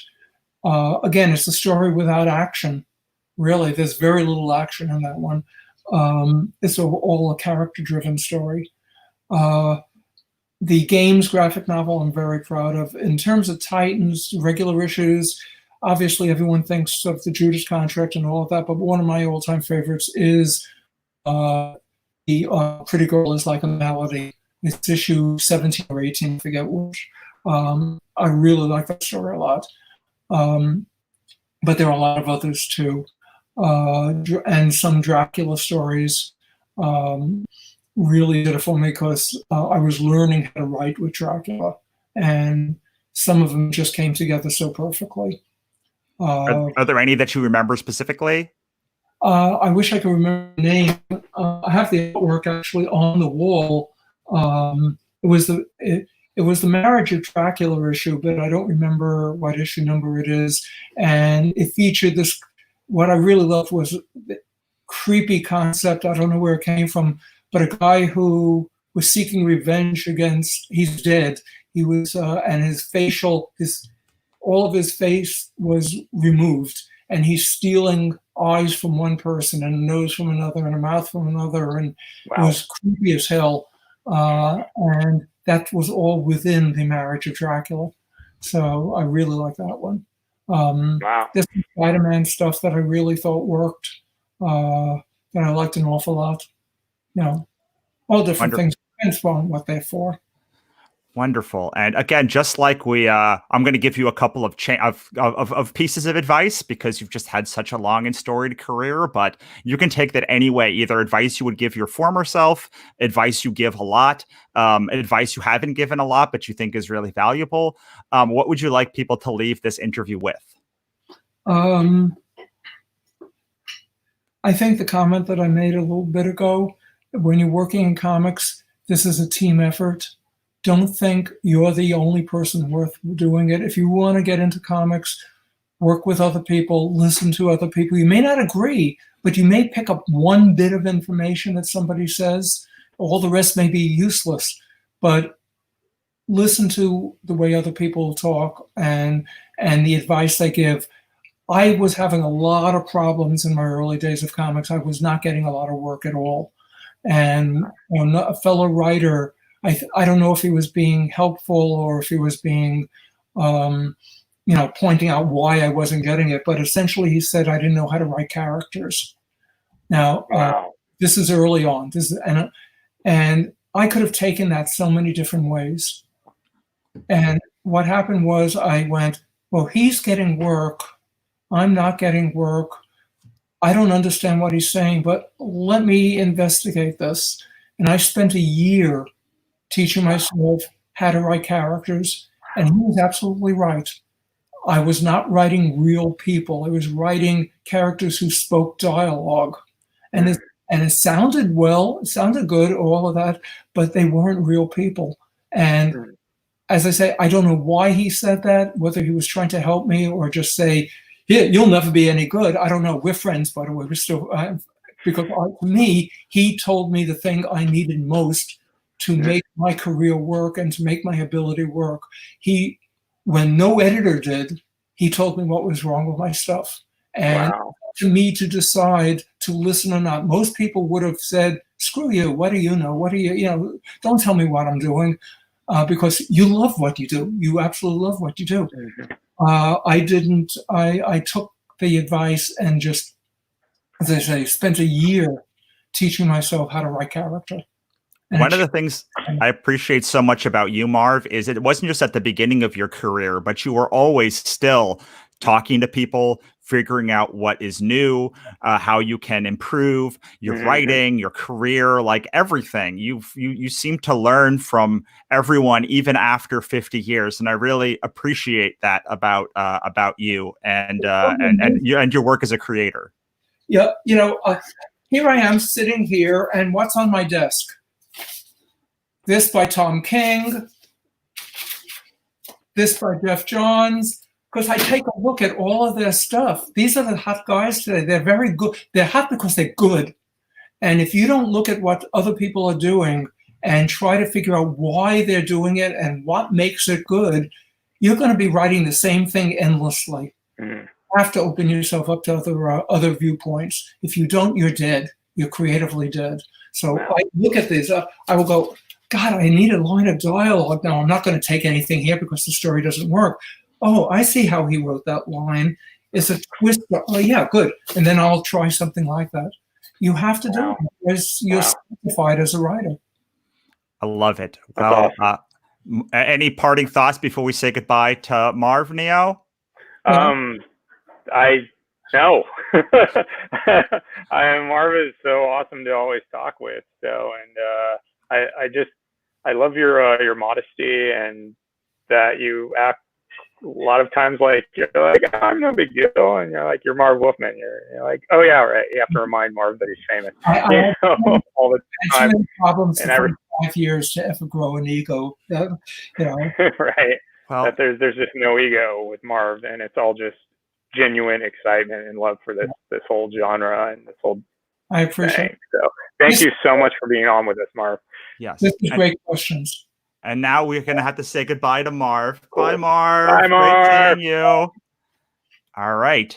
And we already have the next two people ready under here, Tony and Lee. Before we bring them on, is there anything? Every time I talk to Marv, it's like I learn so much, even if it's something that he's told me before, just hearing it again. It just like reinforces and like reinvigorates me to go and like start writing. Right.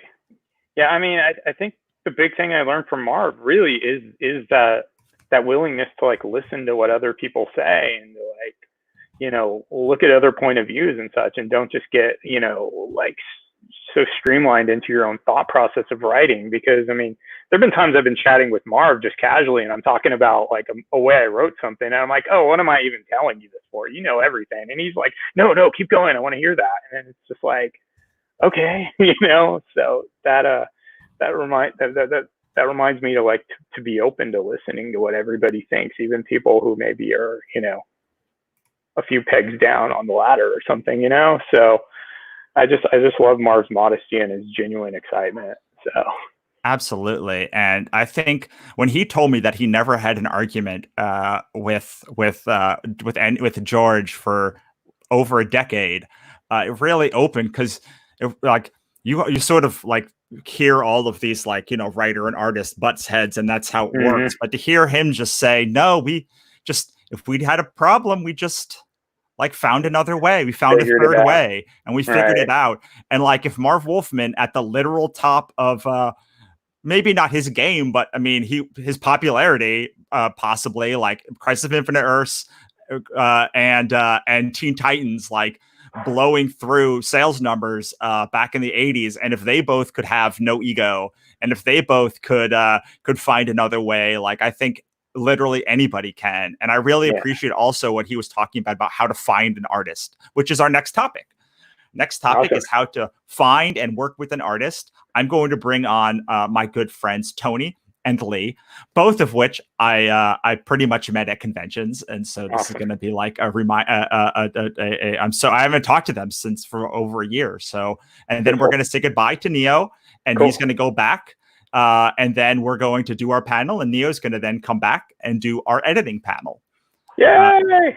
So let's bring Lee and Tony on. Hi, guys. Hey, guys. Hey, guys. Hi. Bye, Neil. Triple says hi. Bye. See you guys. All right, guys. Welcome to the show. Hey, Lee. Hi. Nice to meet you. Tony. Before we get started talking about finding artists and working with artists, I would love for you guys to just introduce yourself first. We'll start with Lee, and we'll go to Tony, and then we'll get started. And this is the time, guys. This is the time to ask the questions, because you now have two top artists answering all of your questions about finding, working with artists. We'll also take other questions about general art questions, probably, because it's relevant. But anything that you want to know about sort of the art stage. So now we're past the scripting stage, and we're at the art stage of making a comic. And Lee, go for it. So, hi, I'm Lee Cozy. I'm a freelance artist in the entertainment industry. Most people know me from what I do for Star Wars. I do a lot of work, like artwork that hangs in like the Disney parks and stuff like that. So I do the artwork that's in the art galleries for Star Wars in particular.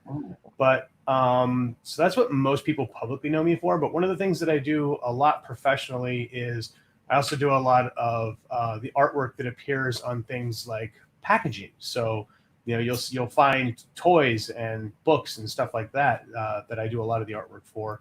But and then kind of the thing that's I have most fun with is I actually do a lot of pitch art and development art for movies and television shows that may or may not ever get picked up for development. So like a producer or somebody will come to me and say, hey, we want you to do we want to do, like, a good example is artwork's on my website. We had somebody came up and said, yeah, we're pitching a new Exorcist movie. And so we need to come up with new visuals for what the Exorcist movie might look like. And so I would create stuff like that. So for the movie pitches, and then hopefully they get picked up. So awesome. That's a lot of the stuff I do. Awesome. How about you, Tony? Oh wow. I'm new to comics art. Just in the past, I guess I started drawing comics after the age of 50. I've been the formative experience in my life was I was a chef. I was a cook. I cooked on the line for a lot of years, and I was a chef for a lot of years. And what I know, some of the things I know about creative work, I learned working on the line with fire and knives and all that stuff.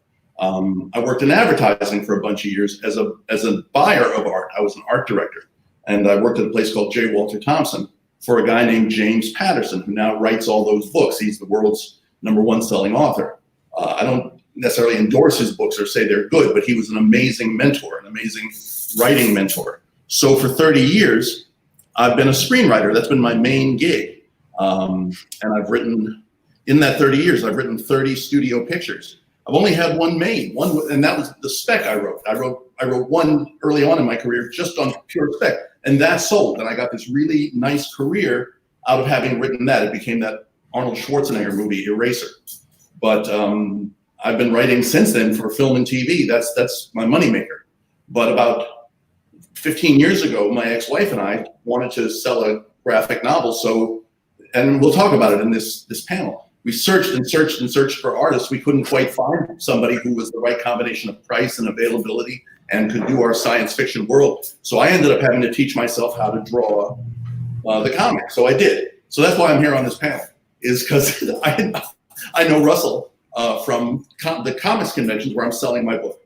So that's me. Yeah. And by the way, Marv Wolfman is the greatest. He is just the absolute greatest, the loveliest guy you'll ever meet in this whole business. I love it. That's all.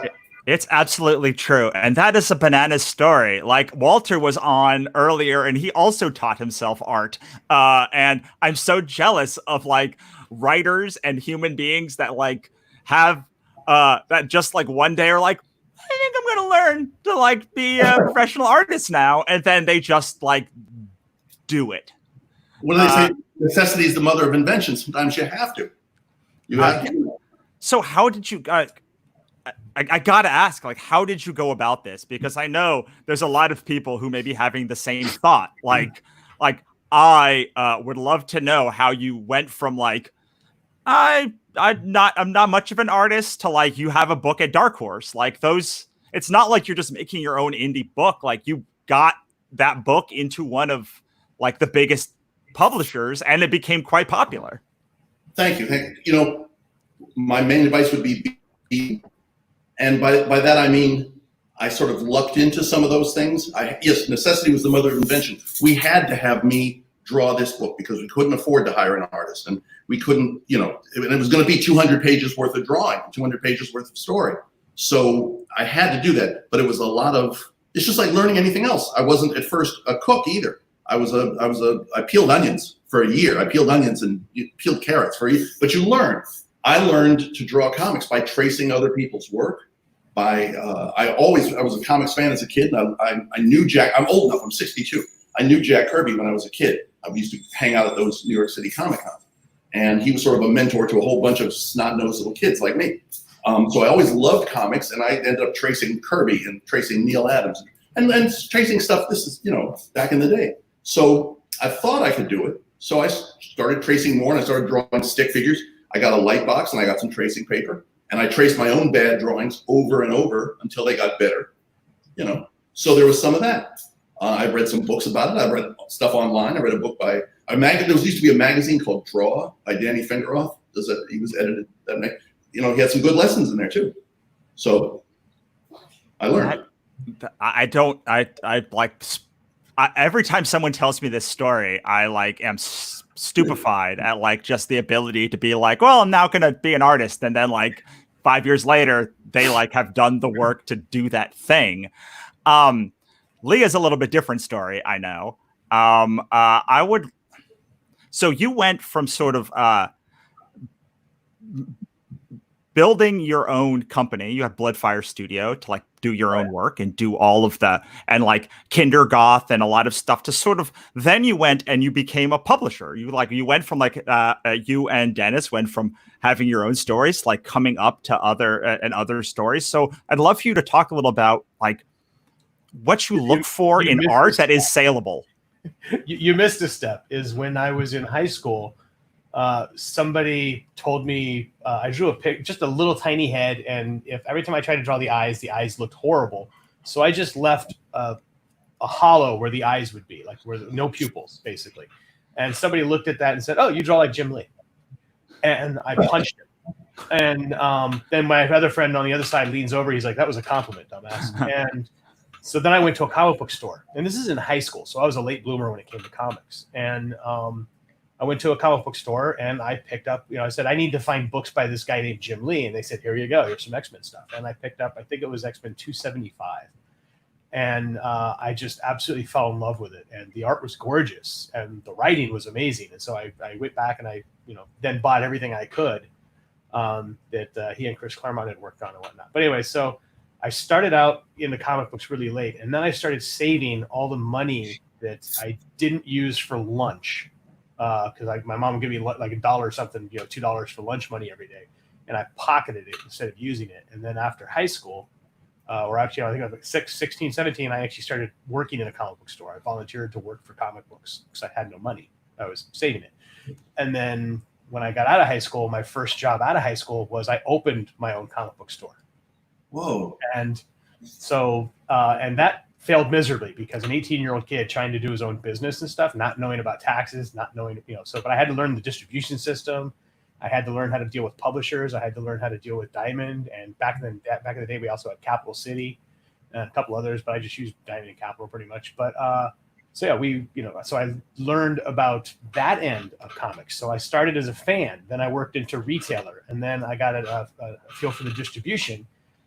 And then because I couldn't do that, I joined the Marine Corps. And while I was in the Marine Corps, I was still doodling and drawing comics for fun. And then as I was coming to the end of my Marine Corps career, I met my friend Dennis.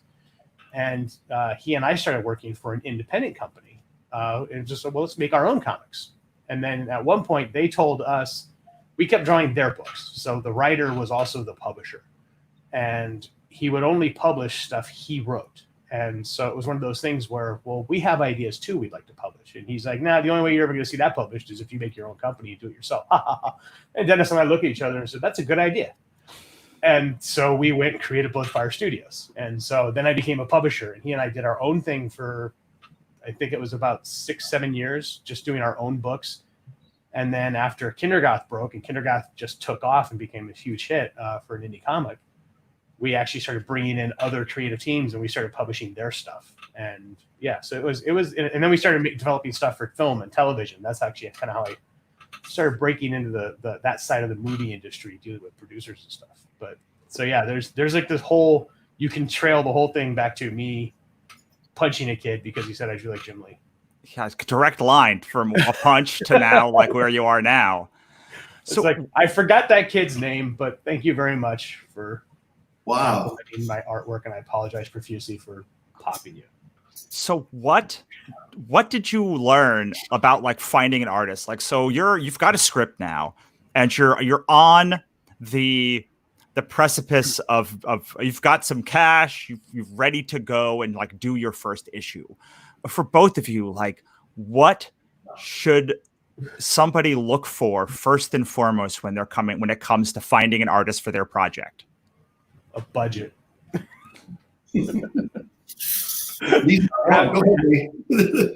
I'm sorry, what was that, Tony?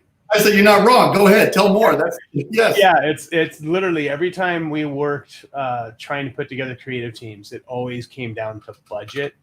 And the one time I was told, do what you want, I put together the creative team for Speed Racer, Circle of Vengeance comic books. And so we brought in Robbie Musso, who of course worked on a previous iteration of Speed Racer for IDW. The sales on that weren't really good, but we kind of looked at it and said, well, the story wasn't really in line with Speed Racer. And that's why we thought the story didn't do well. But his art was really good, and he was really well known on Transformers, also for IDW. So we're like, you know what, let's bring him on. And I've known him for years for other projects. So we talked to him. And then we're like, okay, now we need an amazing writer for this as well. And I actually was fortunate enough to be friends with a gentleman named Tommy Yoon, who's actually my boss technically on that. So he's the creative director of Robotech. But back when he worked for DC Comics, he wrote Speed Racer. And Speed Racer and Robotech were both owned by Tetsunoko Animation. So it was one of those things where he's like, well, yeah, I have, Tetsuya Ishida's notes on Mach Go Go Go, which was the original Japanese version. And so we're like, will you come and write the books with us? And so we brought him on. And then we also hired Len Wein as our editor-in-chief.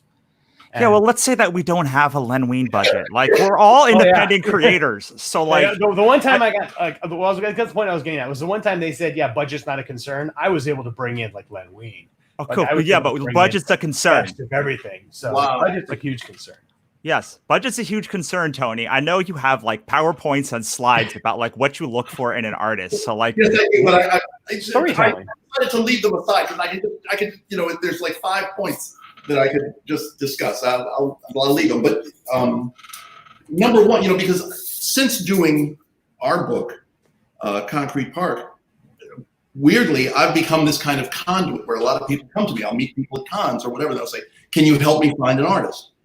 And I'll do here's some of the weird channels through which I've helped people find artists. Through DeviantArt, which is, I always looked down on DeviantArt because I thought it was like full of crayon drawings. Like there were a lot of non-pros and non-serious people. But it's like panning for gold. You sift all your mud out and everything, and every now and then on DeviantArt, you come up with somebody who's really great.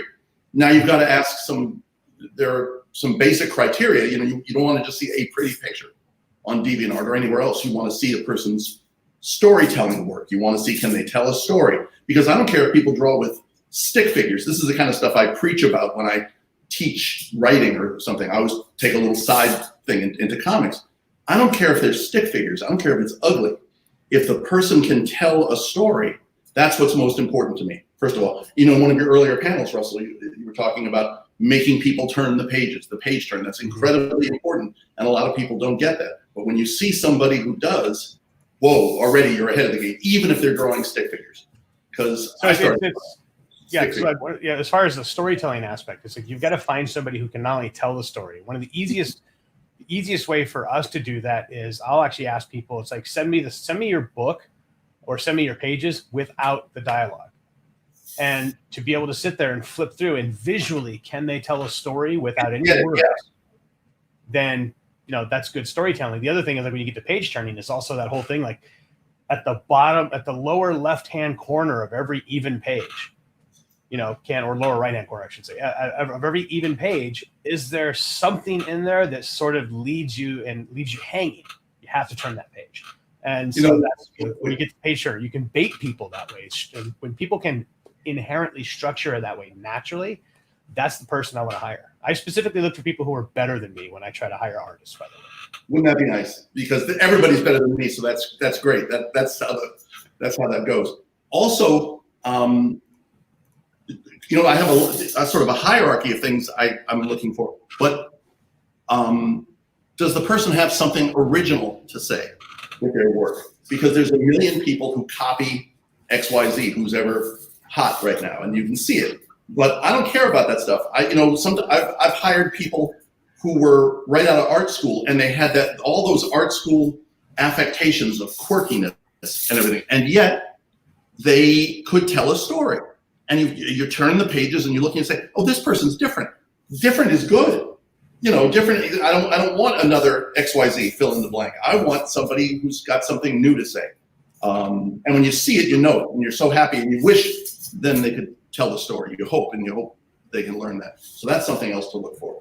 Yeah, and also the industry is really full of artists who clone people, and so like I've received several job offers from editors at some of the big companies like Marvel and DC that have said, "We want you to draw like XYZ artist," you know, but it's like, but I don't really like XYZ artists. Like I'm that style doesn't speak to me or doesn't move me or anything. So I would always tell them no.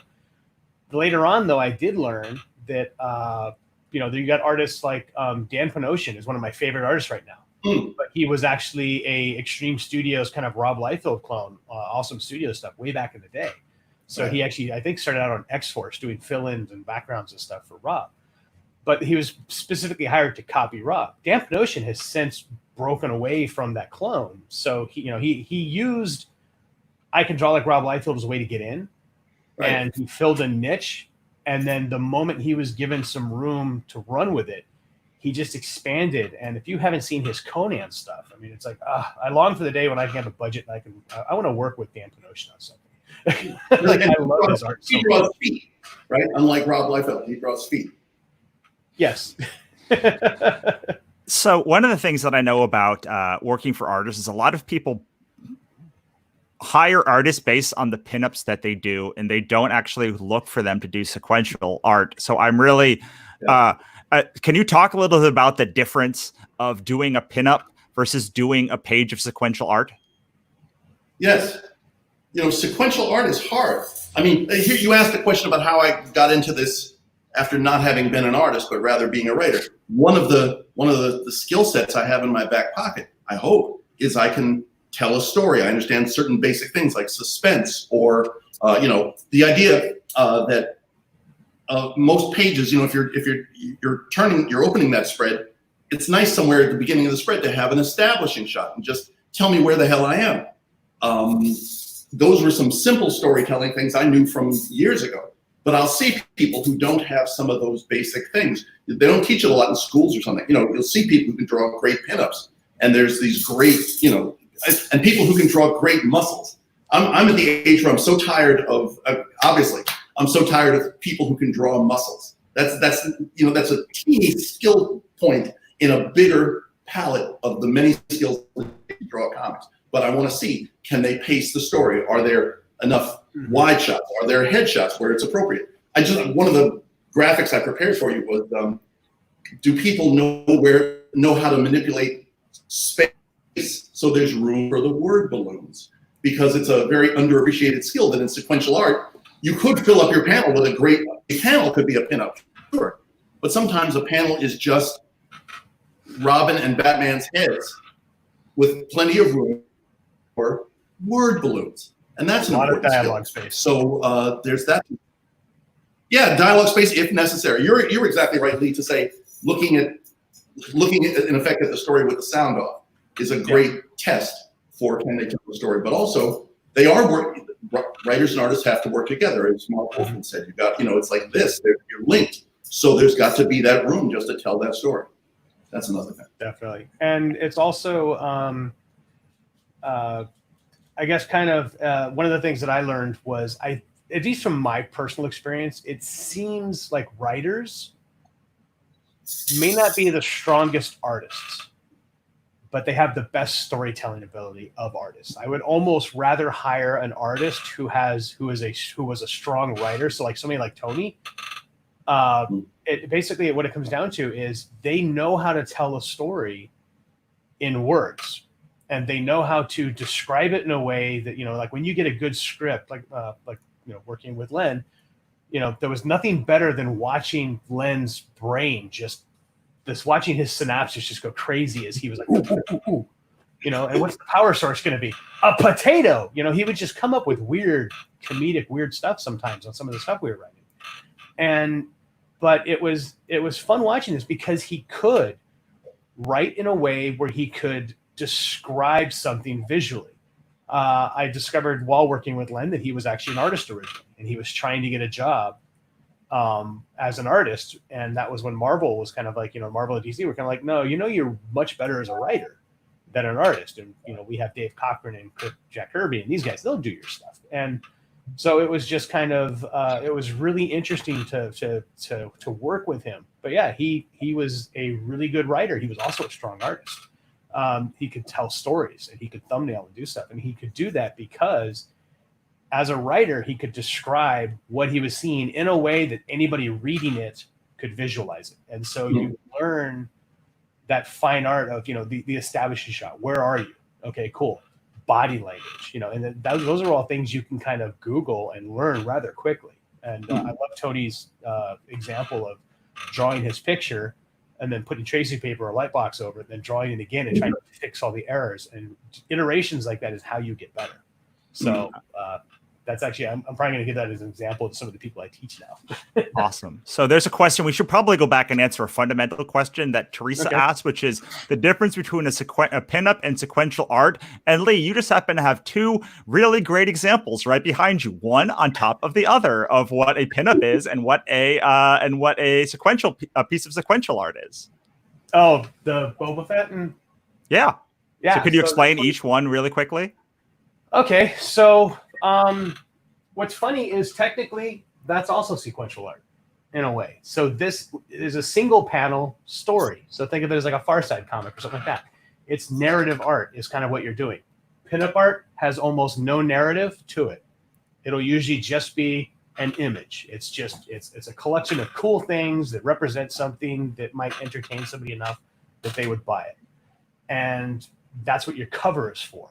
Or that's what actually a lot of people use that on their cover. My preference is to do stuff more like this, the Boba or the Obi-Wan here fighting the Tusken Raiders, because that's the kind of stuff that actually tells a story.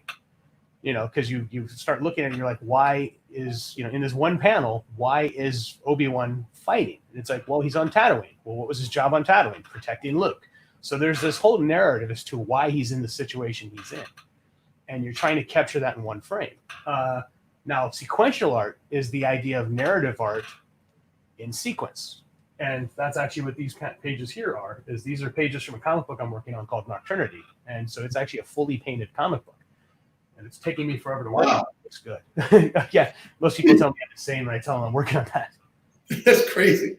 But yeah, it is a fully painted 66-page graphic novel. But yeah, it's like you have this whole thing where, it's like, what's the introduction to the characters and stuff like that. So there's actually a picture behind me right here. So let me pop this one off the wall. So the idea is, remember, we were talking the whole thing about telling a story with no dialogue. So here we have, his body language. He's shocked. He's surprised. Ooh, what happened? And, he's surrounded by all these creepy statues and stuff. Then we do a zoom in on one of the creepy statues. So this is kind of our establishing shot with the character who's somewhat shocked. Zoom in on the creepy statue, and he's got this, what the hell kind of look in his face. And then you don't want every panel to be, you want to keep the artwork visually interesting. So you don't want to have just, I've got 3 headshots here. So I don't want another headshot there, even though there's dialogue and inner monologue and stuff going on here.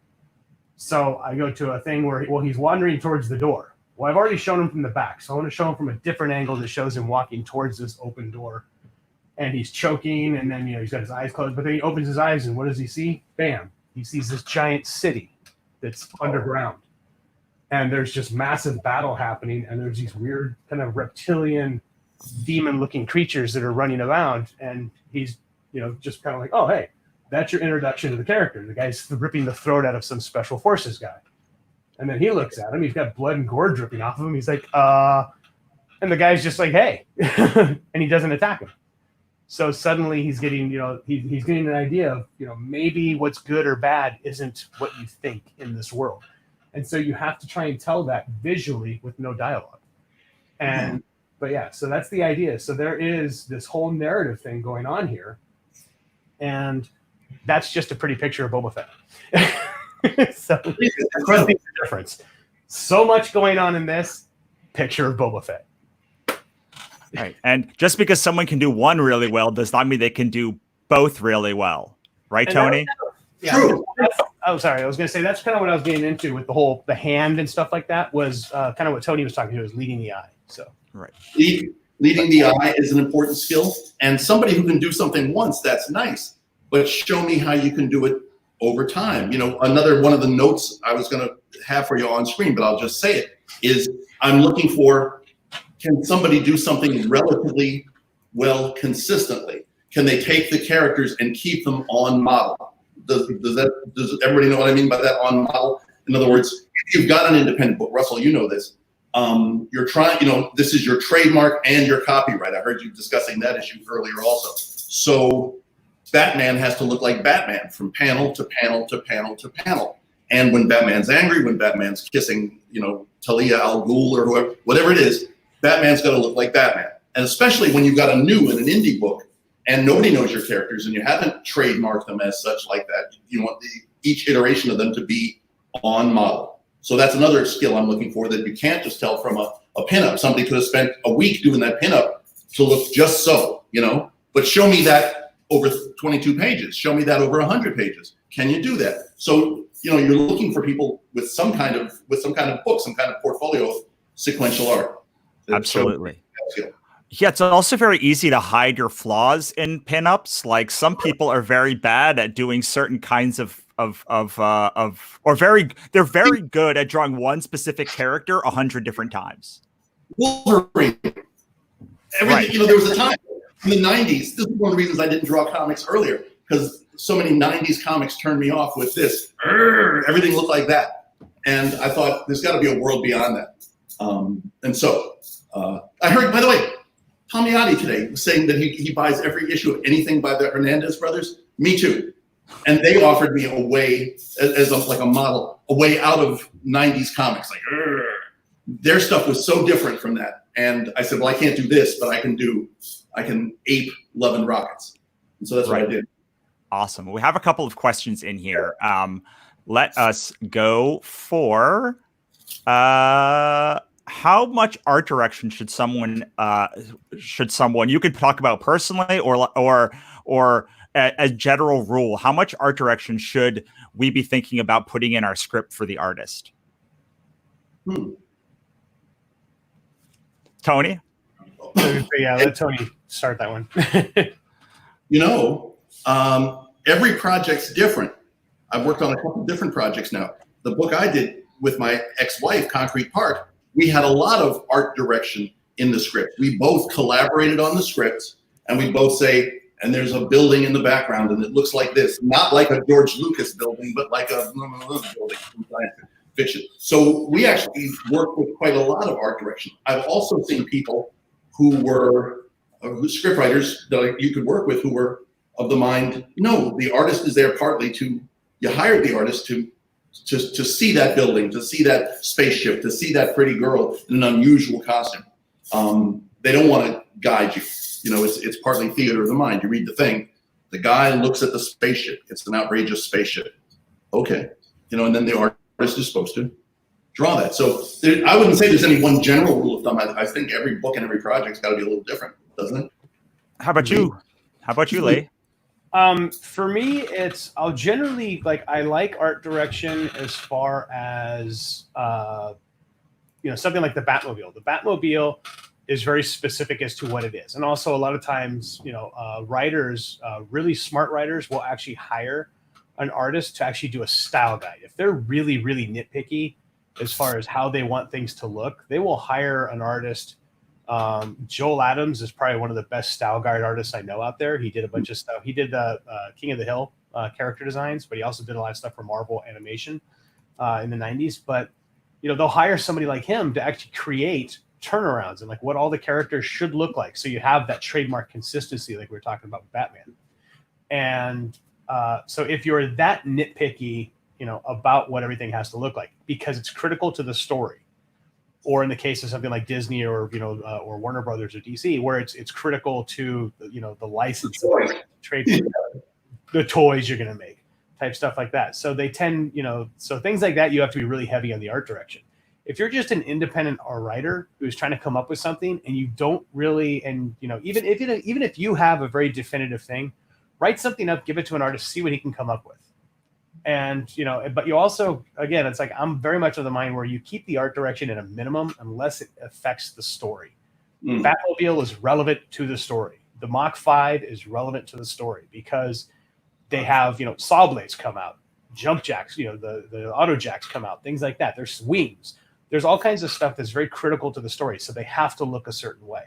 If it doesn't have to look a certain way, let the artist do what the hell he wants. If it's not critical to the story, leave the artist alone. Let him do his thing. You hired him because you liked his stuff. Yeah. And he'll often surprise you with something that, you never could have art directed on the page, on the script. Well, I'm going to give you my process for this because it's my show and I can.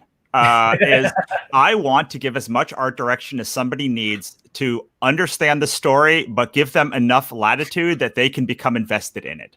One of the most important things for me when hiring an artist is how can I make this artist invested in the story? Because a good artist always has other projects to do. Your project, especially if you're an indie, will almost always pay less than like a big story, a big place. And so if I want them to move up, if I want to move up on their list of projects they can work on, the pretty much only tool that I have is getting them invested in the story so much that like they can't wait to come back to it. And so there is a minimum amount that I try and write into a script, and especially in the first issue, or when something brand new comes up, or if something is very relevant in future issues that they must put in, otherwise it won't make sense. But otherwise, I really try to be as vague as I can, while still conveying the emotion that the character should be evoking. So I tend to also write much more dialogue heavy stuff when I'm writing the script, because then it gets the emotion right, and then I can cut all of that stuff out and like have them have one word. But art direction, I really it's very important to me that the artist is invested in it. Otherwise, the chance of them finishing it or working with me in the long term or finishing it in a timely manner is vastly diminished. I have an example of art direction I got on a book cover I did for Russell. Yeah. And I did the book cover for a book called The Vessel for Russell. And it was interesting because I had this idea I wanted to do. But then he came back and said, no. It's like everybody's kind of like, there's this very kind of like, it's this, everybody's living in kind of like this domed, and the city has concentric rings and stuff like that. And so I had designed a bunch of stuff for the city. And then he came back and was like, well, okay, the city's divided up this way. And so there were like, I believe it was 9 concentric rings kind of things within the vessel. And each ring had its own thing. Like this was a mountainous region. And then this ring was like where all the farms and the dairies and stuff were. And then this ring was where the big city was. And so from that, I was able to make like these various concentric domes and stuff. And so I ended up visually creating this. I had to create it on I did it digitally because like the art direction was very, very specific. And then also the people, he always described everything as kind of a gray and drab landscape. And then of course also the people, because in the future, everybody was so racially mixed. We didn't have black or white, everybody was kind of like this gray, almost like I don't want to say dull, but very mixed tone. You didn't have like me, Scandinavians or Tony, so it very much, actually, yeah, very, very much more along the lines of Tony, maybe a little less reddish. Yeah, red lobster. It's great. Yeah, but that's my setting is I have this and lobster. So, but Scandinavians are allergic to the sun. And it was just really funny because as I was doing this, the thing I had to add to that picture for the cover was because I now have this really cool city in a glass dome, but everything's gray. And then the people are gray. And then their robes are kind of dull and gray. And I was like, everything's really desaturated. So I started throwing purple in.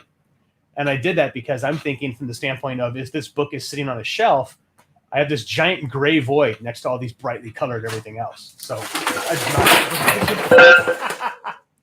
Uh-oh. Oh, okay. I just knocked over the books. I'm Italian at heart. But anyway, so the art direction was essentially you got your I did all the let me try to plug that in. Sorry, I unplugged my camera. But I did the art direction, but you got your everything was all gray, but I had to, like I said, I added that purple in because that was like my contribution to try and make it work. That's awesome. Tony, while Lee is fixing that, expound on that part, or do you have anything to expound on, like art direction or examples that you have? I wanted to bring up, to take a slight left turn, another thing that I'm looking for these days, because I'm buying art from people, is can they handle ethnic diversity, body diversity? We don't settle for comics anymore that just look like, the comics we might have grown up with, where everybody, there was a moment on the CW when they started having the Arrow show and all those things, where everybody was like a buff blonde dude with muscles and beard stubble. And I see so many comics pages these days where the artists have made people look like muscly blonde guys with beard stubble, as if that's the only thing or the only type of person there is out there. Obviously not. So when I'm looking for artists, I'm also looking for body diversity, different shaped people, different, can you draw people of different ethnic groups? It's no longer enough just to be able to draw Batman, So that's something I'm looking for. Absolutely. I love that you brought that up, because another thing that pinup artists love to do is draw the same human, like over and over and over and over and over again. And when you start seeing, so my rule is I pretty much won't hire you unless I can see you have a book. Like you've done a book before, like you've not just had a book, but you've brought a book to market. It doesn't have to be the most popular book. It doesn't have to be, but it has a style and a tone. And there's something about having a cohesive book that you can hand somebody and say, this is a thing that I did that lets you understand that you know how to tell a story. Absolutely. And that, maybe that shows you can do different types of people. Can I recognize that that's the boss and that's the punk and that's the gunman and that's the hot woman, and that's, I want to be able to recognize the characters. I want to be able to turn the pages. Stan Lee, I worked for Stan Lee for a year, and Stan Lee would always say, I just want to turn the pages. That's all. Just keep me interested. Don't bore me. Make me turn. He would go like this. So yes, it's nice when someone has a book that you can see and you can do that activity. Yes. Absolutely. Okay, what else is on that? Lee, how you doing over there? I see your camera's still not set up. Oh, well, actually, the thing is, I have like 6 cameras in here. The other cameras are all upside down because they're hanging from the ceiling, and the system you have us using won't let me flip it. Well, I'm going to bring you back on. We're just going to put... I can literally do that, but now I'm upside down over here. Hey. I love it. Studio. It's all over the place. So, yeah. So, I'm in Australia. Wow. Is there anything else on that list, Tony, that you were going to... Yes. Also, these days, and let's talk about this for a minute. We used to all meet comics artists at Comic Cons. And you'd go to a Comic Con, you'd go to Artist Alley. There were 250 people dying to work for you, dying to show you their wares, like a bazaar. Now you don't go to Comic Cons anymore. We don't have that, and we won't have it for a while. That is great. Whatever Lee's doing, it's great. Anyway, so how do we meet artists now? How do we find artists? We find them online. We find them through social media. Artists have to have social media profiles. This sounds like a basic thing to say, but it's not. Have a social media profile. Then I'm looking for artists who might come recommended by other people. Typically, if there'll be artists I don't know, but I meet them on social media. I'll try to become their friend. I'll jump in the conversation. I'll try to get to know these people. And I can't tell you the number of really good working pros who have recommended. They said, well, I can't do your project, but I know a guy. and then or a woman, and then that person comes recommended. So you hear certain things about them. Are they a pro? And I don't mean are they a pro, have they worked for Marvel and DC? I mean, are they a pro? Do they have a professional attitude? Will they deliver the work on time, as what Russell called it, in a timely manner? Or just at all, because one of the big things with independent creators is they'll hire somebody and then that person won't finish. They won't finish the book. They won't finish the book.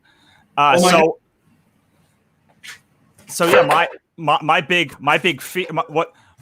I guess the main overarching point that I'm trying to figure out in this panel is like, how do we find an artist that is likely to finish your book? And we've covered a lot of that stuff, but one thing we haven't talked about, and now that Lee's back, I can. There we go. Hi, Lee.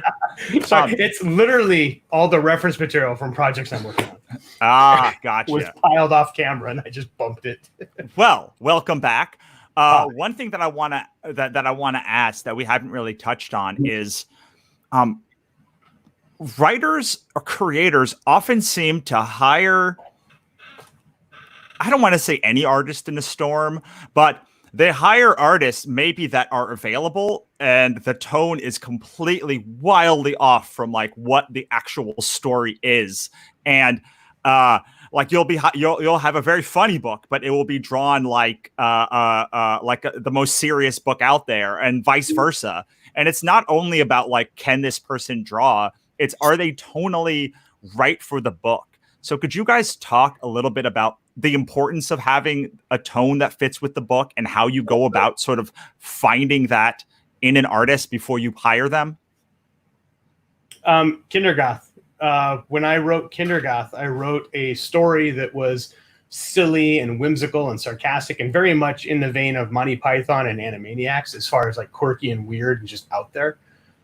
But my style was this, very photorealistic, and I didn't know how to draw cartoony. So I thumbnailed out the whole book and everything, but I just handed it to, I hired Jeff Zugale, and because he could draw cartoony.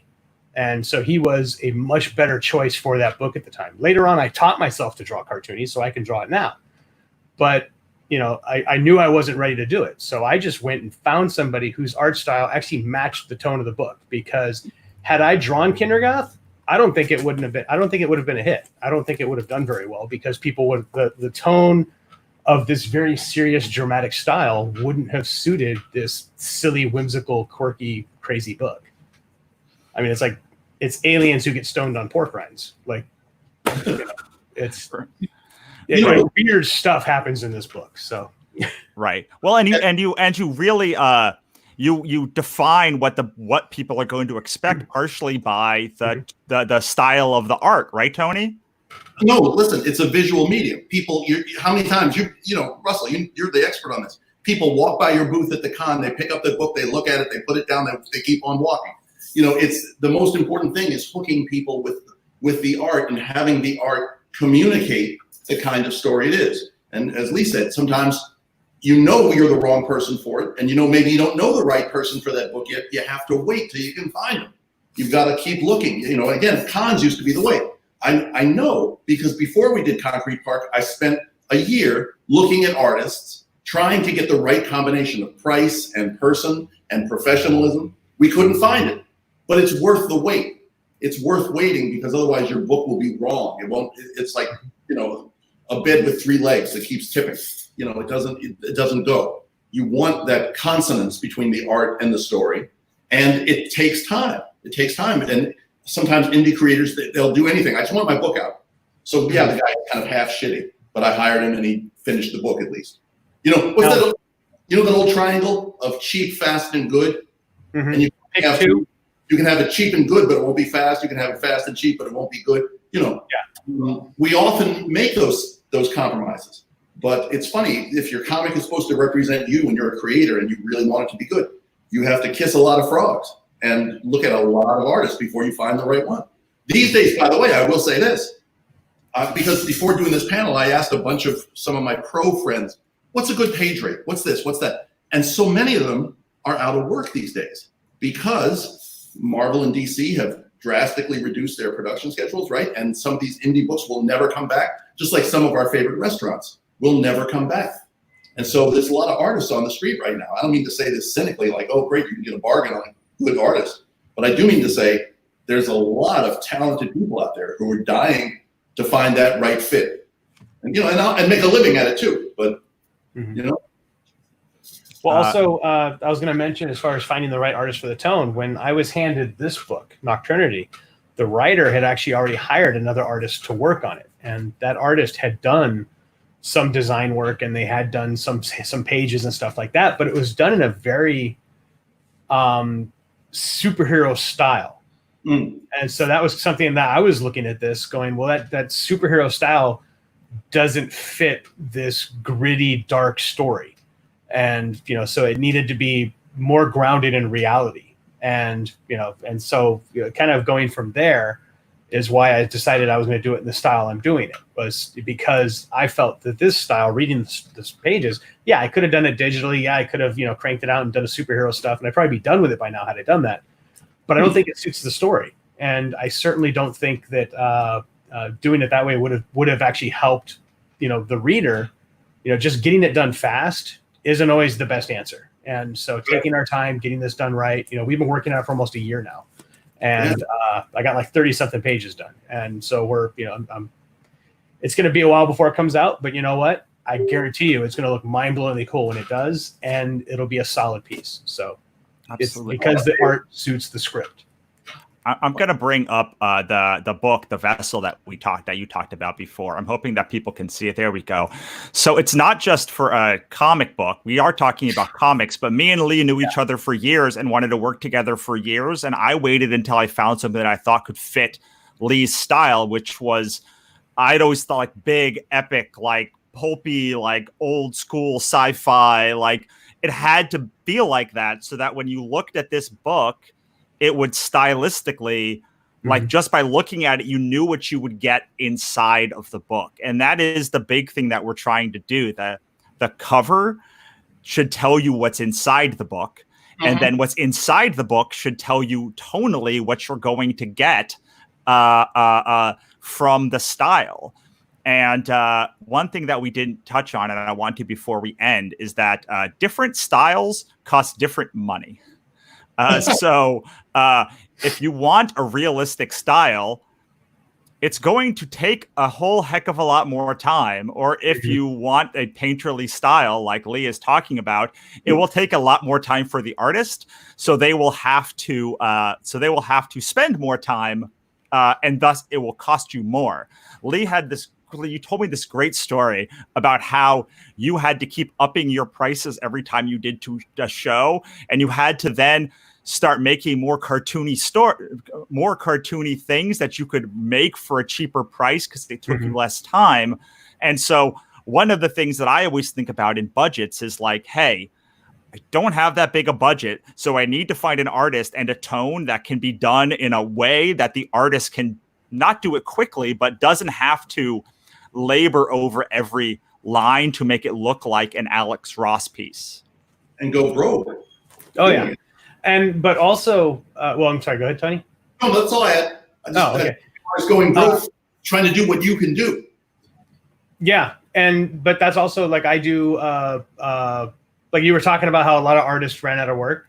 Just kind of throwing a quick tip out there for artists that are out there and struggling and whatnot. So Russell and I both have Twitch channels. And yours is Wannabe Press. Mine's Cozy. Actually, mine's right there, Cozy Art. But yeah, we can.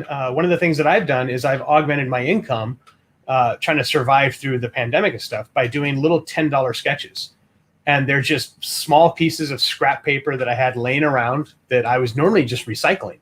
And then I was like, well, if I cut these into 3x4 inch little pieces, now I can just do quick pencil sketches. And now they're $10, but it's the fans have been eating those things up. So that's actually, just really quick advice for anybody out there. And I think my camera froze, but it did, but I'm on top of it.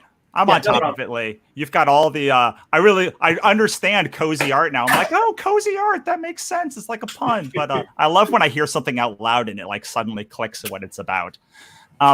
So we are at the end of our hour. together unbelievably. It's been a very exciting hour, not just because like this has been a great conversation, but because Lee has provided us just like a ton of drama, just like behind a the lot of scenes entertainment. Upside down. I've never seen it. Trouble. Yes, it's all over the place. So before, and this is my functioning studio, by the way. So I was literally painting this picture just minutes before we went live. This is mine. I'm painting big these days. I don't know why, but I'm painting because I'm on lockdown. May I just say, I think this was the greatest thing. I've been watching you all day, and it's just the greatest. I really appreciate being invited to come to the party like this. It's great. Oh, yes. This is a lot of fun, Russell. Oh, thank you so much. I'm so glad you guys liked it. Well, maybe we should we're just gonna end there with your praise. No, I'm just kidding. So we always end the same way, or I always try to end my panels the same way. First, you're going to get a chance to pitch one project that you think is like the project that best defines the one that is most likely to say, this is the one that, like, if you like this, you're going to like all of my work. So for me, that project is Ichabod Jones Monster Hunter, but it's going to be different for everyone. Why they should love it, your best piece of advice, and then how we can find you, and then we'll say goodbye. We're going to start with you, Tony, because if Lee has not earned the last word in this one with all the things that have happened, I don't know who has. All right. This is my book, Concrete Park. I think it best represents me. I drew it, I inked it, I colored it, I lettered it. Me and my ex-wife wrote it together, and it's from Dark Horse, and I'm very proud of it.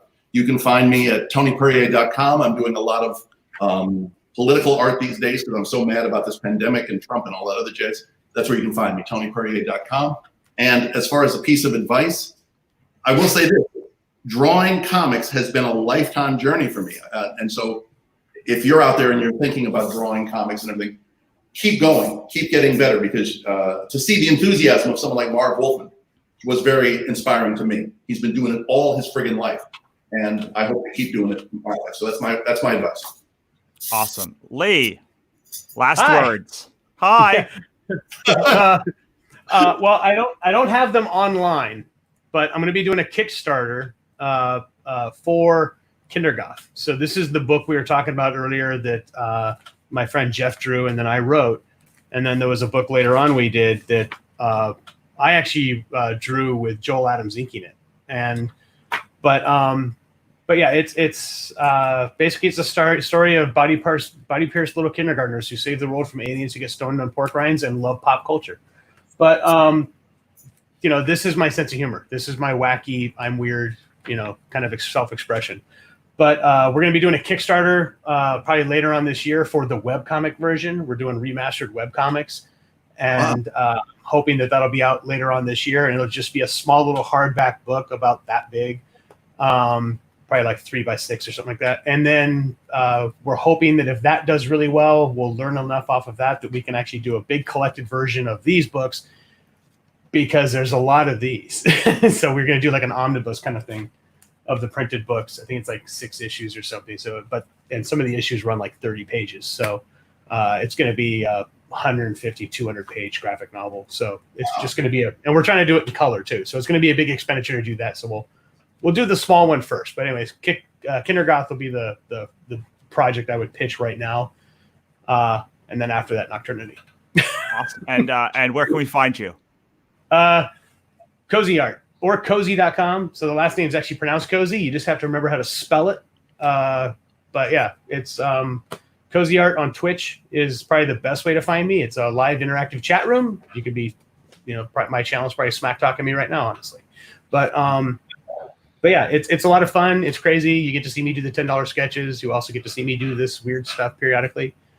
And awesome. You never know when you'll see me doing, because I work for a lot of clients. So aliens. You'll never see what he destroys his whole studio. You'll never know. It could happen anytime.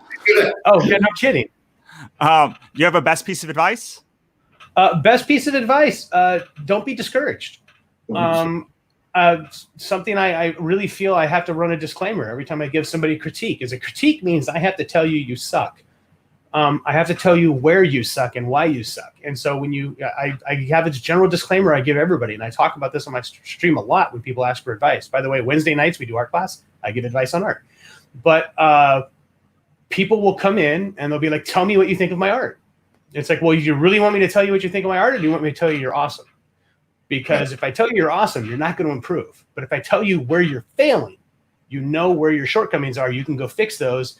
And, you know, I've had people come back and say, hey, I just signed a contract with Marvel because you gave me some really good advice. And my job is not to blow smoke up your ass. You have family for that. I'm to tell you how to become a better artist. I love it. Sorry, I have a weird sense of humor too. So I will say that I have read both of these things. If you like Ichabod or like super weird stuff like Invader Zim or stuff like you'll love Kindergoth. It's so weird, and Concrete Park is so intricate and like wonderful, and there's 1,000 things and storylines going on at any one time, and like they all sort of dovetail and flow together, and it's so like uniquely paced, and it really does read like an epic television show that you could watch, like a big sci-fi thing. Like if you like it'd be like Bitch Planet. It would like be like a good comparison. Like I don't know if you think that that's a comparison. I admire that book very much. Yeah, it's so if you like those two, I highly recommend. And plus, you know, the Concrete Park comes in hardcover, and like if you want an easy way to my hardcover is a great way to do it. So we are going to bring now on Neo, who has been sitting here for the past hour, chit chat, looking at us and watching us things. So hi again, Neo. By the way, hi Neo. Did you see me break my studio? That was You're awesome. muted. But he's in the WGA with me. Unmute yourself, Neo. Neo, you can't hear you. You're muted. You're muted. He's a mute. He's practicing mime. This is a Am I great time there? to play. Yay! There we go. Technology. Woohoo. Awesome. Well, while we wait for Jim and Samantha to show up, Joe is already in there. I just wanted to give you a chance to say bye to Lee and Tony, so we can. Thank you so much for coming on. Thank you. Great job, guys. Again, Russell, thank you very much for this. I was actually going to be doing something similar to this weekend. And when you did this, I was like, screw that. I'm just going to work on non-developer stuff and not have to stream it. Right. Wonderful. Awesome. So, well, thank you guys. Have a great day. Bye, Lee. Later, guys. And bye, Tony. All right. So we've got Joe. I've heard from Jim that he's going to be on in a couple of minutes. And then we'll get started. So before we do, there was a question on will there be a list of all of these people that you can check out? And if you go to altfcd.com, then you will, and you scroll down all the way to you'll see the list of all the people who were today, and then you can scroll all the way down to the bottom or towards the bottom, and you'll see other speakers, and that will give you you can click on any of those pictures, either of the keynote guests or of the other speakers or of any of the creators from our AMAs, and it will take you to their website where you can find more information about them. Awesome. So I am going to let you talk to Joe while I go and find the other two of these people who are supposed to be on here. Awesome. Hi, Joe. Joe Bobby. How you doing, man? It's Wonderful. really good to see you, man. Haven't Very seen much you in so. forever because we're all on lockdown. Yeah, pretty much.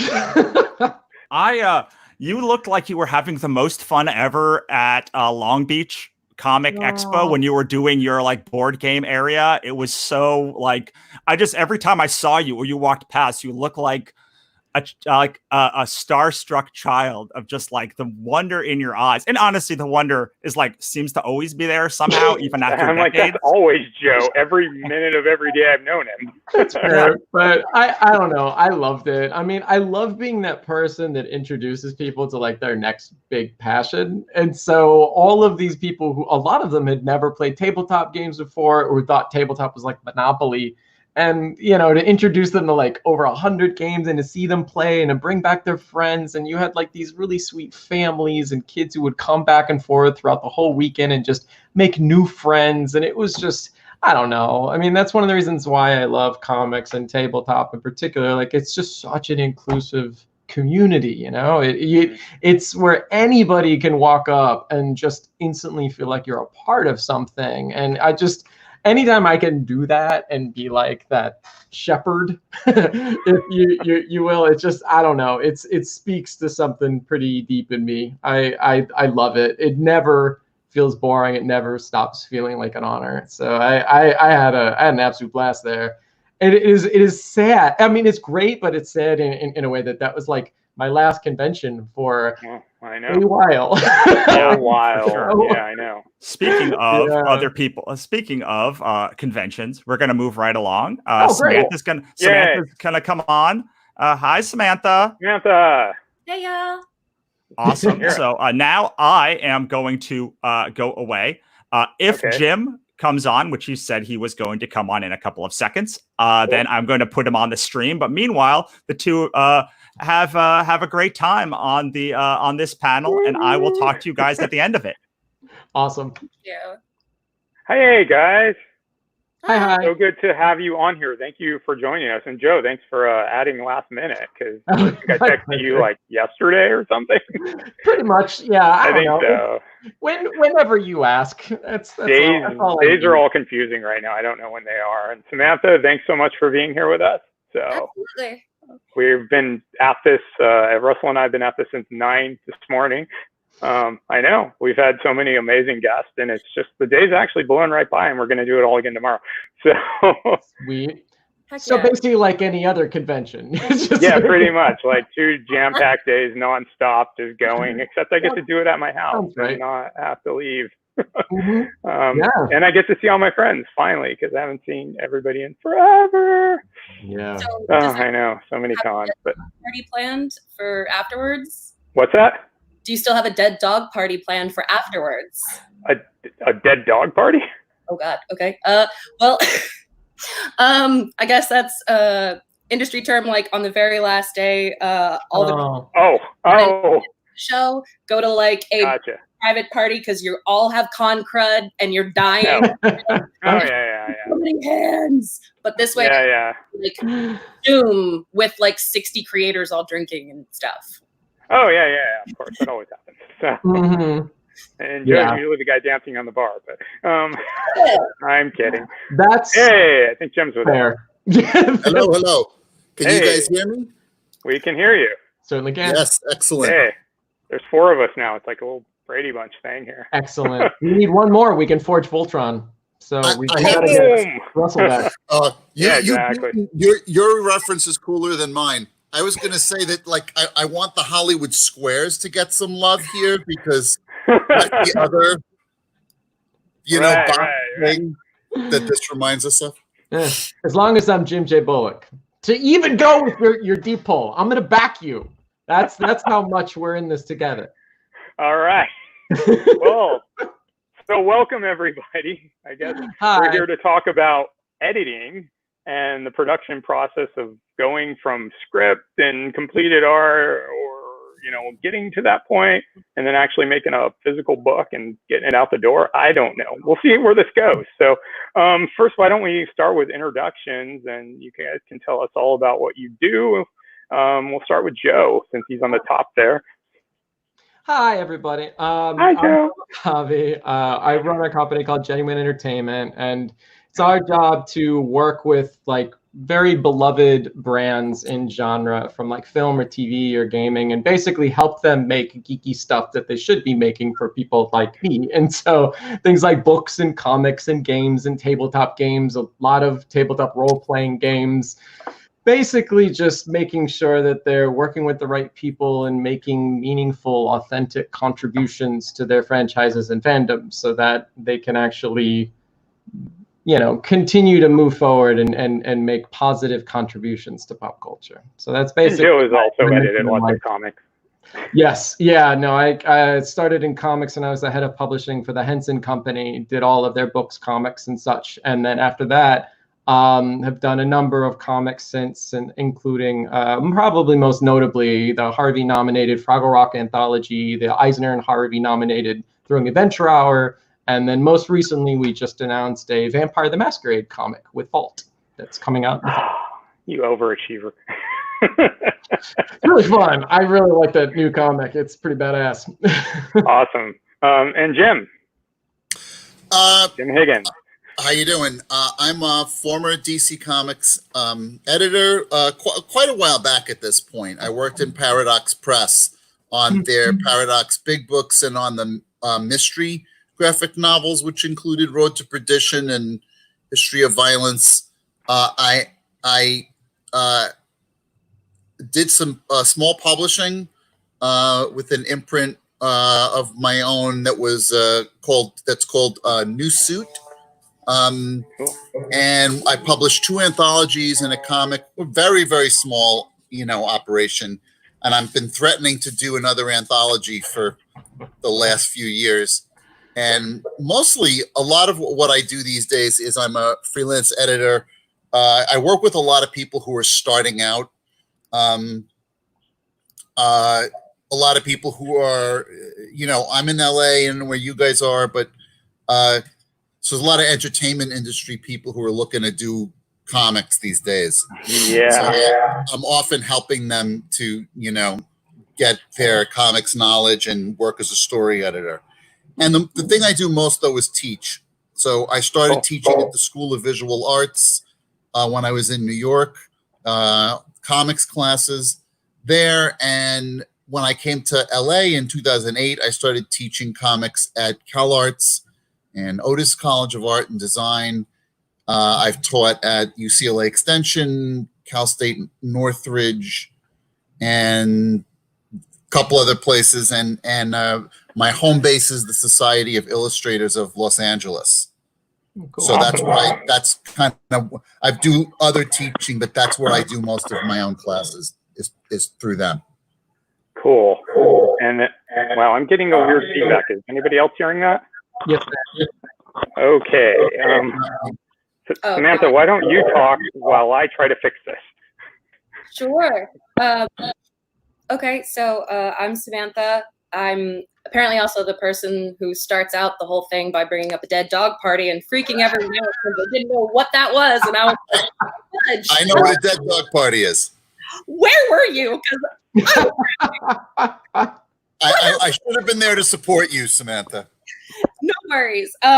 So I am a production design assistant for Boom Studios, and I've also written. I was the co-author for Welcome to Showside with Z2 Comics. I worked on an issue of Over the Garden Wall, a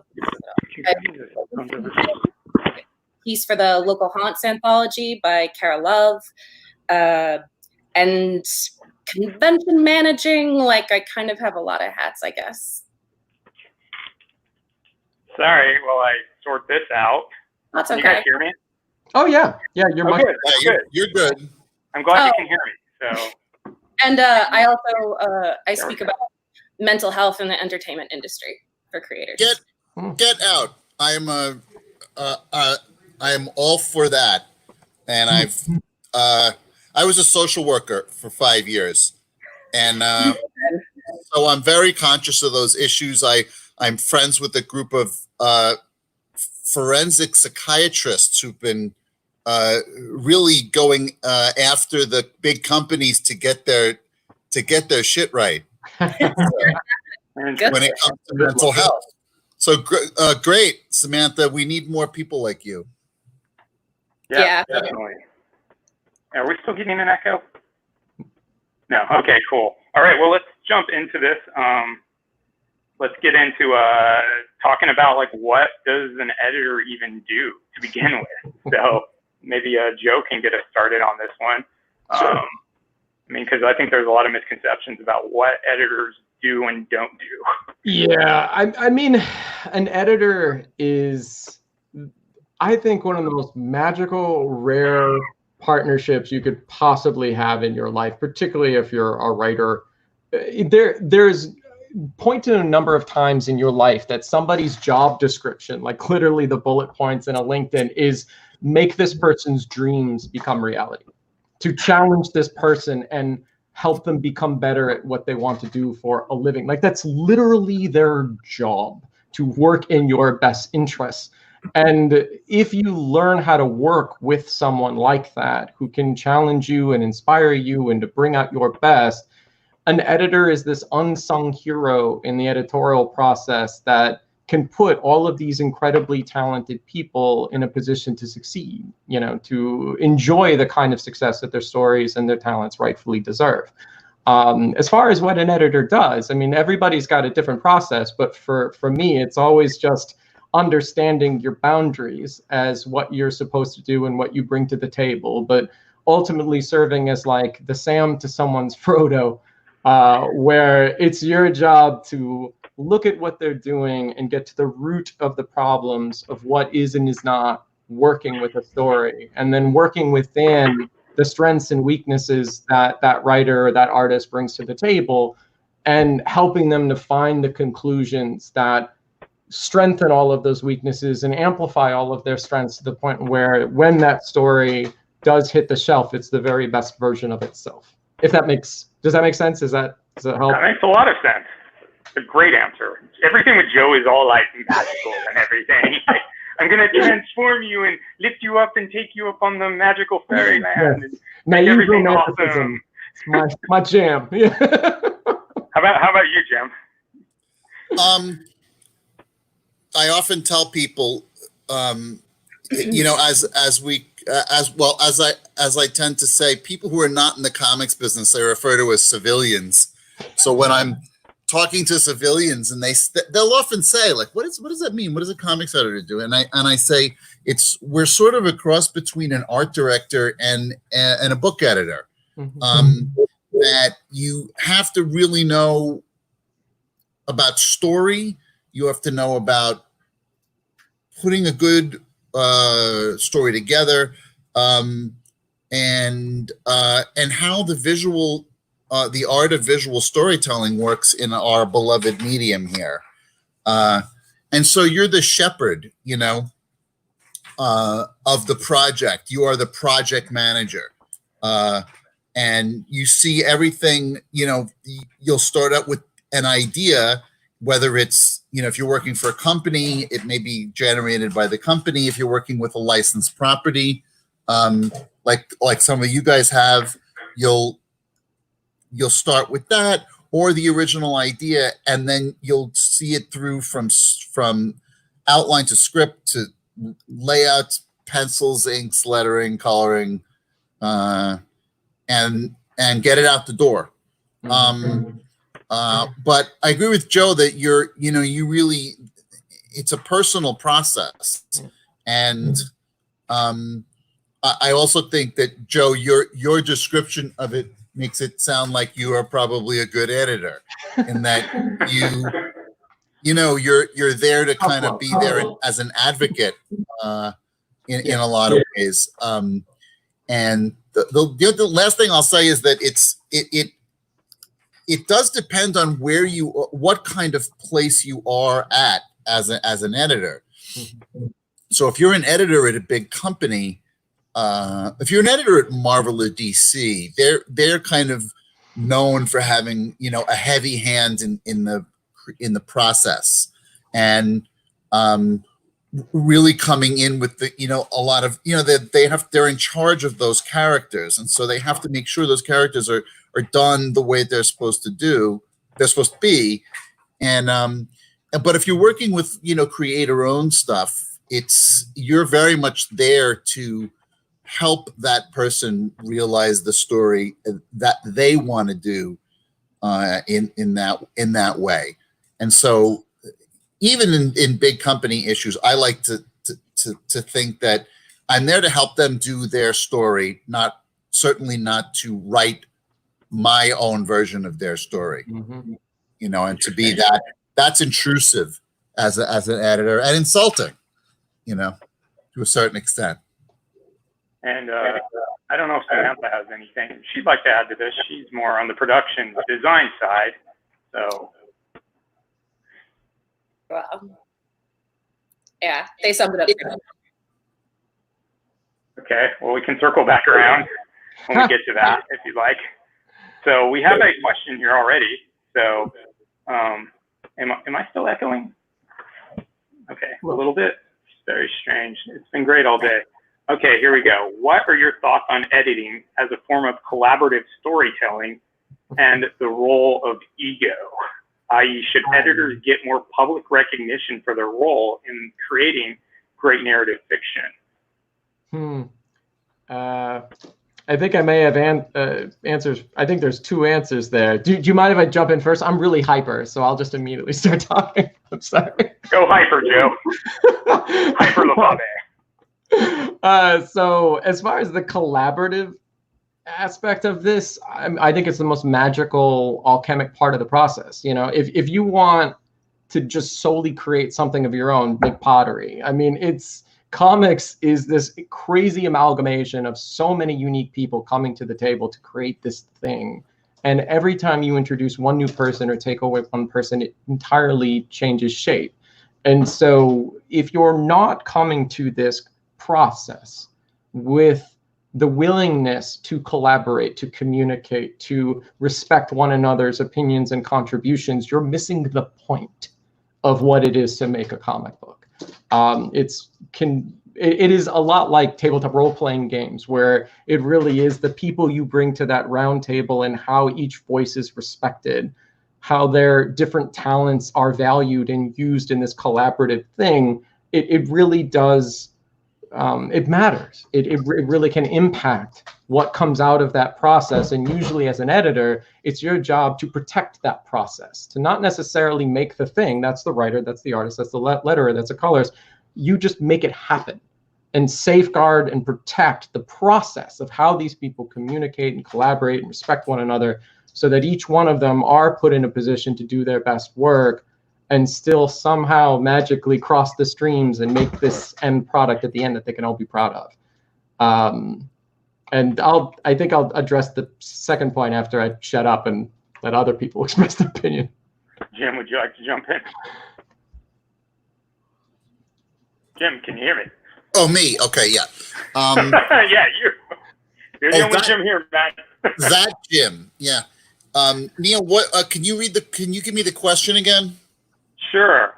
What are your thoughts on editing as a form of collaborative, wow, it's up on the screen now, storytelling and the role of ego? Should the editor get more public recognition for their role in creating great narrative fiction? I'm not going to stop anybody who wants to give me more recognition as an editor. But I think we're lucky in the comics business. You open a comic and the editor is credited all the time. If you open a novel from, Random House or Knopf, you often, there is no credit for the editor in most books. If you see it, it's in the acknowledgments or maybe somewhere else, but it's generally not there. So editors, there are brilliant editors in the book business. There are famous editors who were, helped shape, some writers who really aren't really recognized. Whereas in the comics business, I think people tend to know us a little more. In terms of in terms of ego, I think Joe kind of covered it in a lot of ways that, we're not there to be the star. We're there to, we're there to steer the boat, but we're not the boat. So that should be the creators, And Joe, did you want to take the second part of that question yourself too? Well, yeah, I guess, credit is nice, but I think, kind of where there's been other industries now, like I sincerely wish book editors were credited in the book market. That is a travesty, in my opinion, that there are so many legends who have shaped pop culture and deserve acclaim and just don't get it. And that is heart-wrenching in my opinion. Thankfully, comics do at least credit the editors, and there's other forms of media like games or tabletop games that will actually credit an editor as a producer. Wow. And at least be able to say, I took accountability over making this thing happen, and this thing happened partially because of me. And I wouldn't mind if comics, followed a similar foot, so that the people who were responsible for making these things happen are allowed to build legacies as artists and writers do. I think it would be fair, considering the invaluable role that they play. And Samantha, on this sort of same question, being somebody who handles production design and does have a lot of play in the final result of that book, how do you feel about this question? Well, to be honest, I think it would be nice to. I do think that editors have recently started getting some more recognition than before.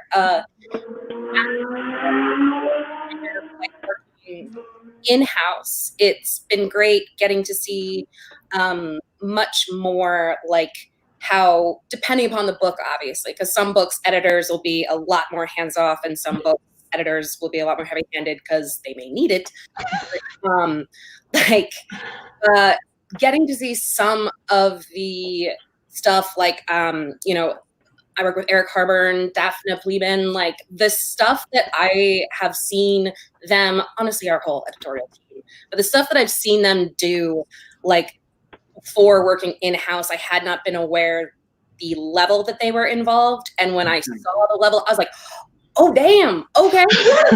That is a whole different game. Yeah. It's really impressive. And I don't think your average Joe who's outside of the industry is aware how much editors sometimes do have a hand in creating stories, and it's not just like you left out a period there or something. And like Whitney Leopard over at Penguin, like there are so many editors who I feel not just for the books themselves, but also for the community that they help create as far as finding new talent. I do feel like editors deserve a little bit more of a bump, but it's getting better at least. Yeah.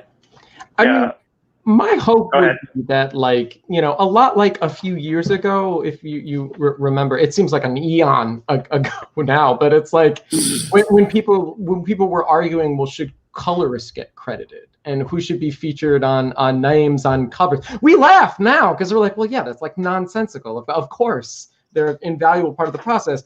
You would hope that every part of the process, that, it breaks my heart that a lot of great production designers, like I've had the pleasure of working with Scott Newman at Boom on numerous projects, and he is a god. I'm just gonna tell you right now, that boy is so amazingly, undauntingly talented. Yeah. And the fact that every comic book reader doesn't know his name is an offense to me. And so yeah. I think comics are definitely a lot better about it than other mediums, because I mean, in comics, like the artist's name will be on the cover right next to the writer, and even like a great letter, or will be on the cover, So, and then in book editing, I mean, I've had great experiences with book editors who, put the final draft together, and, even, when you're doing stuff like on the license level, you don't even necessarily see that till it's in the printed book, and then you actually pick it up and read it and see what they did. And you're like, oh man, you made me look good. It's like, it's like, I think I did pretty good, but then you made me look awesome, and it's like, it's a really interesting collaborative experience to not even know what that's going to be until you see it, and to really 99% of the time, it's like, oh yeah, exactly. You were way more right than I was, So with very rare exceptions where you're like, hey, you could have left that line, but, so do we have any more questions here? All right, now I'm surprised. Earlier we were getting tons of questions. So, well, thank you. There it is, actually. There's a question. I'm wrong. We're down at the bottom. So here we go. How do you edit a comic book that has been drawn or partially drawn already? Is it even possible? Depends on your relationship with that artist. And if they're digital inks. I don't know. I mean, it's I'll just to talk up the cup. I mean, it's if it's partially drawn and you still need to edit it, you have to think about what's in the best interest of the brand, of the story, of the comic, of the final product, versus what is just a subjective need versus an objective need of something you would like to see or something you would prefer to go one way or the other. But maybe the artist is just expressing themselves, or maybe that's not that crucial thing. You know, a lot of times I'm very about tough love when it comes to editing. But there's a lot of times I hold back, particularly with artists, because eventually they start doubting their own creative instincts. They start doubting, well, am I making the right decisions? They're just waiting to be critiqued if they get to a point where they're not feeling in a safe, conducive space where they can contribute their best work. So, you know, it's a delicate balance, I think, and it really has to, when I've been in this position, I've just tried to ask myself, do I want to make this note because this is what I want? Or am I making this note because this is what the comic needs?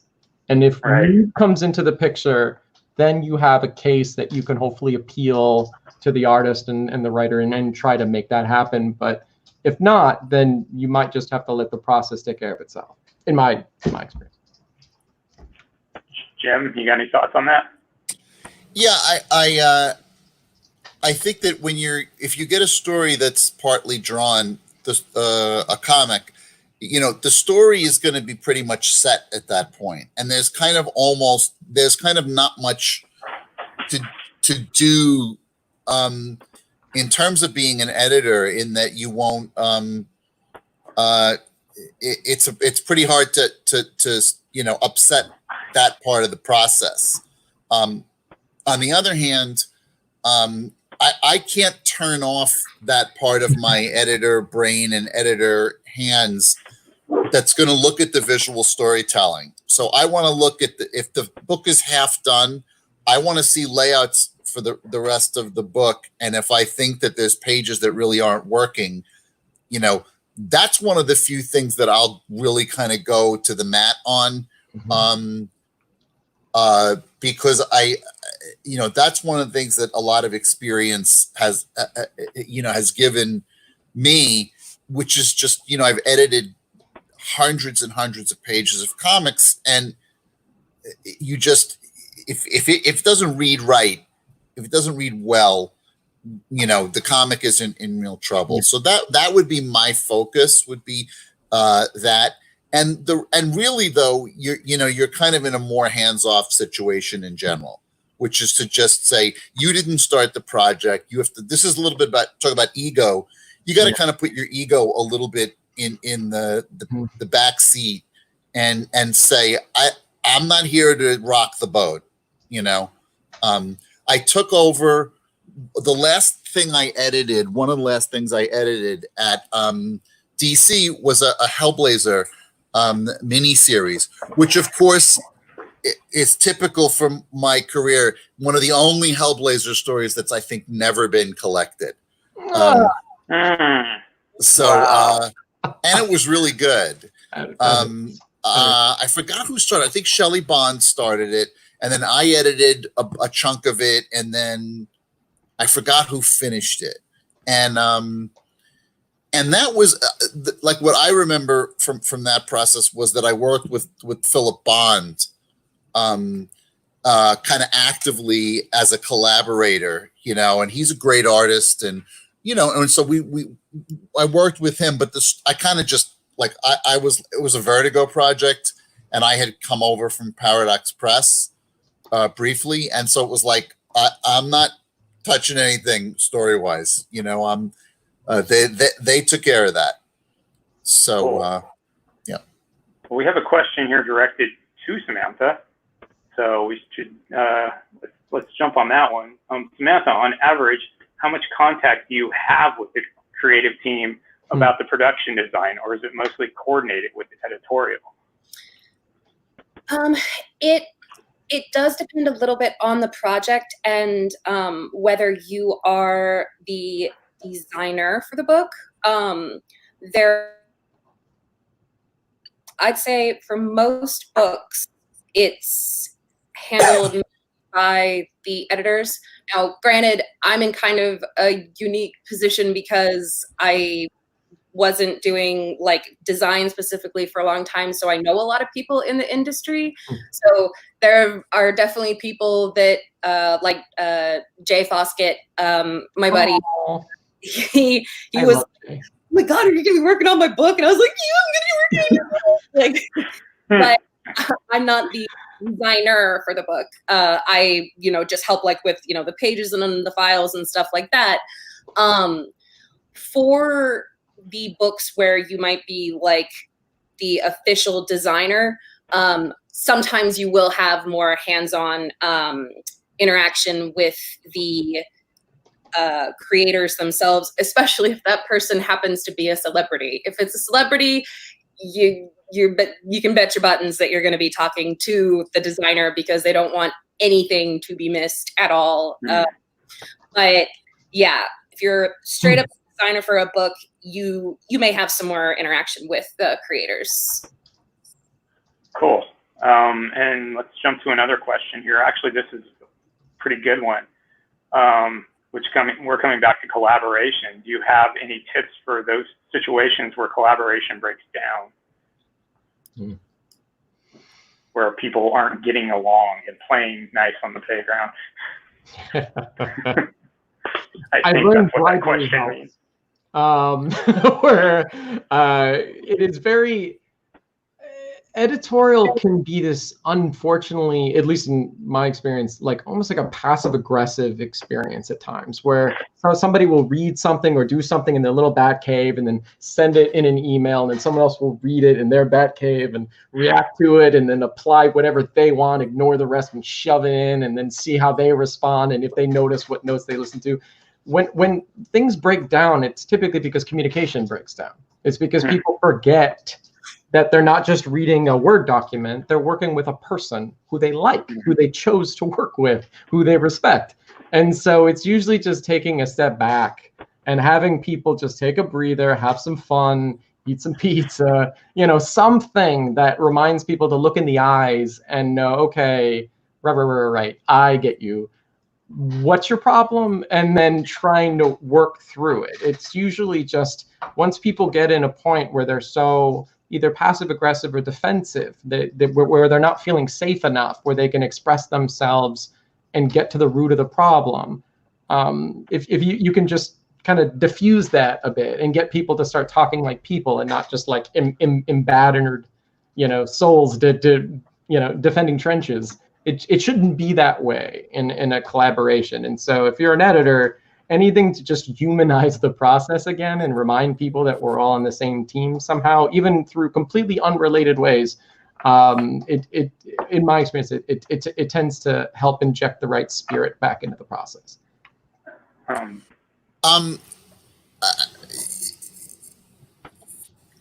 think what Joe said is true and important, and I think this issue is a lot of what this issue is about is personality, and that's the personality of the people involved. So editors, every editor has a different style, and it really is related to their personality.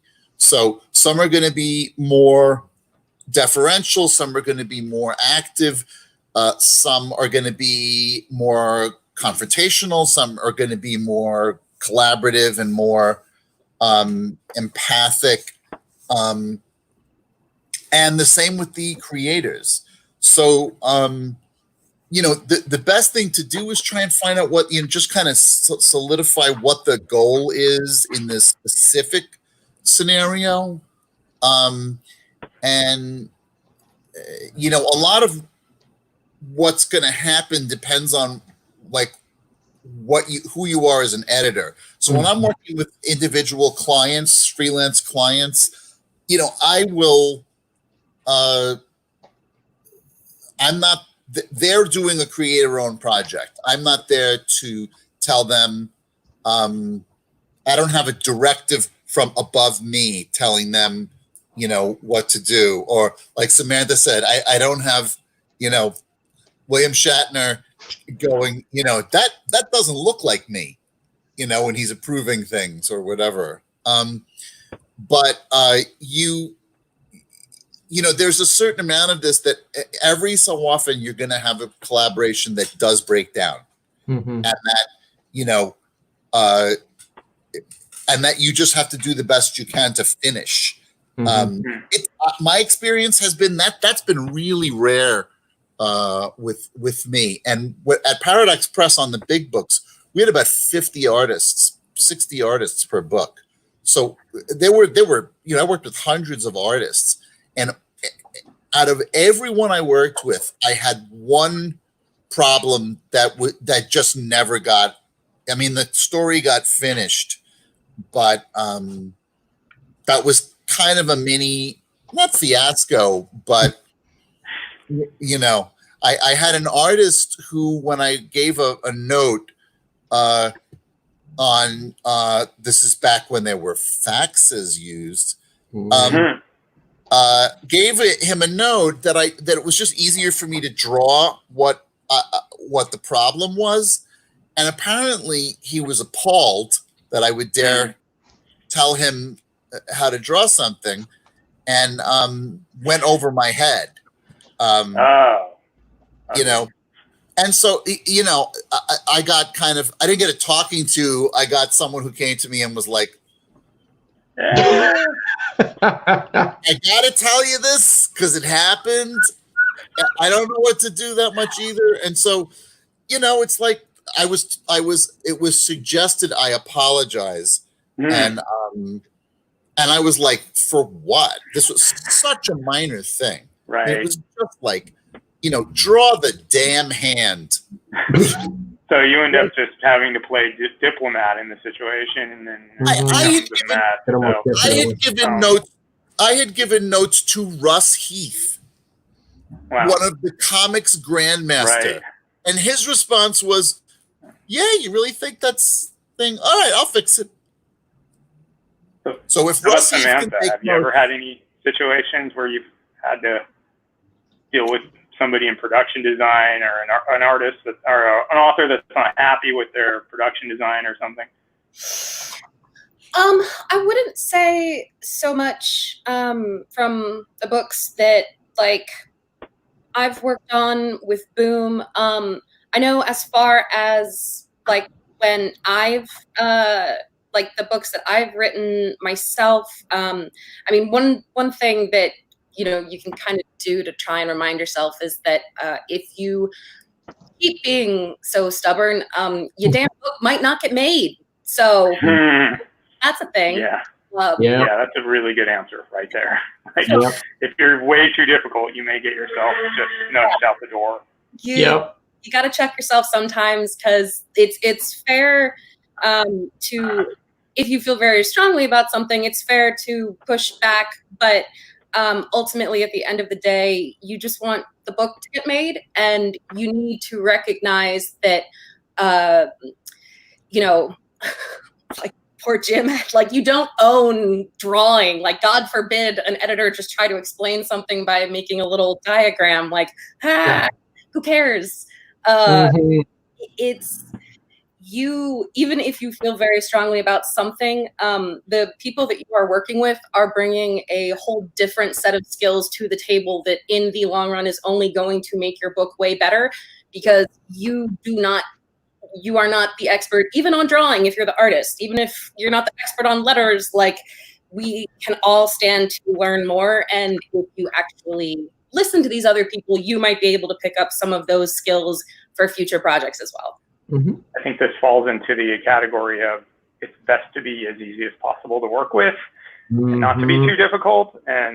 Or my rule generally is, if I get a note or something I don't like, I definitely will sit on it for like 24 hours before I respond to it, especially if it's something really ugly.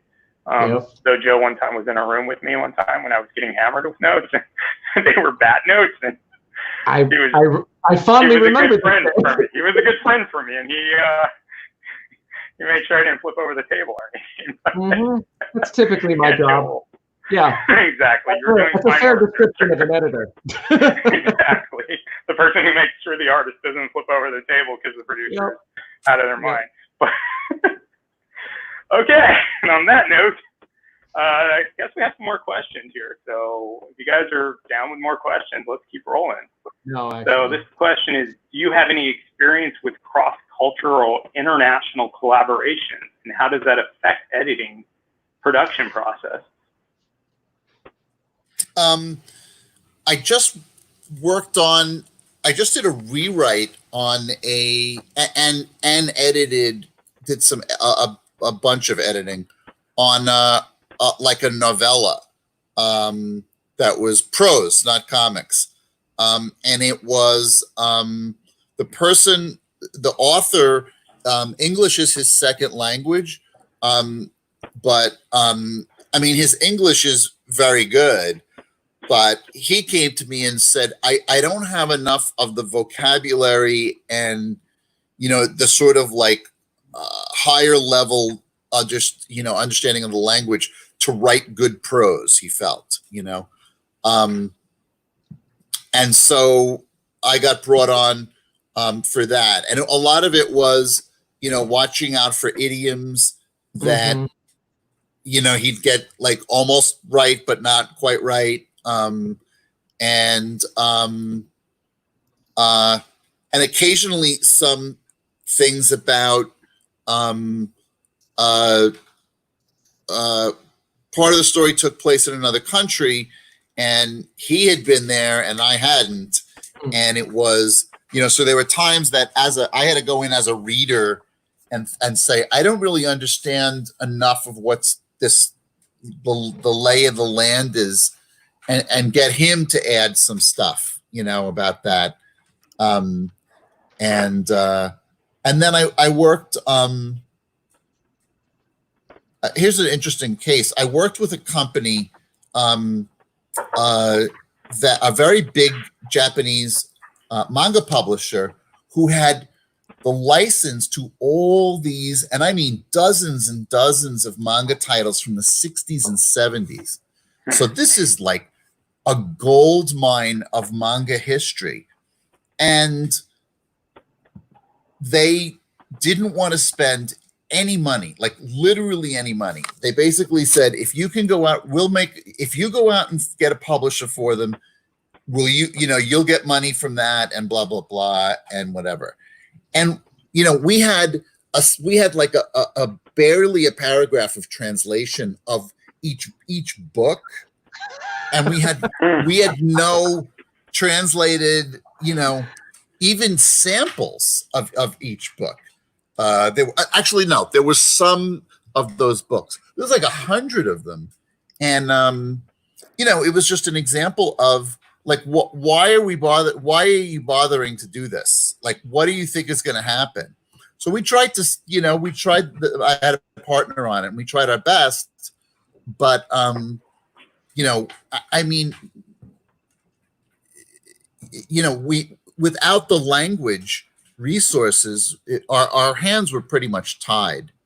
And it's just, you know, it was a weird example of a huge company not wanting to spend a nickel, and expecting things to happen, right? Like I deal with that when I see self-publishers. What's that, Joe? Experience with this, Joe? Oh no, I was just saying his description of a large company that wants to spend zero money and wants to make things happen. I'm like, that describes just about all companies I know. But yeah, I mean, to jump in, I gather. I've worked with writers who English is their second language, and I've worked with artists who English is their second or third or fourth language, and particularly artists, because there are some phenomenally talented artists overseas that want and should be working on our books, but you know, have that barrier, and it's just acknowledging it. I think the thing that I had to learn through experience was to just have the conversation up front, ask the stupid questions that you need to ask to define a process that works for them. Of like, what do you need to do as far as descriptions? What is your comfort level as far as direction? How good are you with this? Do you need this different context or this additional thing? Do we need to talk about something afterwards? You need more thumbnails or even a different step in the process. Whatever is going to overcome their barriers so that they can do what you know they know how to do, just with the right direction so that they can actually implement those notes and achieve them. So with artists, I've actually found it's far easier because they are just such visual storytellers, where you almost would benefit from having an artist that is just telling the story purely based on visuals, or if you just delete all the letters, you're like, I know everything that happens. Like if that is your scenario on your comic, you have done a great job. As far as writers goes, it's really just thinking about how are you communicating your notes. Like I'm a verbose person. I feel bad for everyone who deals with me. I love words, which does not go well when you're dealing with people who don't know half of the words I'm using. So you just have to kind of control your own ways of sharing those notes and communicating what the project needs so that they're given the tools that they need in order to do the job, if that helps. Yeah. You got anything to add, Samantha? I mean, as far as the production goes, the main thing I get into a lot is time zones. So if time zones. Yeah. I dealt with India. Yeah. 12 hours. Yeah. Italy. We work with a lot of Italian artists and authors, and if you need an edit quick, it's not always going to happen. But I'd say for the most part, we run into that sometimes. Like you were talking about with the language breakdown, sometimes, you end up actually having to draw diagrams because otherwise it makes no sense, and that's not their fault, that's not your fault. But it sometimes just takes a little bit of like extra time. Yeah, it's patience. Patience is a virtue. Cool. In this scenario. So let's see. Let's keep going with the questions here. We got a little time left, but okay. Assuming the artist is following the thumbnails, is it common for the editor to request changes to the art after the thumbnails have been approved? I will say that, it depends on what the problem is. If it's something that I didn't catch, like that's on me, and I will, I will ask the person, the artist, very sort of like, I should have caught this and I didn't. Can you make this change? And really hope that they're okay with that. But if the issue is that they if they haven't really, if it doesn't work, it doesn't work, and I'm gonna have to say, look, we really need to do the change, and my approach will be different. If that's confusing, then I don't, that's where I get a little, I'm more firm on those issues where it's like, look, we're all in this together, man. We got to make it work. It's got to read well. Yeah. I mean, my stance, because I work on a lot of licensed comics, and licensed comics live and die by approvals. And what I tell people who normally haven't made comics before is the thumbnails are very valuable to kind of understand the flow of how the story is being told. But the pencils are the be-all, end-all of that comic. And so, I am fully comfortable making notes on pencils and saying this in execution is not working right. Hey, this is great, but you drew these characters a little too large, so we don't have room for the negative space and things that we need for the lettering. Like, however you need to edit at that point so that the script is properly executed, I am fully comfortable making notes on pencils. After that point, shut up. After that point, you just let these people do what they know how to do. If they get a wrong color, if Luke's, like if it's just like the wrong color of costume, or his lightsaber's orange, like speak up and say what you need to say to protect the brand and canon. But for the most part, after pencils, it really should be on rails at that point, in my opinion. Samantha, you got anything on this? Or? I mean, it's not really your wheelhouse, but I mean, I see a little bit here and there. Thumbnails, it also depends on the artist, because there are some artists that editors are just like, I don't even want your thumbnails, I trust you, kind of thing. Then, yeah, you might be getting edit requests for straight up inks. Because also people with their thumbnails, they do different levels of messy when it comes to thumbnails. I've seen some thumbnails that look like a finished product, and I've seen some thumbnails that look like a 3-year-old scribbled it, and it's so. Yeah, depending on the level of completion on the thumbnails, you can definitely get some edits. It's all kind of subjective in that sense. Yeah, I'll also say the level of talent involved, where if you've got a really great cover artist or someone who's a big name person, let them do what they know how to do. It's somewhere it's if it's a great thumbnail for cover, okay, so basically the next step is final product. Okay, that's I'm fine with that. Thank you. Cool. At some point you have to. Well, we're already getting down to the end here. Can't believe it's already 2:50. So I guess we should close this out, and with that, we'll give you all an opportunity to one, tell us about some project or something you want us to know about that's really important to you right now, or you want to pitch your services or whatever, and one really great piece of closing advice that you would give to people out there that you want them to take away from this. Who wants to go first? Samantha? I have a workshop coming up. As you would expect, it's online, and it's called Getting into the Comics, and it's a great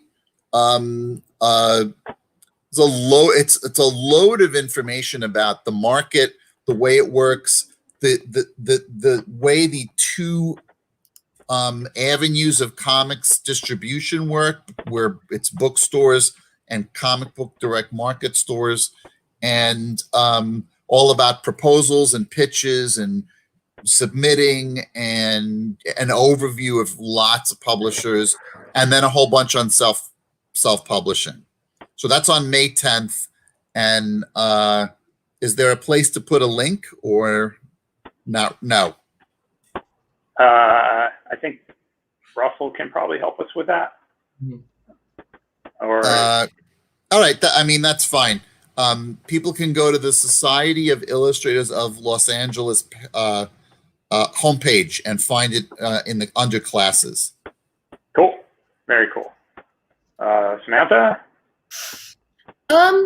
I don't necessarily have anything to straight up tell as far as the moment. I would say, as far as people hoping to make it in the industry, the best piece of advice that I've ever gotten, hands down, is that you need to be at 2 of 3 things, and that's either you need to be super talented, you need to be really fast, aka meet your deadlines, or you need to be really easy to work with.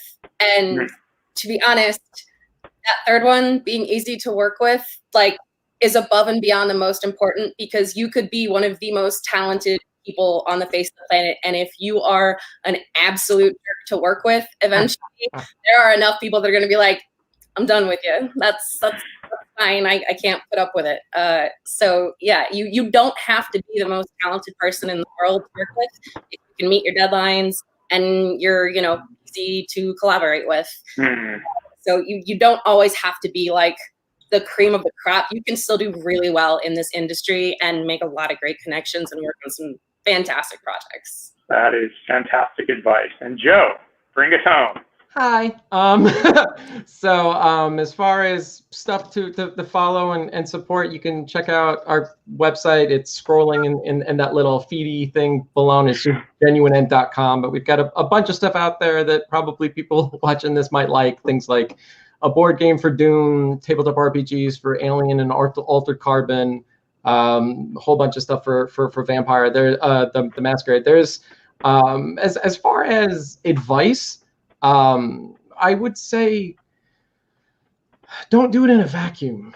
You know, like comics has become such a rich and full part of my life for far more than just the collaboration. It's the community that has really brought out so many things in me and in my life that I could have never possibly expected. And everybody is fighting this and everybody is going through this. And so the more people that you can meet and make a bigger part of your life who do this and who've committed to doing this for a living, maybe big or small, I've found it makes it easier. It makes it more fun. It makes it more meaningful to have that exchange of something to not just give, but to share.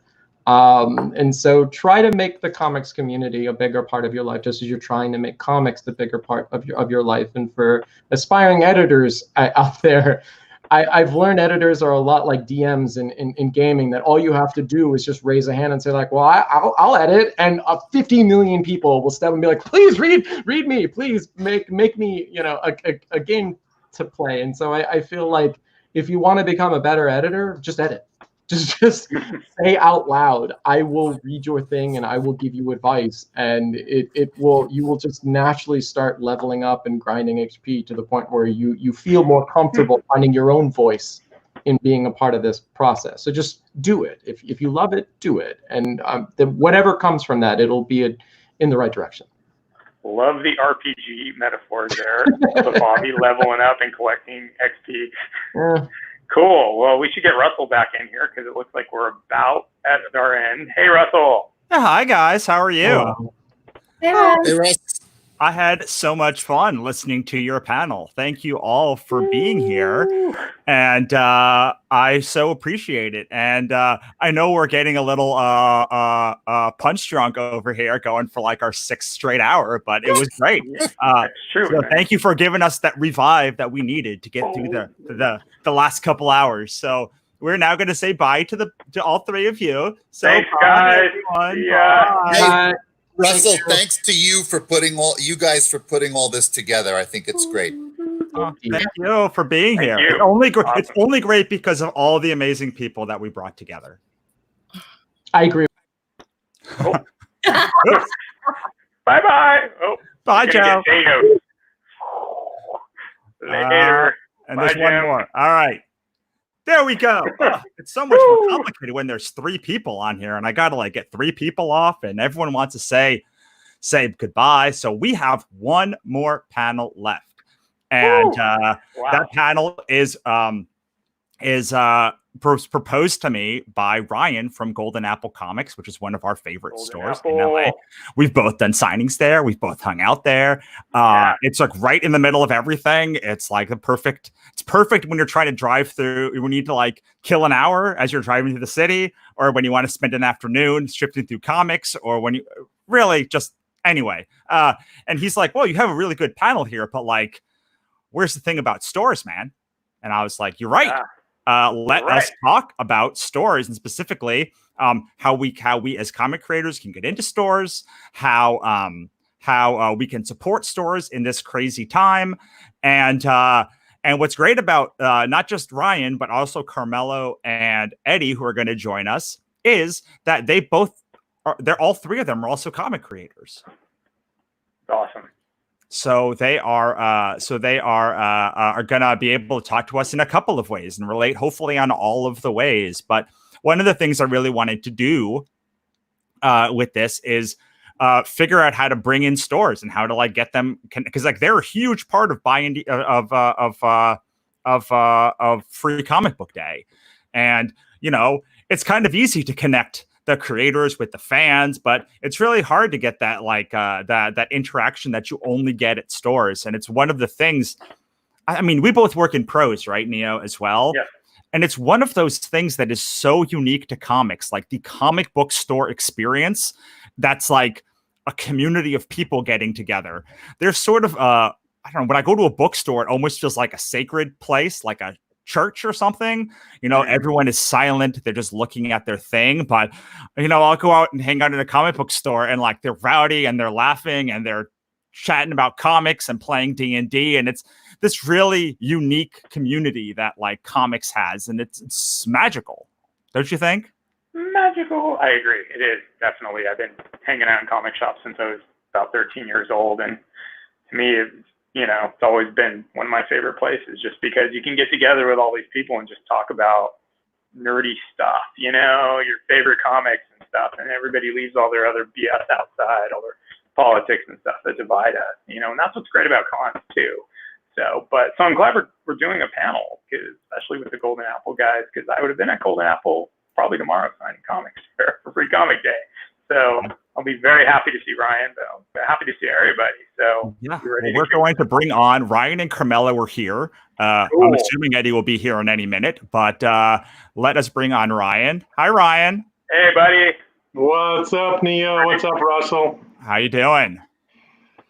Well, I got my Free Comic Day T-shirt on. Wonderful. And here is I'm at home on my couch. Yeah. That's so this is the day before, the calm before the storm. Usually every year for the last 16 years, I'd be in my store, setting up tables, getting ready for the big day. So it's a little anticlimactic this year, but I'm really glad that you guys reached out and did something cool like this for all the creators and professionals, and this is just so interesting to watch. Thanks, guys. Yeah. Hi, Carmelo. Hi, how are you? Hi, Carmelo. Nice to meet you.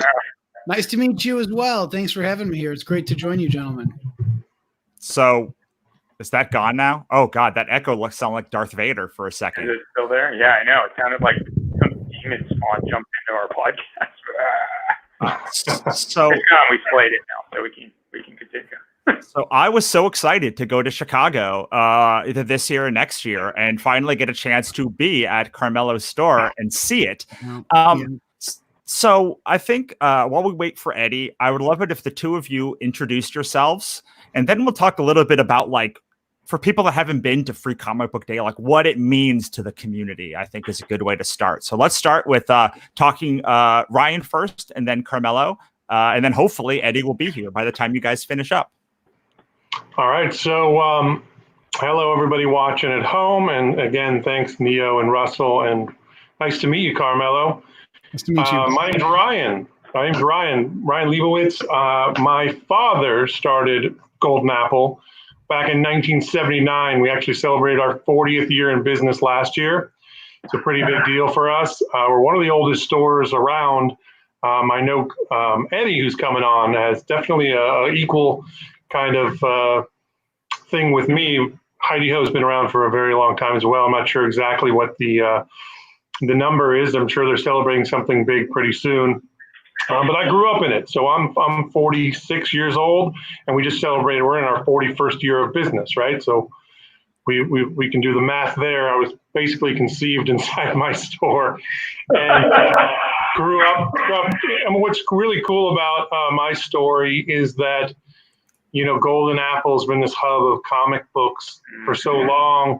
And one of the cornerstones of what we do, what we've always done, is have in-store events. I mean, Neo and Russell, alluded to it, especially Free Comic Book Day, but really all year long. I mean, almost every week we have somebody coming in from an indie creator, a local person, or a big, huge creator or celebrity that might fly in or something like that. You meet celebrities there. We do movie promotions. And so I basically have met, since I was a kid, the Stan Lees and Jack Kirbys to everybody else in the whole world doing comic books.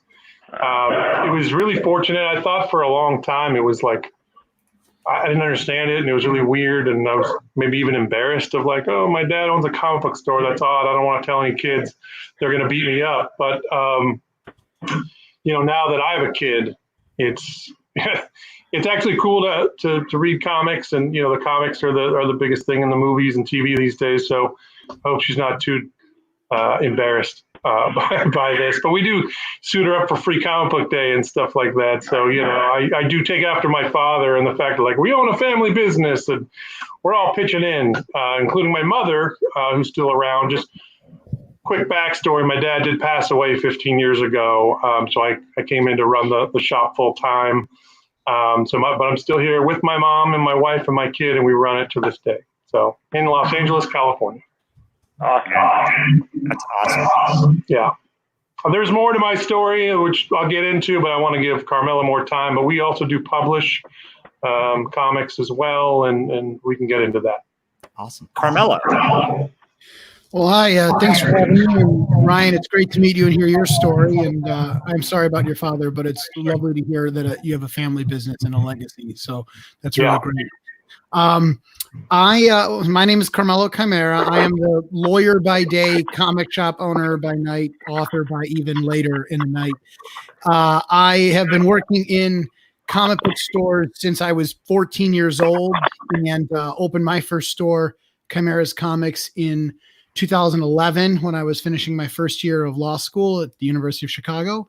I am still a practicing attorney in business and transactional law, but the comic books are my other passion, my other mistress. And I've been, at one time I had 3 stores. We had to close one of them, and the other I got my 15 minutes of fame when I gave away in an essay contest last year, a la Willy Wonka.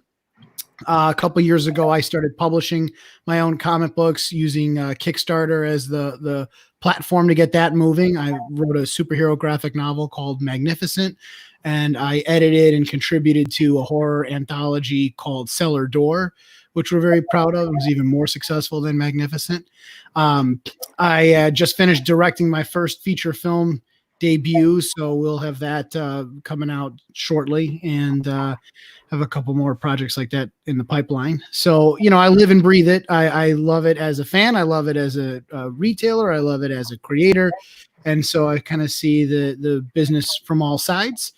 And I think if I can add the thing that I think is special about comic book stores that you were talking about before you brought Ryan and I on, is that everybody has a thing that they love. And in a comic book store and in conventions by extension is where you get to see other people enjoying their thing. And even if it's different than yours, you can say like, you know what? I get it. It might not be Sailor Moon for me. It may be Godzilla for me, but I get it because I've got a thing too. Yeah. And so I love that about our stores and about what we do. Awesome. Now, quick question, if you don't mind. When I was looking at your Facebook page, Carmela, it looks like you own 2 stores. Are they different? I had 2 stores. I had 3. We closed one that wasn't profitable in 2017 during the retail apocalypse. I gave one away, the Oak Lawn store. So that's now under Oak Lawn Comics on Facebook.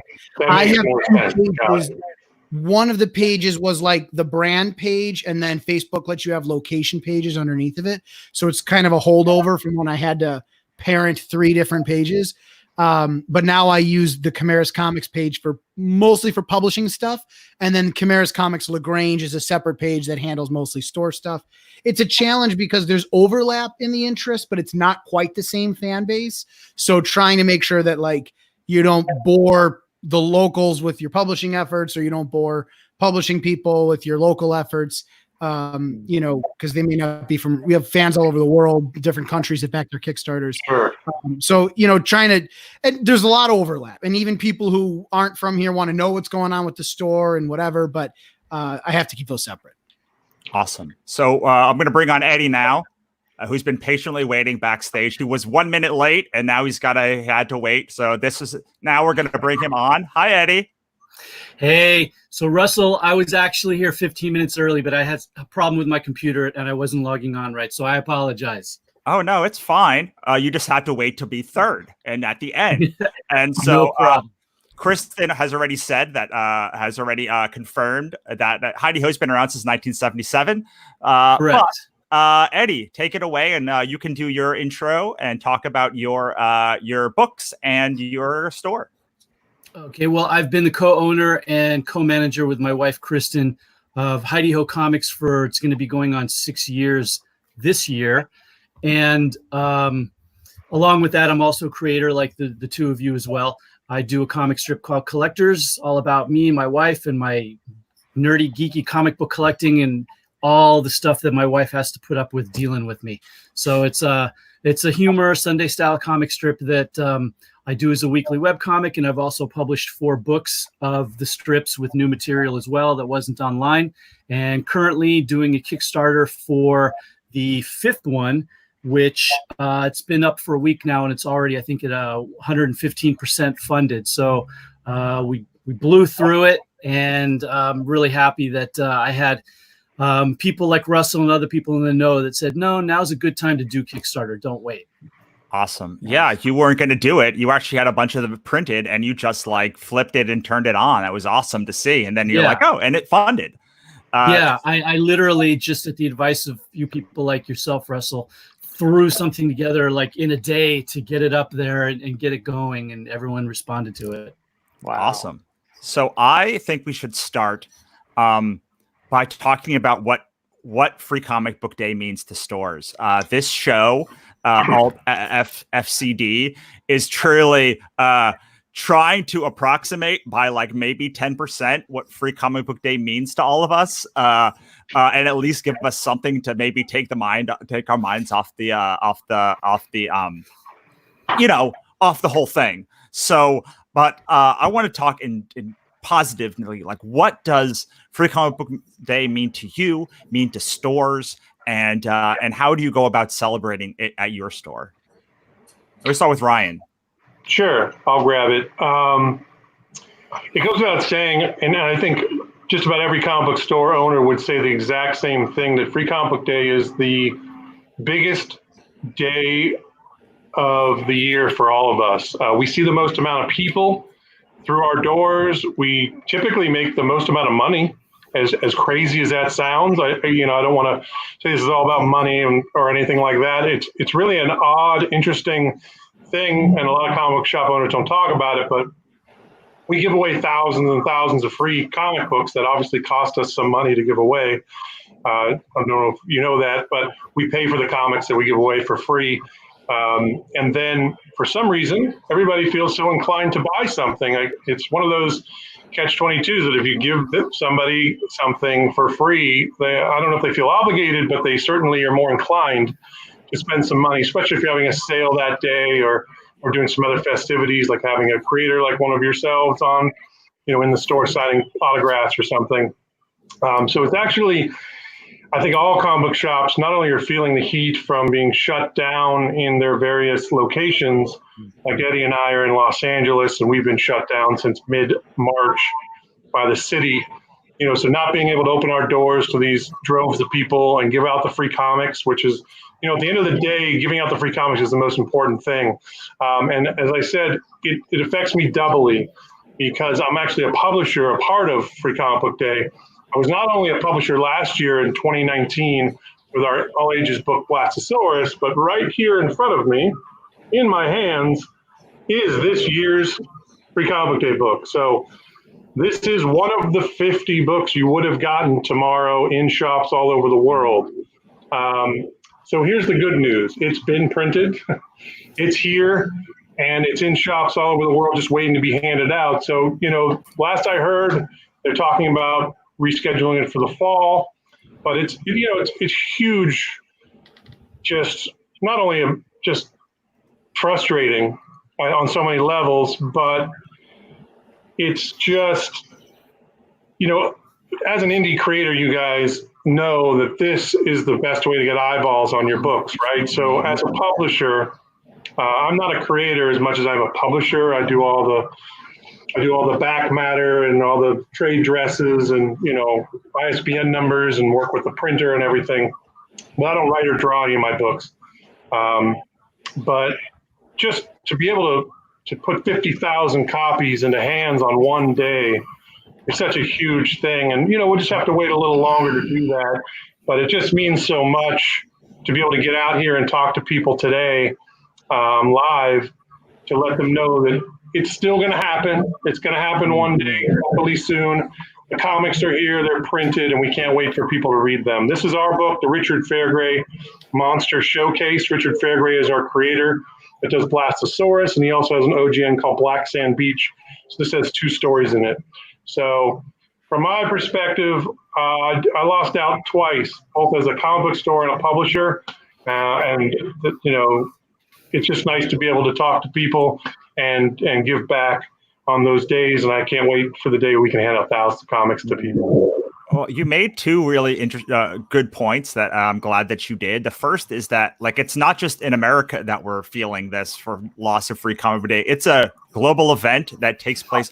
It is really the one day in comics that connects every single person in the world that likes comics. There are big shows like San Diego Comic-Con. There are New York Comic-Con. There are big days like 24-hour Comic Day, but 24-hour Comic Day is a lot for creators. San Diego Comic-Con means traveling. A Free Comic Book Day is you go to your local store and you celebrate comics, and everyone for one day is really connected. And the second thing that you said was that, like, the shops are outlaying like the money for this, like they have to pay for for all of this stuff. You said that you pay for the comics, but I know Eddie pays for food and drinks and all sorts of other stuff as well. Staff. Yeah, all sorts of everything. Right. Yeah. All your staff, everything. Nothing's free on Free Comic Day for us.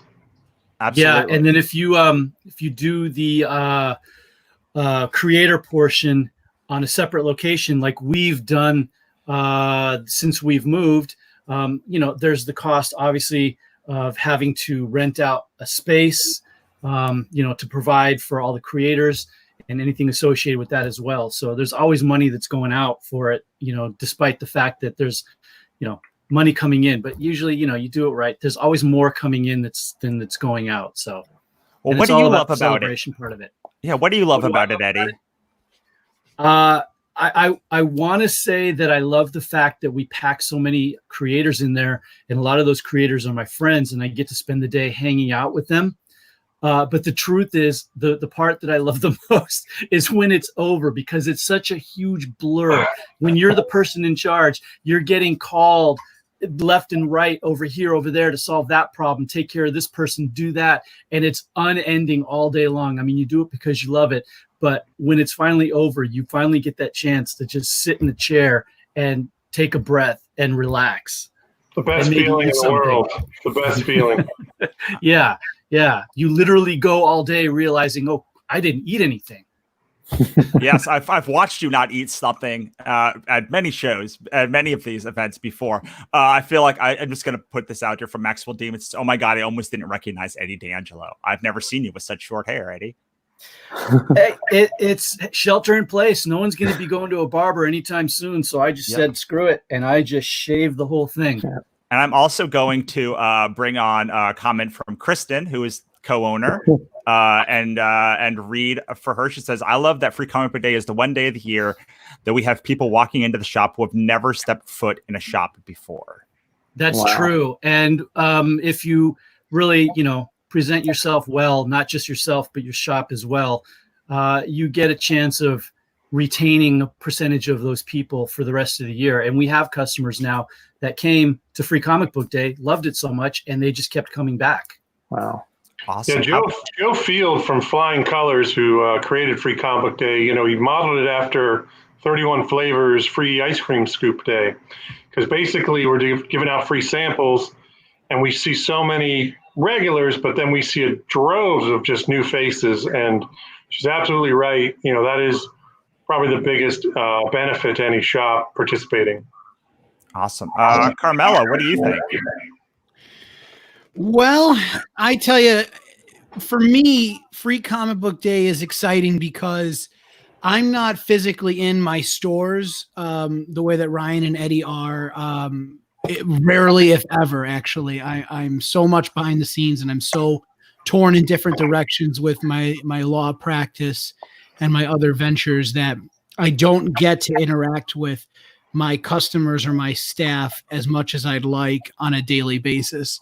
But when something big like Free Comic Book Day happens, I, sort of in terms of like event planning and things like that, that's all me. So that's when I have to be there. That's when it's all hands on deck. And that's when all the customers all come in on the same day. So for me, it's a critical opportunity to keep in touch with everybody, to see people I haven't seen in a long time, to catch up and find out what's been going on and what I can do better for employees and for the customers. Mostly just to hang out with these people who I all consider to be my friends. We do a lot of events at Chimera's Comics, and whenever we do events, that's where I'm most involved and most present. But I don't get to be there day to day like I'd like. So Free Comic Book Day is that day for me. And when I do it, it's tireless. I'm there every day for 2 weeks. I do a midnight opening that I work until the middle of the night. I come back first thing in the morning. I run from the store to the library where we'll have a table, to the movie theater that hosts us to have a table. I'm everywhere. And it's exhausting, but it's so much fun. And it's just as I'm sitting here reminiscing about it is as I realize how much I'm going to miss it this year. Yeah, you mentioned something really interesting, Carmelo, is like it is a big celebration of comics, but it is also sort of like, I don't want to say kissing the ring, but it's a celebration of your store too, like because you have so many of your own customers come in that same day, right? Yeah, and I think that's how I always try to phrase it this way to give you like the look behind the curtain when I do marketing for Free Comic Book Day. I ask myself, like, what message do I want to convey? And it's not come get free stuff. And it's not, hey, kid, get in the van. I've got comics. It's, for me, the message I like to convey is, look, this is my chance to say thank you to my customers. And yes, Eddie's right. If you're doing it right, you should be making more money than you're spending. It's easily, I think, our most successful day of the year revenue-wise. It is also by far the most expensive promotion I do revenue-wise. And so there's the balance there. So when I think about doing it, I think, why? Is it just to make the money, or is it the return business, or is it about something bigger? So I always tell my customers, this is my chance to say thanks. You pay more when you shop small. You pay more when you shop in person. And yeah, I think there is an added value when you do. I think when you buy something online, you get it cheaper and you get it quicker, maybe awesome. You lose so much. Free Comic Book Day is the so much. It's the added value of the comic book store. So anyone who wonders, why comic book stores, why not digital? Free Comic Book Day is the answer to that question for me. Yeah, we all have basically mini conventions happening in each one of our stores. I mean, we get cosplayers coming in. We have creators, pushing their independent books or big Marvel, DC books, whatever, the case may be. There's food vendors, there's giveaways, games, what have you. So, I mean, it's just such a fun festival community atmosphere that's really, unfortunately not going to be present tomorrow with our closed store. But it will be coming. Like I said, I am a publisher in it, and these books are printed and they're coming to you guys. It's just going to be later than we all are used to. There is a secondary Free Comic Book Day called Halloween Comic Fest, which we're involved in the last years as well. So there's some talk of combining the two. I don't know. We'll figure this all out. Free comics will be coming to everybody who's watching and everybody around the world. We're just going to have to wait a little longer. Those days. I would be remiss if I didn't say there was a third one, because Carmelo founded it, called Buy Indie Comics Day, that I've been working with him for the past couple of years to try and get more shops around there. And since there's a lot of people who love shops and other shops on here, I feel like I should give Carmelo a second to talk specifically about Buy Indie Comics Day. Thank you, Russell. Yeah, Buy Indie Comics Day is something where we keep trying to get it really more to be more of a household name, so to speak. And it has grown every year we've done it. And there's been events in a dozen countries around the world and dozens of different shops. But it just seems like as we're on the cusp of okay, maybe this is the watershed year, then something like this happens. And now it's not clear anybody's going to be able to do a Buy Indie Comics Day. But we like to do it in the first Saturday of October, just so like Free Comic Book Day, it's a predictable day every year. And unlike Free Comic Book Day, there is no, and maybe this is where the day will evolve, there is no one thing. Free Comic Book Day, there's free comic books. We know how that works. Buy Indie Comics Day is a different day for fans, shops, and creators. It's a day for shops to maybe introduce their customers to something new, for maybe to host creators and crossbreed your fan bases. It's a day for fans to try something new, and it's a day for creators to have an excuse to have a promotion to further push their indie books. And I think in an industry that, to me, seems like there's an enormous quantity of the industry, if not most of the industry, is made up of indie books. It's like dominated maybe revenue wise in terms of like the big two publishers and the established IPs, but just in terms of like sheer number of comic books, it's indie books. And that's where some of the most creative, innovative work comes out, because you don't have to protect some kind of IP that can't change. In indie comic books, anything goes. And that's where you end up with cool stuff like Ninja Turtles that becomes a household name, right? It starts there. And Buy Indie Comics Day is all about that. Very cool. Awesome. So, yeah, I just wanted to give you a second to talk about it since we were on air, and it seemed like it slid so easily in. There's also a local comic shop day, which was started by Comics Pro. Yeah. Kind of similar, but a little bit more focused on just supporting your local comic shop and giving us some exclusive items to sell that you can't get from Diamond or anywhere else. Awesome. So we talked about the good and the celebration. I think we should turn to a little more somber subject because we all want to know how we can support comic shops better now, how we can work with them, how we as creators can get books to you guys. Just like there's so much news and so much information around. It's hard to know like what we should actually be doing right now to support our comic shops. So could you guys talk a little bit, each of you, about sort of what you need, what you want to see, and how we can help? Can I answer that question with a question real quick? Sure. You want to know how we help or how one can help as a creator, how one can help as a customer, or both? Both, because we have fans on here, we have creators on here, we have publishers that are listening. I know there's some really cool things that people like Scout and things are doing, but there's also things that we think are cool as creators. And then I'll bring that. What's the one that was out a couple of weeks ago? That was the point of sale. That was like going to give you a digital comic and then a real comic when it came. And like a lot of us were like, that sounds cool, but then the comic retailers were like, no, that is not good for us. That was through Comic Hub. And that's a whole other hour discussing that, because I was not one of the retailers that was so horribly angry about everything that stood for, because there's no reason why we as retailers should not make a few coins here and there off of digital, even in the long term. You know, why should we complain about it that it's taking money away from us when we could rather maybe opt into it and find a way to profit off of it? And that's what they were trying to do.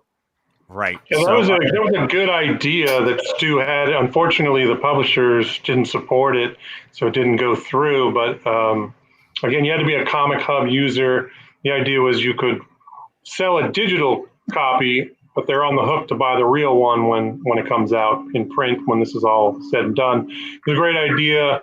Unfortunately, it fell by the wayside. If I could take the reins for 1 minute and answer your question, number one, our customers have been amazingly supportive, and any comic book shop, I'll speak on everyone's behalf. If you are a comic book subscriber or you're a local at your local shop, reach out to them, email them, check their website, check their Facebook pages, their social media pages. Especially if you have a subscription box there. You should buy everything in it if you haven't already. And they can either hold it in the store until they reopen, or they'll ship it to you if they're set up to do so. That's what we've done at Golden Apple. We've called every single one of them. We've emailed them, and everybody's been so supportive. I would say a good 80% of our regular subscribers paid for everything in their box. Half of them had it shipped. Half of them told us, no, just hold it. You could buy a gift certificate if you don't even have a subscription, or even if you do, and say, hey, I'm going to buy a $50 gift card or a $100 gift card. through your website, or call them on the phone, and save it until they reopen. There's a lot of ways a customer can help. Plus, if any store is doing live sales through Facebook or Instagram, if they have a website or an eBay store, patronize it. Go look and see what they got. Because even if we don't have new comics to sell you, we got lots of old ones, don't we, guys? We have stores and stores full of back issues, newer back issues, trade paperbacks, toys, collectibles, you name it. We still have stores and stores full of product that's just sitting dormant, unfortunately. Personally, we're doing some live sales and things like that, trying to shake things up, have a little fun. We do like a really funny game show every Wednesday and Saturday on Facebook Live called The Golden Eggs, because I'm also a big Willy Wonka fan. Carmelo, right behind me is a golden ticket. I live my life after Willy Wonka. That's awesome. Because as you mentioned it earlier, as a creator, a lot of creators, it's just been great to promote their local shops. Like you guys, Neo, who would come in at Golden Apple. If you see something going on Twitter or Facebook that we're promoting, give us a retweet, give us a shout out. That's sort of one of the best things you guys can do, is say, hey, everyone who's in LA, go to here. Or if you're in Santa Monica, go to Heidi Ho. If you're in Chicago, go to Chimera. So those are sort of the best things you can do, is support your local comic book shops as a creator, as a customer. The other thing you can do, and not everybody can do this, is like, Rob Liefeld and some other creators have, done some art and given it to either creators for comics, or the Bink Society, the Bink Foundation that's helping everybody, Jim Lee and all these guys. If you're in a position where you think your stuff has some really good value and you can raise some money, obviously donate that to the Bink Foundation as one of many places you can donate them to. But they're dispersing money throughout all comic book stores that applied. So I haven't seen any money yet, but I certainly applied, and we'll see how that goes. Because God knows these SBA loans aren't coming through, right, guys? I actually, for what it's worth, I was able to get one for one of my clients. Some clients hired me out to get their loans for them. It's like a story. I got Somebody one. got one. Not for myself, to be clear. I got the bird. I know. But this client got a payroll protection loan. So can I respond on? Can I just maybe continue a little bit about what we're just talking about here? Now is a great time to go back and read all those older series that you said that you were going to read one day but never have. So contact whatever shop that you frequent, that you like. Contact them, tell them you want to grab a bunch of trades, some older series that you never got a chance to read, and now you have the time to, or go buy a bunch of bags and boards and boxes and go and rebag your whole collection because you got the time to do it. Just do whatever you can to help your shop stay relevant. Just like we were just saying just a second ago, interact with them on social media, help them stay relevant, help them have a reach out there in social media while they are closed down. And yeah, gift certificates are the best thing you can do to support them. Call them up or contact them by email and say, I want to buy a $50 gift certificate or $100 or whatever. And that's the best thing you can do right now. Well, we had people, I didn't mean to cut you off, Russell. We had people pay it forward. So if you're in a financial position to do that, we had a lot of customers, especially subscribers, who we called them right after we shut down and said, hey, we still got your books. We need you to buy them. We're going to be shut down for a while. And they said, well, I got laid off, or I'm on unemployment, or whatever it is, and I can't afford them. We actually had some customers with some, in a financial position to give us extra money and buy gift certificates to pay it forward. So if you know some of your customers or creators, and you want to support your local store, buy a gift certificate. Maybe not even spend it on yourself. Just say, hey, here's $100, and use it on anybody who says they can't afford their comic books, but maybe had subscribed to them. Just what you said there. Yeah, that actually goes to the point that I was going to make, because I think that a surprising number of people don't understand that you guys buy your pulls on credit. And it would seem to me that one of the best things that you can do as a comic book subscriber is to pay for your pull list and get the comics that you got, right? Yes. You'd be surprised how many people don't. Also, you'd be surprised how many people don't realize that we as shops pay for all that stuff up front with the promise that you are going to buy it. So a lot of people say, well, just put it back. I don't want it. They don't realize we bought that specifically for you. And so help us out by coming and picking it up and paying for it. Especially if it's a weird title. I mean, you get some creator, not creators, but customers who want some very obscure stuff you wouldn't normally carry in your store, and then we get it for them, and then they have great intentions, and most of them are fantastic. I'm not saying anything negative about our customers or yours or anybody. Comic book fans in general are passionate people who just love what, collecting, and they love reading, and they have this great intention. Sometimes their what do they say is, their eyes are bigger than their wallet, something like that. So it does happen, but thankfully everybody's been really great during this shutdown. Carmela, you haven't talked in a little bit. What do you have to say about all this stuff? Yeah, and I apologize. I just don't want to interrupt anybody. Both of these gentlemen have so many interesting things to say, and I learn a lot as a business owner from them. So I appreciate it because both of you have been doing this a lot longer than I have. But just to agree for a moment, I've seen loyal subscriber bases save stores and keep them going in times like this. I've seen subscriber customers be the death knell of a store that really depends on them. And then if enough people aren't picking up their books, you have a real problem. And if it's, again, something like Ryan said of being obscure, then that can be a problem if you want to put it back. Even if it's something popular and it's been several weeks or months since the book came out, and now I'm putting back your pull list from 2 months ago, then now I probably can't sell it even if it is a popular title. Periodicals lose their value. Comics are no exception. They lose their value almost instantly if they don't sell in the first week. And yeah, there's a back issue market, but by and large, if I don't sell a new comic book in the first 5 days first 8 days that it's out, first 5 weeks for sure, it's done. And no one wanted it then, no one's going to want it. So that's a real problem. Bingo. Yeah. And that's absolutely true.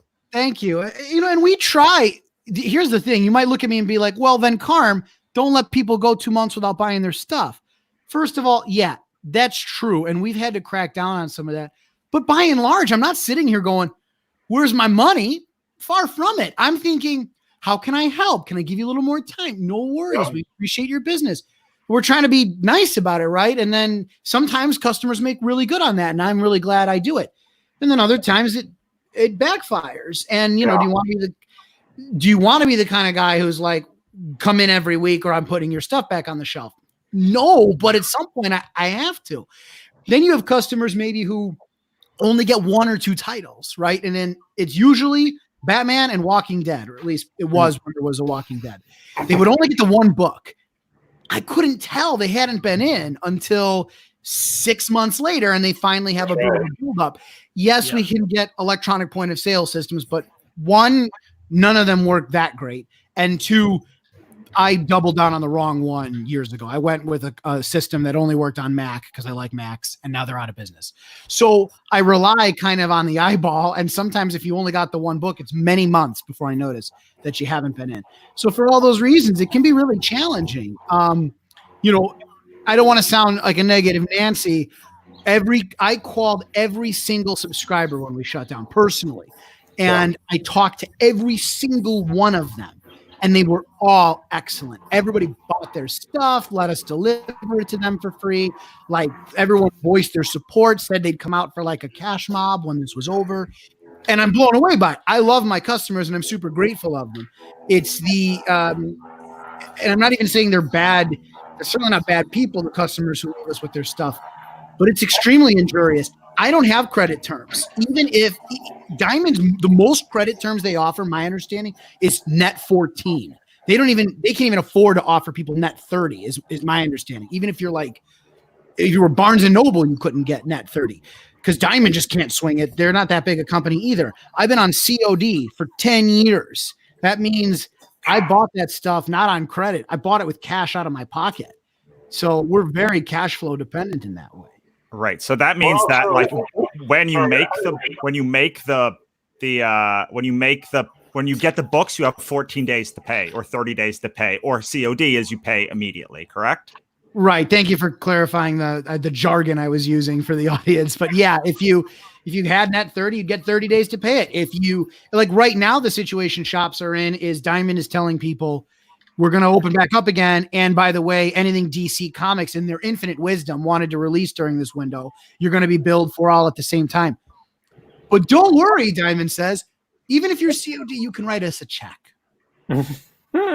So what? I'm going to write you a check that's I've got to buy a month worth of product all at the same time. And then, by the way, my state's still shut down, so I can't sell any of it. And then what? What happens when that check has to clear?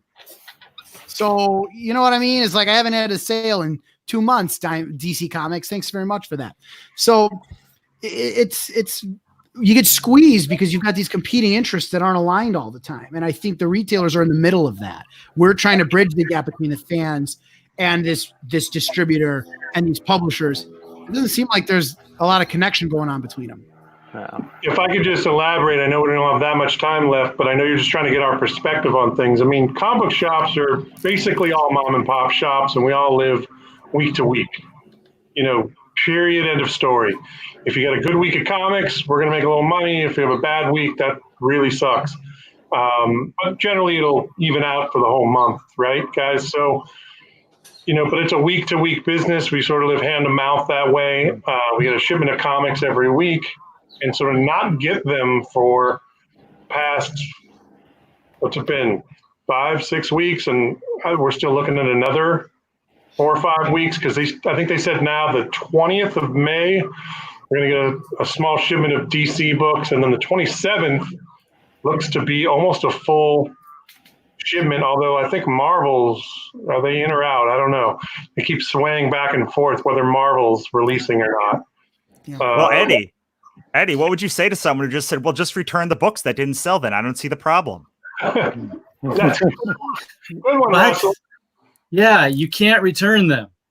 Well, this is the big difference between books and comics. And with novels, when you're in a bookshop and something doesn't sell, you return them. And if I can chime in, it's unique with comic books against any other periodical, by the way. Every other periodical sold at your local grocer, they tear the cover off, they send it back, they get a credit. There was, I don't know if this company's still in business, they went bankrupt doing this. Source Interlink was the magazine company. No other periodical has no returnability except comic books. We're the only industry with a retailer. It's all on us.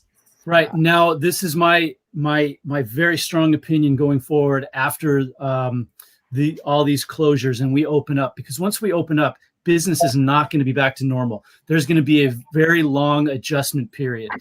What we need in this industry is a certain percentage of, thank you. Yeah, you're pointing in the right direction now. What we need from the publishers is a certain percentage of returnability going forward, whatever that is. If it's maybe 30% of our order, 40%, 20%, whatever it is, maybe it's dependent on your level of your diamond, where you are with diamond, your level.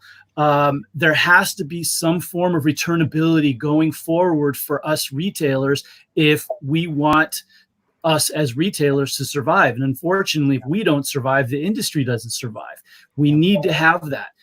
We need to have some type of structure in place, and it has to come from the big two. It cannot come from the bottom up. It's got to come from the top down. They've got to lead the way. They've got to say that, hey, for this month, 30% of your orders on all of these titles, and it's, maybe it's not across the board, maybe it's just a certain percentage of titles, you get 30% returnability on your order. There has to be something that keeps us from just having stock sitting on the wall at a time where things are not back to normal. We're not having the amount of walk-in customers and regular customers returning, and we're getting stuck with things that we're paying that we're not selling. We have to have something in place that allows us to recoup going forward until things maybe in another year and a half start to stabilize and return back to normal. Yeah, I've been in personal contact with like DC and Marvel, the big two. They've asked my opinion on things, and I've said exactly that. Maybe not 30%, but all I said was, We need deep discounts. We need returnability, for an extended terms, maybe even from Diamond or whomever we get them from to pay the bills back. So we're sort of in a position where our industry isn't going to restart as quickly as everyone seems to think. I mean, I saw Steve Jeppe, the guy from Diamond, with Kevin Smith yesterday on one of these, saying everything's honky-dory. And I love Steve, and I like his optimism, but printers are shut down, trucking companies are shut down, Diamond is shut down, and comic book stores are shut down. So to restart that cycle and to get comic book fans back into our stores without having to wear masks and gloves and stand in lines, it's really going to take quite some time to get back to normal, as we would say. So bear with us. A lot of us are going to offer curbside service. We're going to have to let 5 or 10 people in the store at once. Be understanding of that, and we're going to get back to normal at some point and have signings and free comic book day and all the great stuff you can't come to know and love from your local comic book store.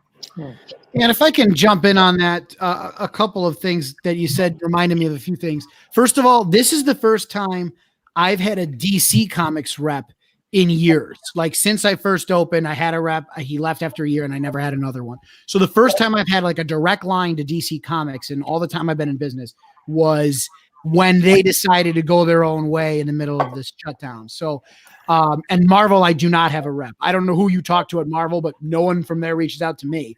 And so I just think in any other business, for you not to have a sales rep to your retailers is preposterous.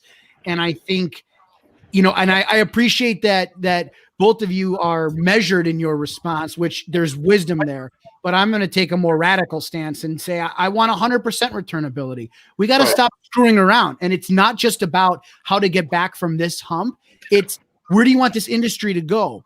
Because if you put the mom and pop shops, which you are dead right about, the mom and shop, week to week, cash flow dependent shops, we're the ones the whole thing rests on because we take the risk of how many books to order. This big multi-billion-dollar company with these multi-billion-dollar IPs needs to lend a hand. And if they did, I'd order triple, quadruple what I'm currently ordering, and I would probably sell way more. But at some point, I can't afford that risk. So the big guys need to take the risk, lead the industry, and we will facilitate it. Offer us that, and I will sell more of your comics, I promise. But we got to stop screwing around. We got to act like a real business again. Absolutely. We're going to be friends after this. A few publishers did a good thing during the shutdown. And again, there were the lower tier guys like Scout, TKO Publishing, this new one called Bad Idea. Yeah. They said, order from us and we'll give 50% to the store you would have bought it from. That's an amazing concept, but it's never going to be, identified by the big guys. Yeah. If I'm going to add one more thing about the returnability thing, it is to the publisher's benefit to do it because we will no longer spend every month sweating how many copies we order of Batman because we don't want to be left with too many. And then we always end up with not enough. Just let us order as much as we want, sell as much as we can, and return the rest. I guarantee you in that scenario, we'll end up selling more than we're selling now with the situation we have now. So yeah, you got to facilitate returns, but you know what? You're going to have all these shops selling much higher numbers of any of those titles than they would the way we're doing it now, because the way we're doing it now is just, it's crazy. Overnight, it would change the industry. It would change the whole industry overnight. Exactly. We would not be talking about are comics dying anymore? Is it going to go all digital anymore? Forget it. Forget it. It would change everything. I know we're remember when. But what's really interesting about the three of us is not only we're retailers, we're also publishers and creators. We all know, these little fish that we are, the more comics you print, the cheaper it is per unit.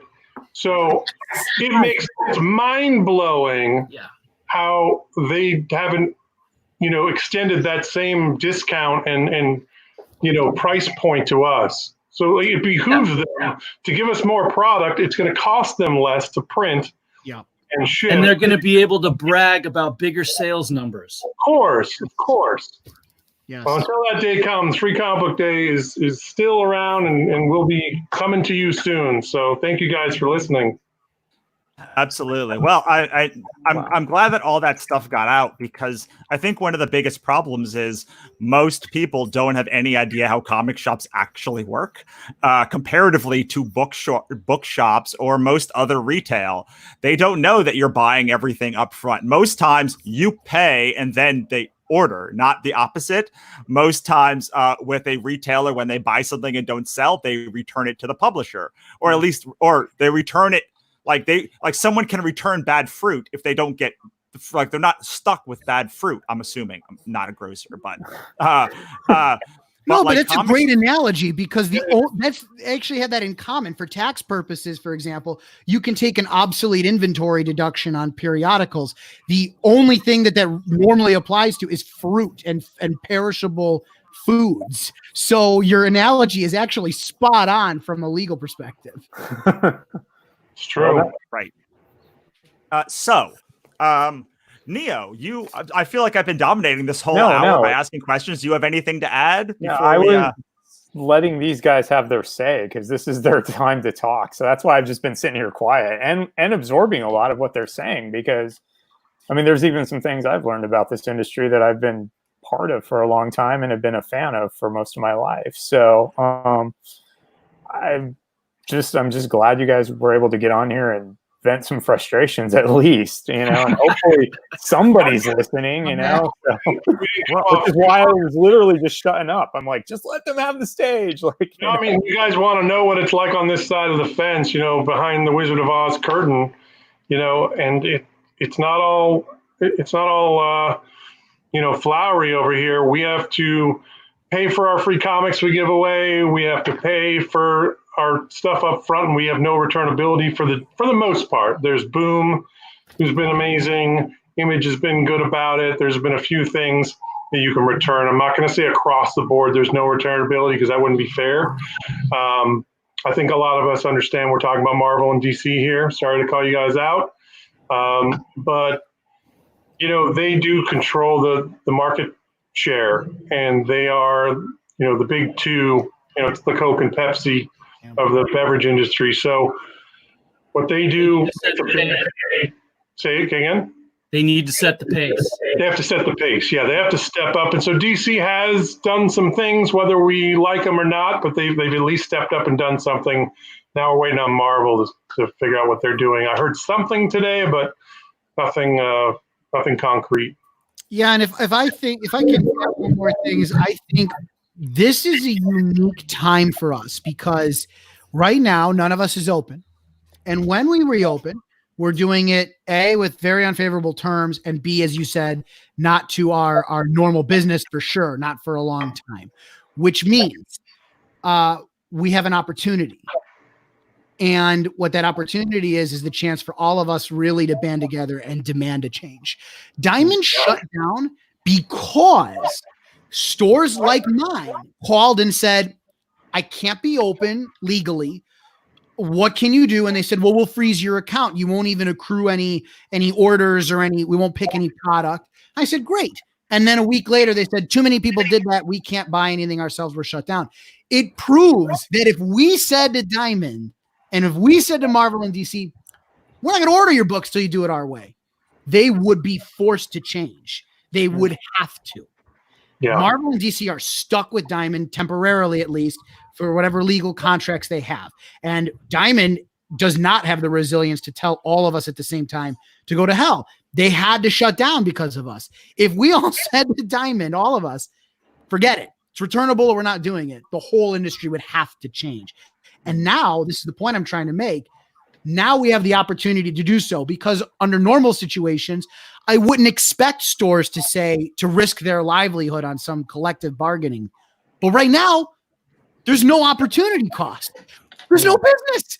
So we don't lose anything by taking out this opportunity to say, hey, it's going to change now.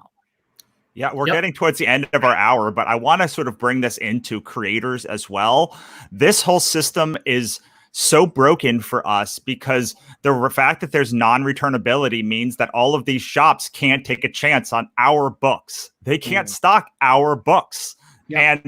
And if you've never called bookstores and try to get them to stock your book when they have returnability, it is night and day. You call them up and you say, hey, can you stock my book? And they say, what is the ISBN? And then a month later, it's on the shelf and you're taking the risk. It sucks because a lot of times that is returned and you've got to like take that into account. But I don't think I have ever called a bookstore, even at random, and them not be willing to stock my book because there is nothing but upside if it sells. And they can keep it a year. And if it doesn't sell in a year, they go, well, now that's hard for us. Like that is really hard that's why I don't do a lot of bookstore distribution, because on the bookstore side, I'm like, wait, so you could return it in a year? And like, I can't take, like, that's a lot of risk for me. But as a creator, why this is important to you, besides the fact that we all love comic shops, is if you've ever wondered why Diamond doesn't carry small press books, if you've ever wondered why stores often say they don't carry independent books unless they're huge, like, I think you guys, and as a creator, you can talk about this too as we work to wrap up. Like, this screws not just shops, it screws us, because now you guys can't take a risk on a small book that might blow up. Yeah, I mean, at Golden Apple, I don't mind if I take it really quick. I pretty much have an open door policy for local creators, or any creators really from all over the country. You want to send me books, I'll put it on my shelf, but it would have to be in more of a consignment sort of basis. Now, I won't go a year before I pay you guys or anything crazy like that. You know, I give it a couple months, you know, people check in. If I sell it, I pay you out. If I don't, we got to return them to you. But, you know, that's probably the easiest way to get your books on the comic book store shelves is just to call the owner, email the owner, Facebook, whatever, and say, can I send you some books? Can I bring them in? You know, I live in your town and I made this book. The other way is if you have a book at a big publisher, like let's say Image or Dark Horse or Boom, you know, do an in-store signing. Of course, back when things are normal and you can do those kind of things, interact with people socially. But, you know, I'd have a lot of people call me saying, oh, I live in LA and I did this book for Boom Studios. If you stock it, I'll come in and sign them. And so that works really well. But, you know, I think any comic book store would take a chance on something if they didn't have to pay up front. But, you know, and I think that's a good way to get eyeballs. But I know ultimately what you're saying, Russell, is you can't just give away 10 copies to every store in the world and then not know if any of them are going to sell. And that's frustrating. No, that's not what I'm saying is that if Diamond allowed refundable comics or something that was more favorable to the stores, then you guys would be more likely to order it from Diamond instead of us having to call one store at a time and then ship them the books. It's not the calling that is the issue. It's then going to the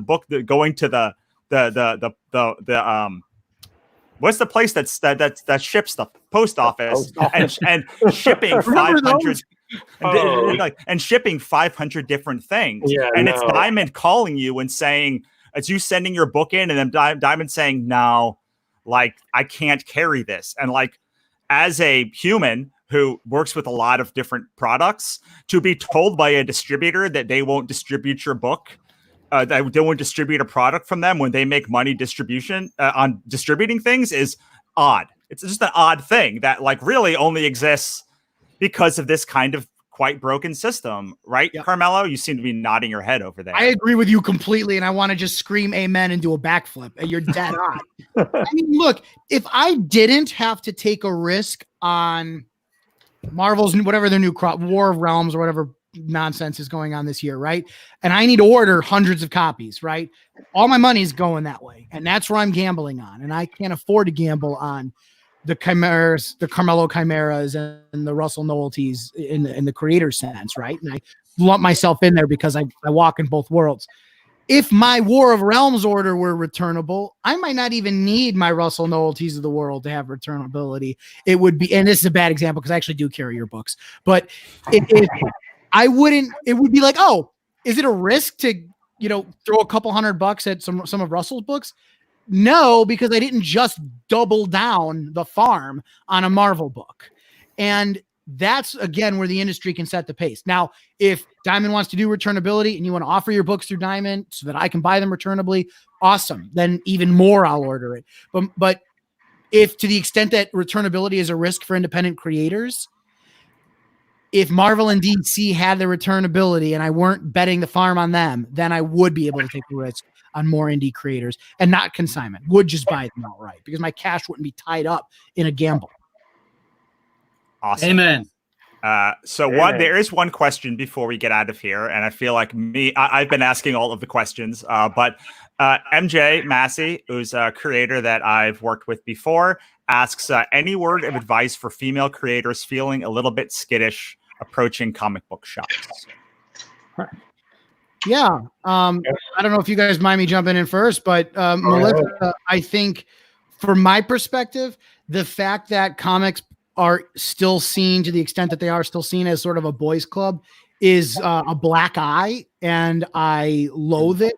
And I want to do everything I can as a retailer to change it. And to the extent that not every retailer shares my politics, I promise you we are aligned in one thing, which is we need to make money. And to me, alienating half of the population as potential customers is ridiculous. And I can't think of a store that would want to do it.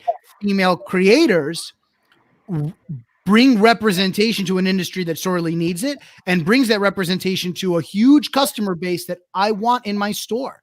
So I think I speak for most stores politically, but I think I speak for every store economically when I say there's no need to feel skittish. Please come to us. It would not even cross my mind whether or not to carry a book based on if the creator was female. It would never cross my mind. In fact, I might be more likely to, because frankly, you need more female creators in this business. Yeah, I agree with everything. I agree with everything you just said. We 100% agree. Couldn't have said it better myself. I love these guys. You guys are going to be my new best friends. I would say to MJ, if you're feeling skittish, that's totally fine, but do it anyway. Walk into those shops. If you get any kind of blowback from the old boys club at a particular shop, just turn right around, walk out, and go to another one. Don't waste another second on them. Yeah. Awesome. I love it. Ryan, anything to add as before we wrap this up? About that particular question or just anything? That particular question, and then I'll give each of you a chance to wrap up. I'm going to echo what he said before, which is that our customer base of women have gone up 100,000 times in the last 10 years that I've been running the shop. It's normal now. The boys club is ostensibly gone. This is a new day for retail where we're welcoming. Like you said, if you're a female creator, that's actually more attractive to us, in a sense that we have so many female readers that come in who want to read books by other female creators. And that we have sections in our store dedicated to that, both for locals and for mainstream stuff, like Kelly Sue DeConnick and Noelle Stevenson and all these amazing creators. So it's an advantage, and it's welcomed. And I say go and do exactly what Eddie said. If you do get any sort of resistance, well, that's not the store for you. But I bet you there's 10 other shops that'd love to have you. So don't get discouraged by the one bad apple of the bunch. That's pun intended, guys. There is one thing. So I'm sorry we're going out slightly long, but this is the last panel, and this is really important. I'm going to give it to Eddie, but you guys can also add. Eddie, when we did our last talk, you specifically talked about how you want to be approached, when to approach a comic shop, and most importantly, when not to approach a comic shop. So can you, if someone wants the best chance to make a good impression, how should, and when should they not approach you? Well, if you are going to approach a person like me at a comic shop about your book, please, please, please, God, please, no, never do it on a Tuesday.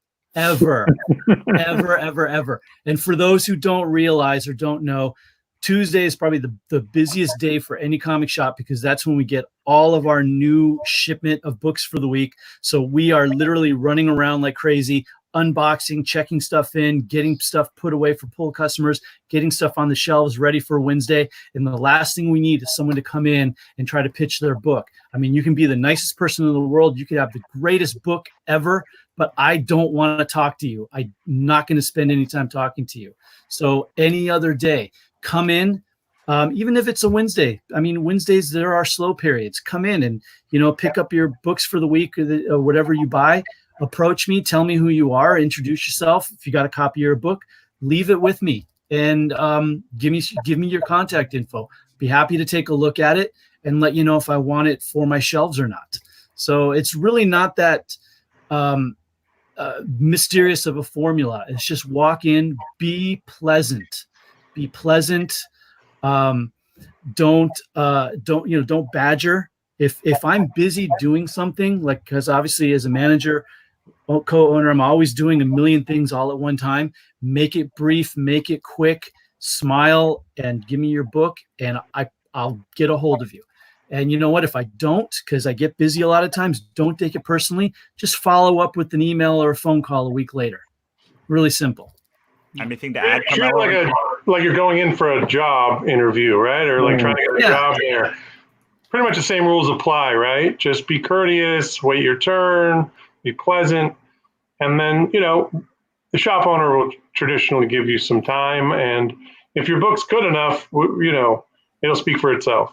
Yeah. And the other thing I will add, if your book isn't good enough, or just for whatever reason does not appeal to that owner, don't take it personal. Just move on to the next shop. I've had people that come in and give me books that they want me to review to put on their shelf. And I have to just tell them point blank, for whatever reason, maybe it's too adult or it's too something else. I would just, very friendly, very kindly, politely tell them it's a nice book, but it's just not right for us. That's all. And don't take that personally. Kristen in the comments, I think she might work for you, Eddie, said, have your elevator pitch ready. That's a very good point. Yes. Go in like you're pitching your show to Netflix. Let us know what your book is about. Who's your demographic? Who am I selling this to? Yeah, Kristen is my wife. She and I manage a shop together. So we get a lot of people that come in and pitch their books to us. And she's absolutely right. Tell me what it's about in a very interesting sentence or two, and that's it. Don't tell me your life story. Don't ramble on about how the story goes here or does that, or about this character. Make it quick, make it brief, and make it interesting. You made a couple of good points that I want to highlight. The first is that every shop is different, and some people a book might not work for one shop and might work for another shop.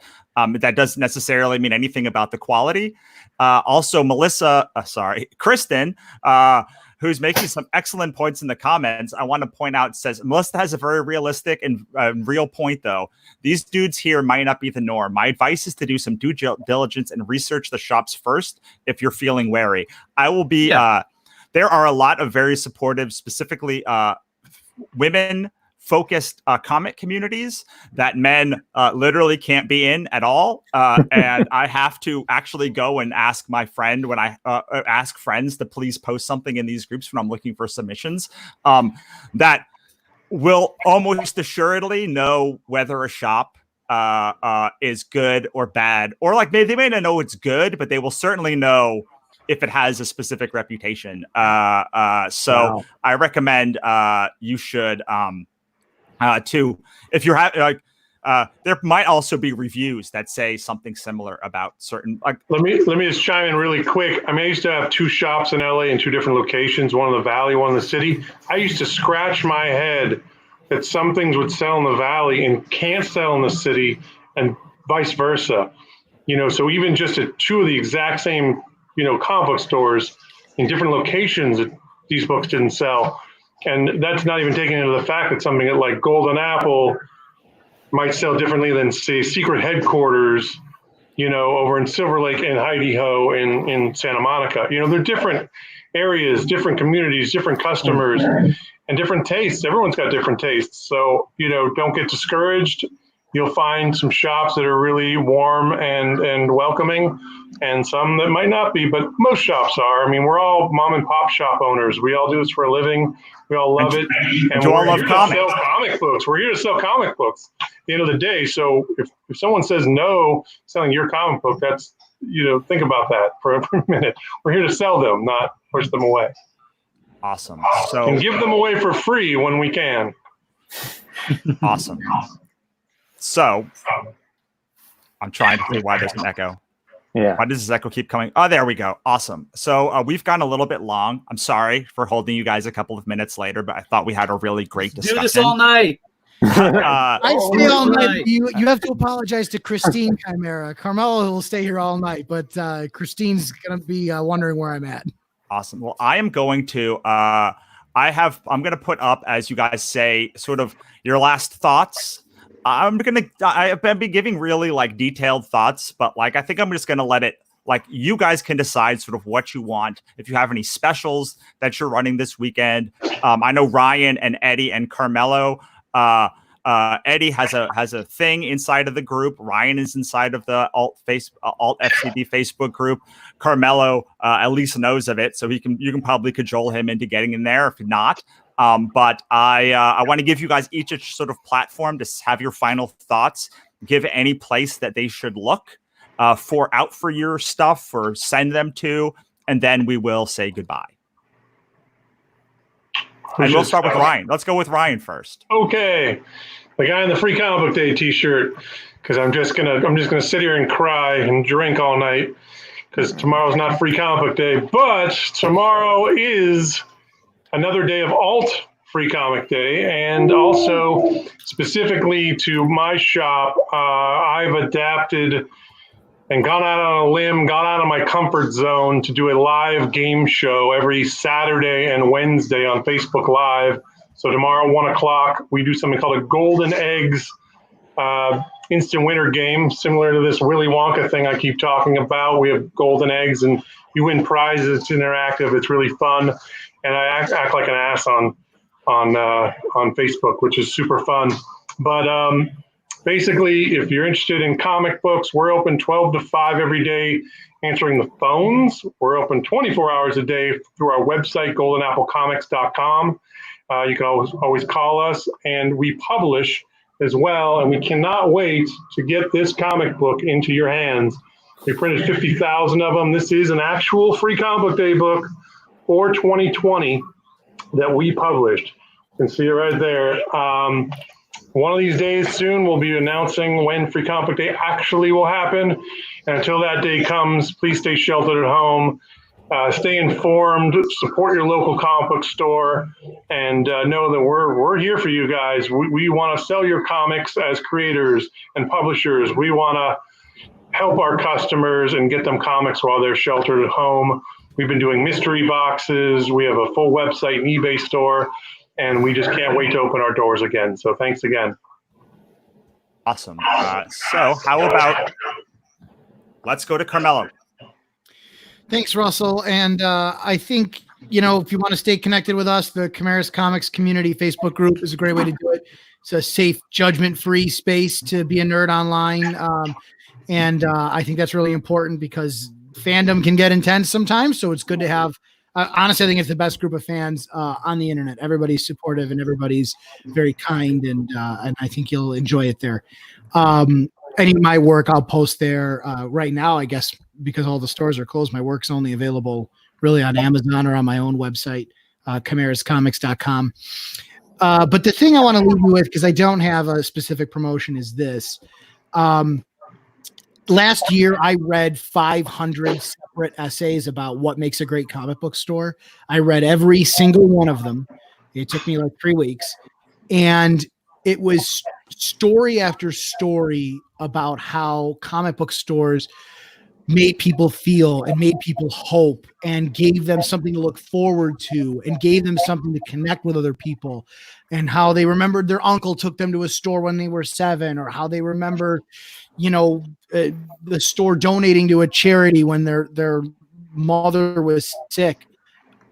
It was incredibly moving and it was incredibly heartwarming. And in these difficult times, where I know it can be hard to have hope and confidence in tomorrow, I wish all of you could know just how much you and our stores and our creations are loved, because it brings so much hope to the world. And we will get through this with exactly that kind of hope. Awesome. I love it. Thank you so much Amen. for that. Eddie, I'm going to put on your Kickstarter link. I have your Kickstarter link up there right now. But you can please promote anything and try and beat Carmelo if you can, because that was an amazing. I can't. That was too good. But what I will say is, if you want to support Heidi Ho Comics, you can go to the website, HeidiHoComics.com. There's links to our socials, our eBay store. You can call us directly as well. If you're looking for reading material while you're home doing nothing, now's a great time to read all that old stuff that you swore that one day you were going to read. So now's a great time to pick up all those trades. And then if you want something funny to read, funny and free, you can go to my website, which is collectorscomic.com, and you can read my weekly comic strips for free. And you can also support the print volume, which is on Kickstarter right now. The link is there, but the easy way to remember it is collectorsonkickstarter.com. Awesome. I thank you so much for being here and taking the time to where am I need to get back to the main thing. There we go. Sorry, I'm doing 20 things at once right now, trying to make sure all this is I just wanted to thank you. I know Neo can also Neo, you want to say anything before we let them go? Just thank you guys for doing what you're doing and keeping the comic book industry alive. You know, you guys are the backbone of this entire industry, and without you, we have nothing. You know, and I hope Diamond and Marvel and DC figure that out, or we're all going to be screwed. So, because without the comic shops, we don't have the community. So, thank you so much for what you guys do. Thanks to you guys, Neo and Russell, putting us all together. I mean, bravo to this. And you guys are staying up for 24 hours every day? I mean, this has got to be an exhausting. We're doing this 7.5 more hours tomorrow. Yeah. Yeah, but this is it. This is the last panel. Yeah, that's why we're able to go over a little bit. So this is I wanted to give you guys the kicker for the day. Where's the after party? In your houses, right here, I guess.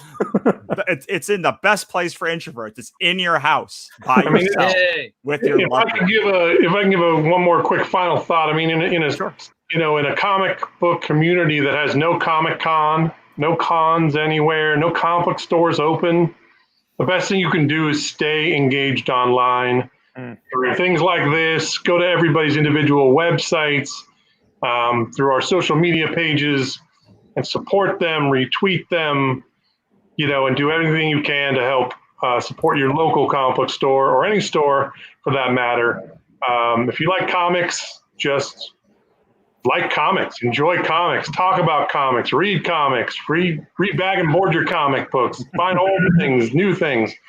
All right, there's a lot out there. We've been doing comic books for 80 years. There's a lot of comics out there to read, guys. Just enjoy it. Look at that. Look at that. Yeah, this sounds like a good time to get some of those keys you've been waiting for. Yeah. Some of those long series that you've been hearing about, but you haven't had a chance to jump in. Get some of those essential Marvels and just run through all of them real quick.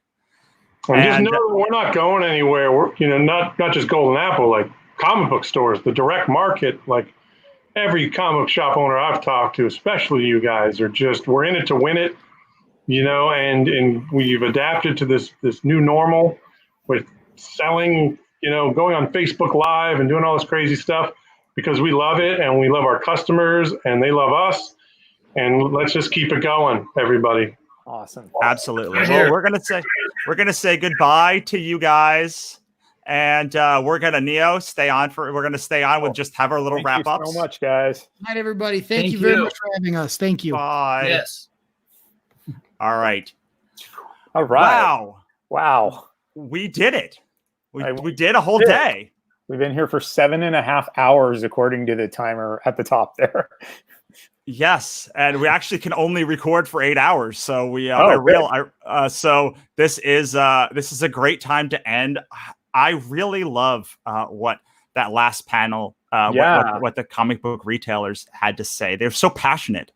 Sure. Because I mean, they're fans as much as they're businessmen, you know, and they want their industry to survive, but their back's up against the wall in a lot of ways. And I hope they can use this negative situation that we're in as a way, you know, to leverage themselves into something better. So, but I think it was great. I think, you know, for everybody who doesn't really understand what a comic shop is all about, you know, and how much risk they have to take just to be in business. I think that was really helpful and informative, and maybe will, you know, give people a better respect for the shops, you know, and what they do. So.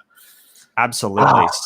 So we have finished our broadcast day pretty much by now, but that does not mean that it is over.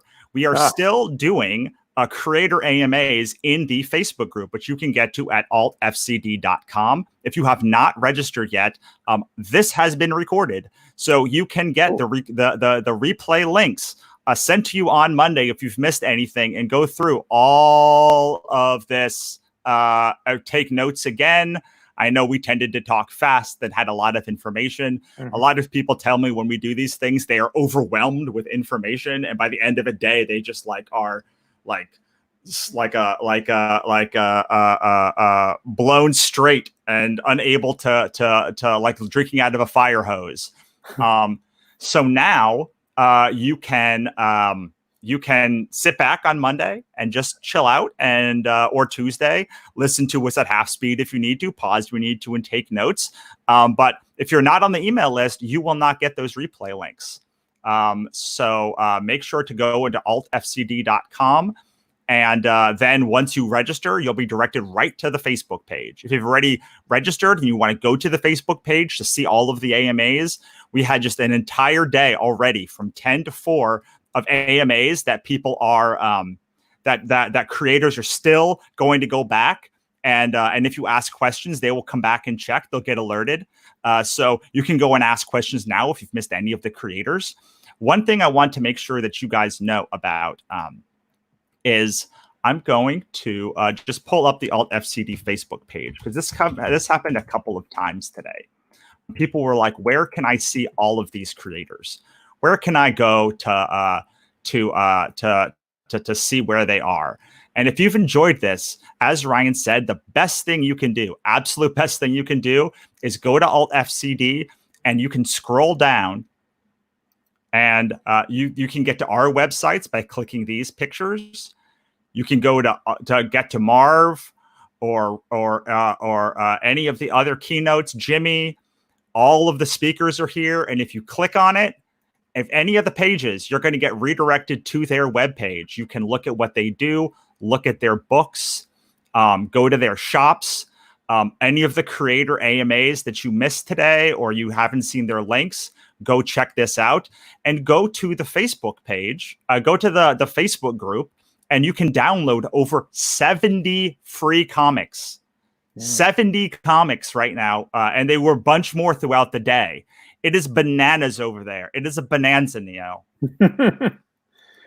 It is. This has been a bonanza, and my brain is definitely fried at this point. But yes, with so much awesomeness, I can't believe it. Yeah, everybody needs to go over the page and start downloading a bunch of free comics right now. So, and if you're wondering how to support and you've enjoyed this, like, these are all pretty much creators that we have checked the box on and said these are ones that like we really love and like we think that you should support. So if you're like, there are so many creators and so many shops, you know, start with the ones on doing the creators, find one that you really loved from today or in the Facebook group, download the free comics, and then find one you love and go buy a couple of those comics. Sure. and you can use this as a starting place to really like figure out like what direction to go. A lot of these people have their own Twitch accounts, do their own live streams, and many of them will answer all of your questions. I know, because I've asked all of them just so many questions over the years. Awesome.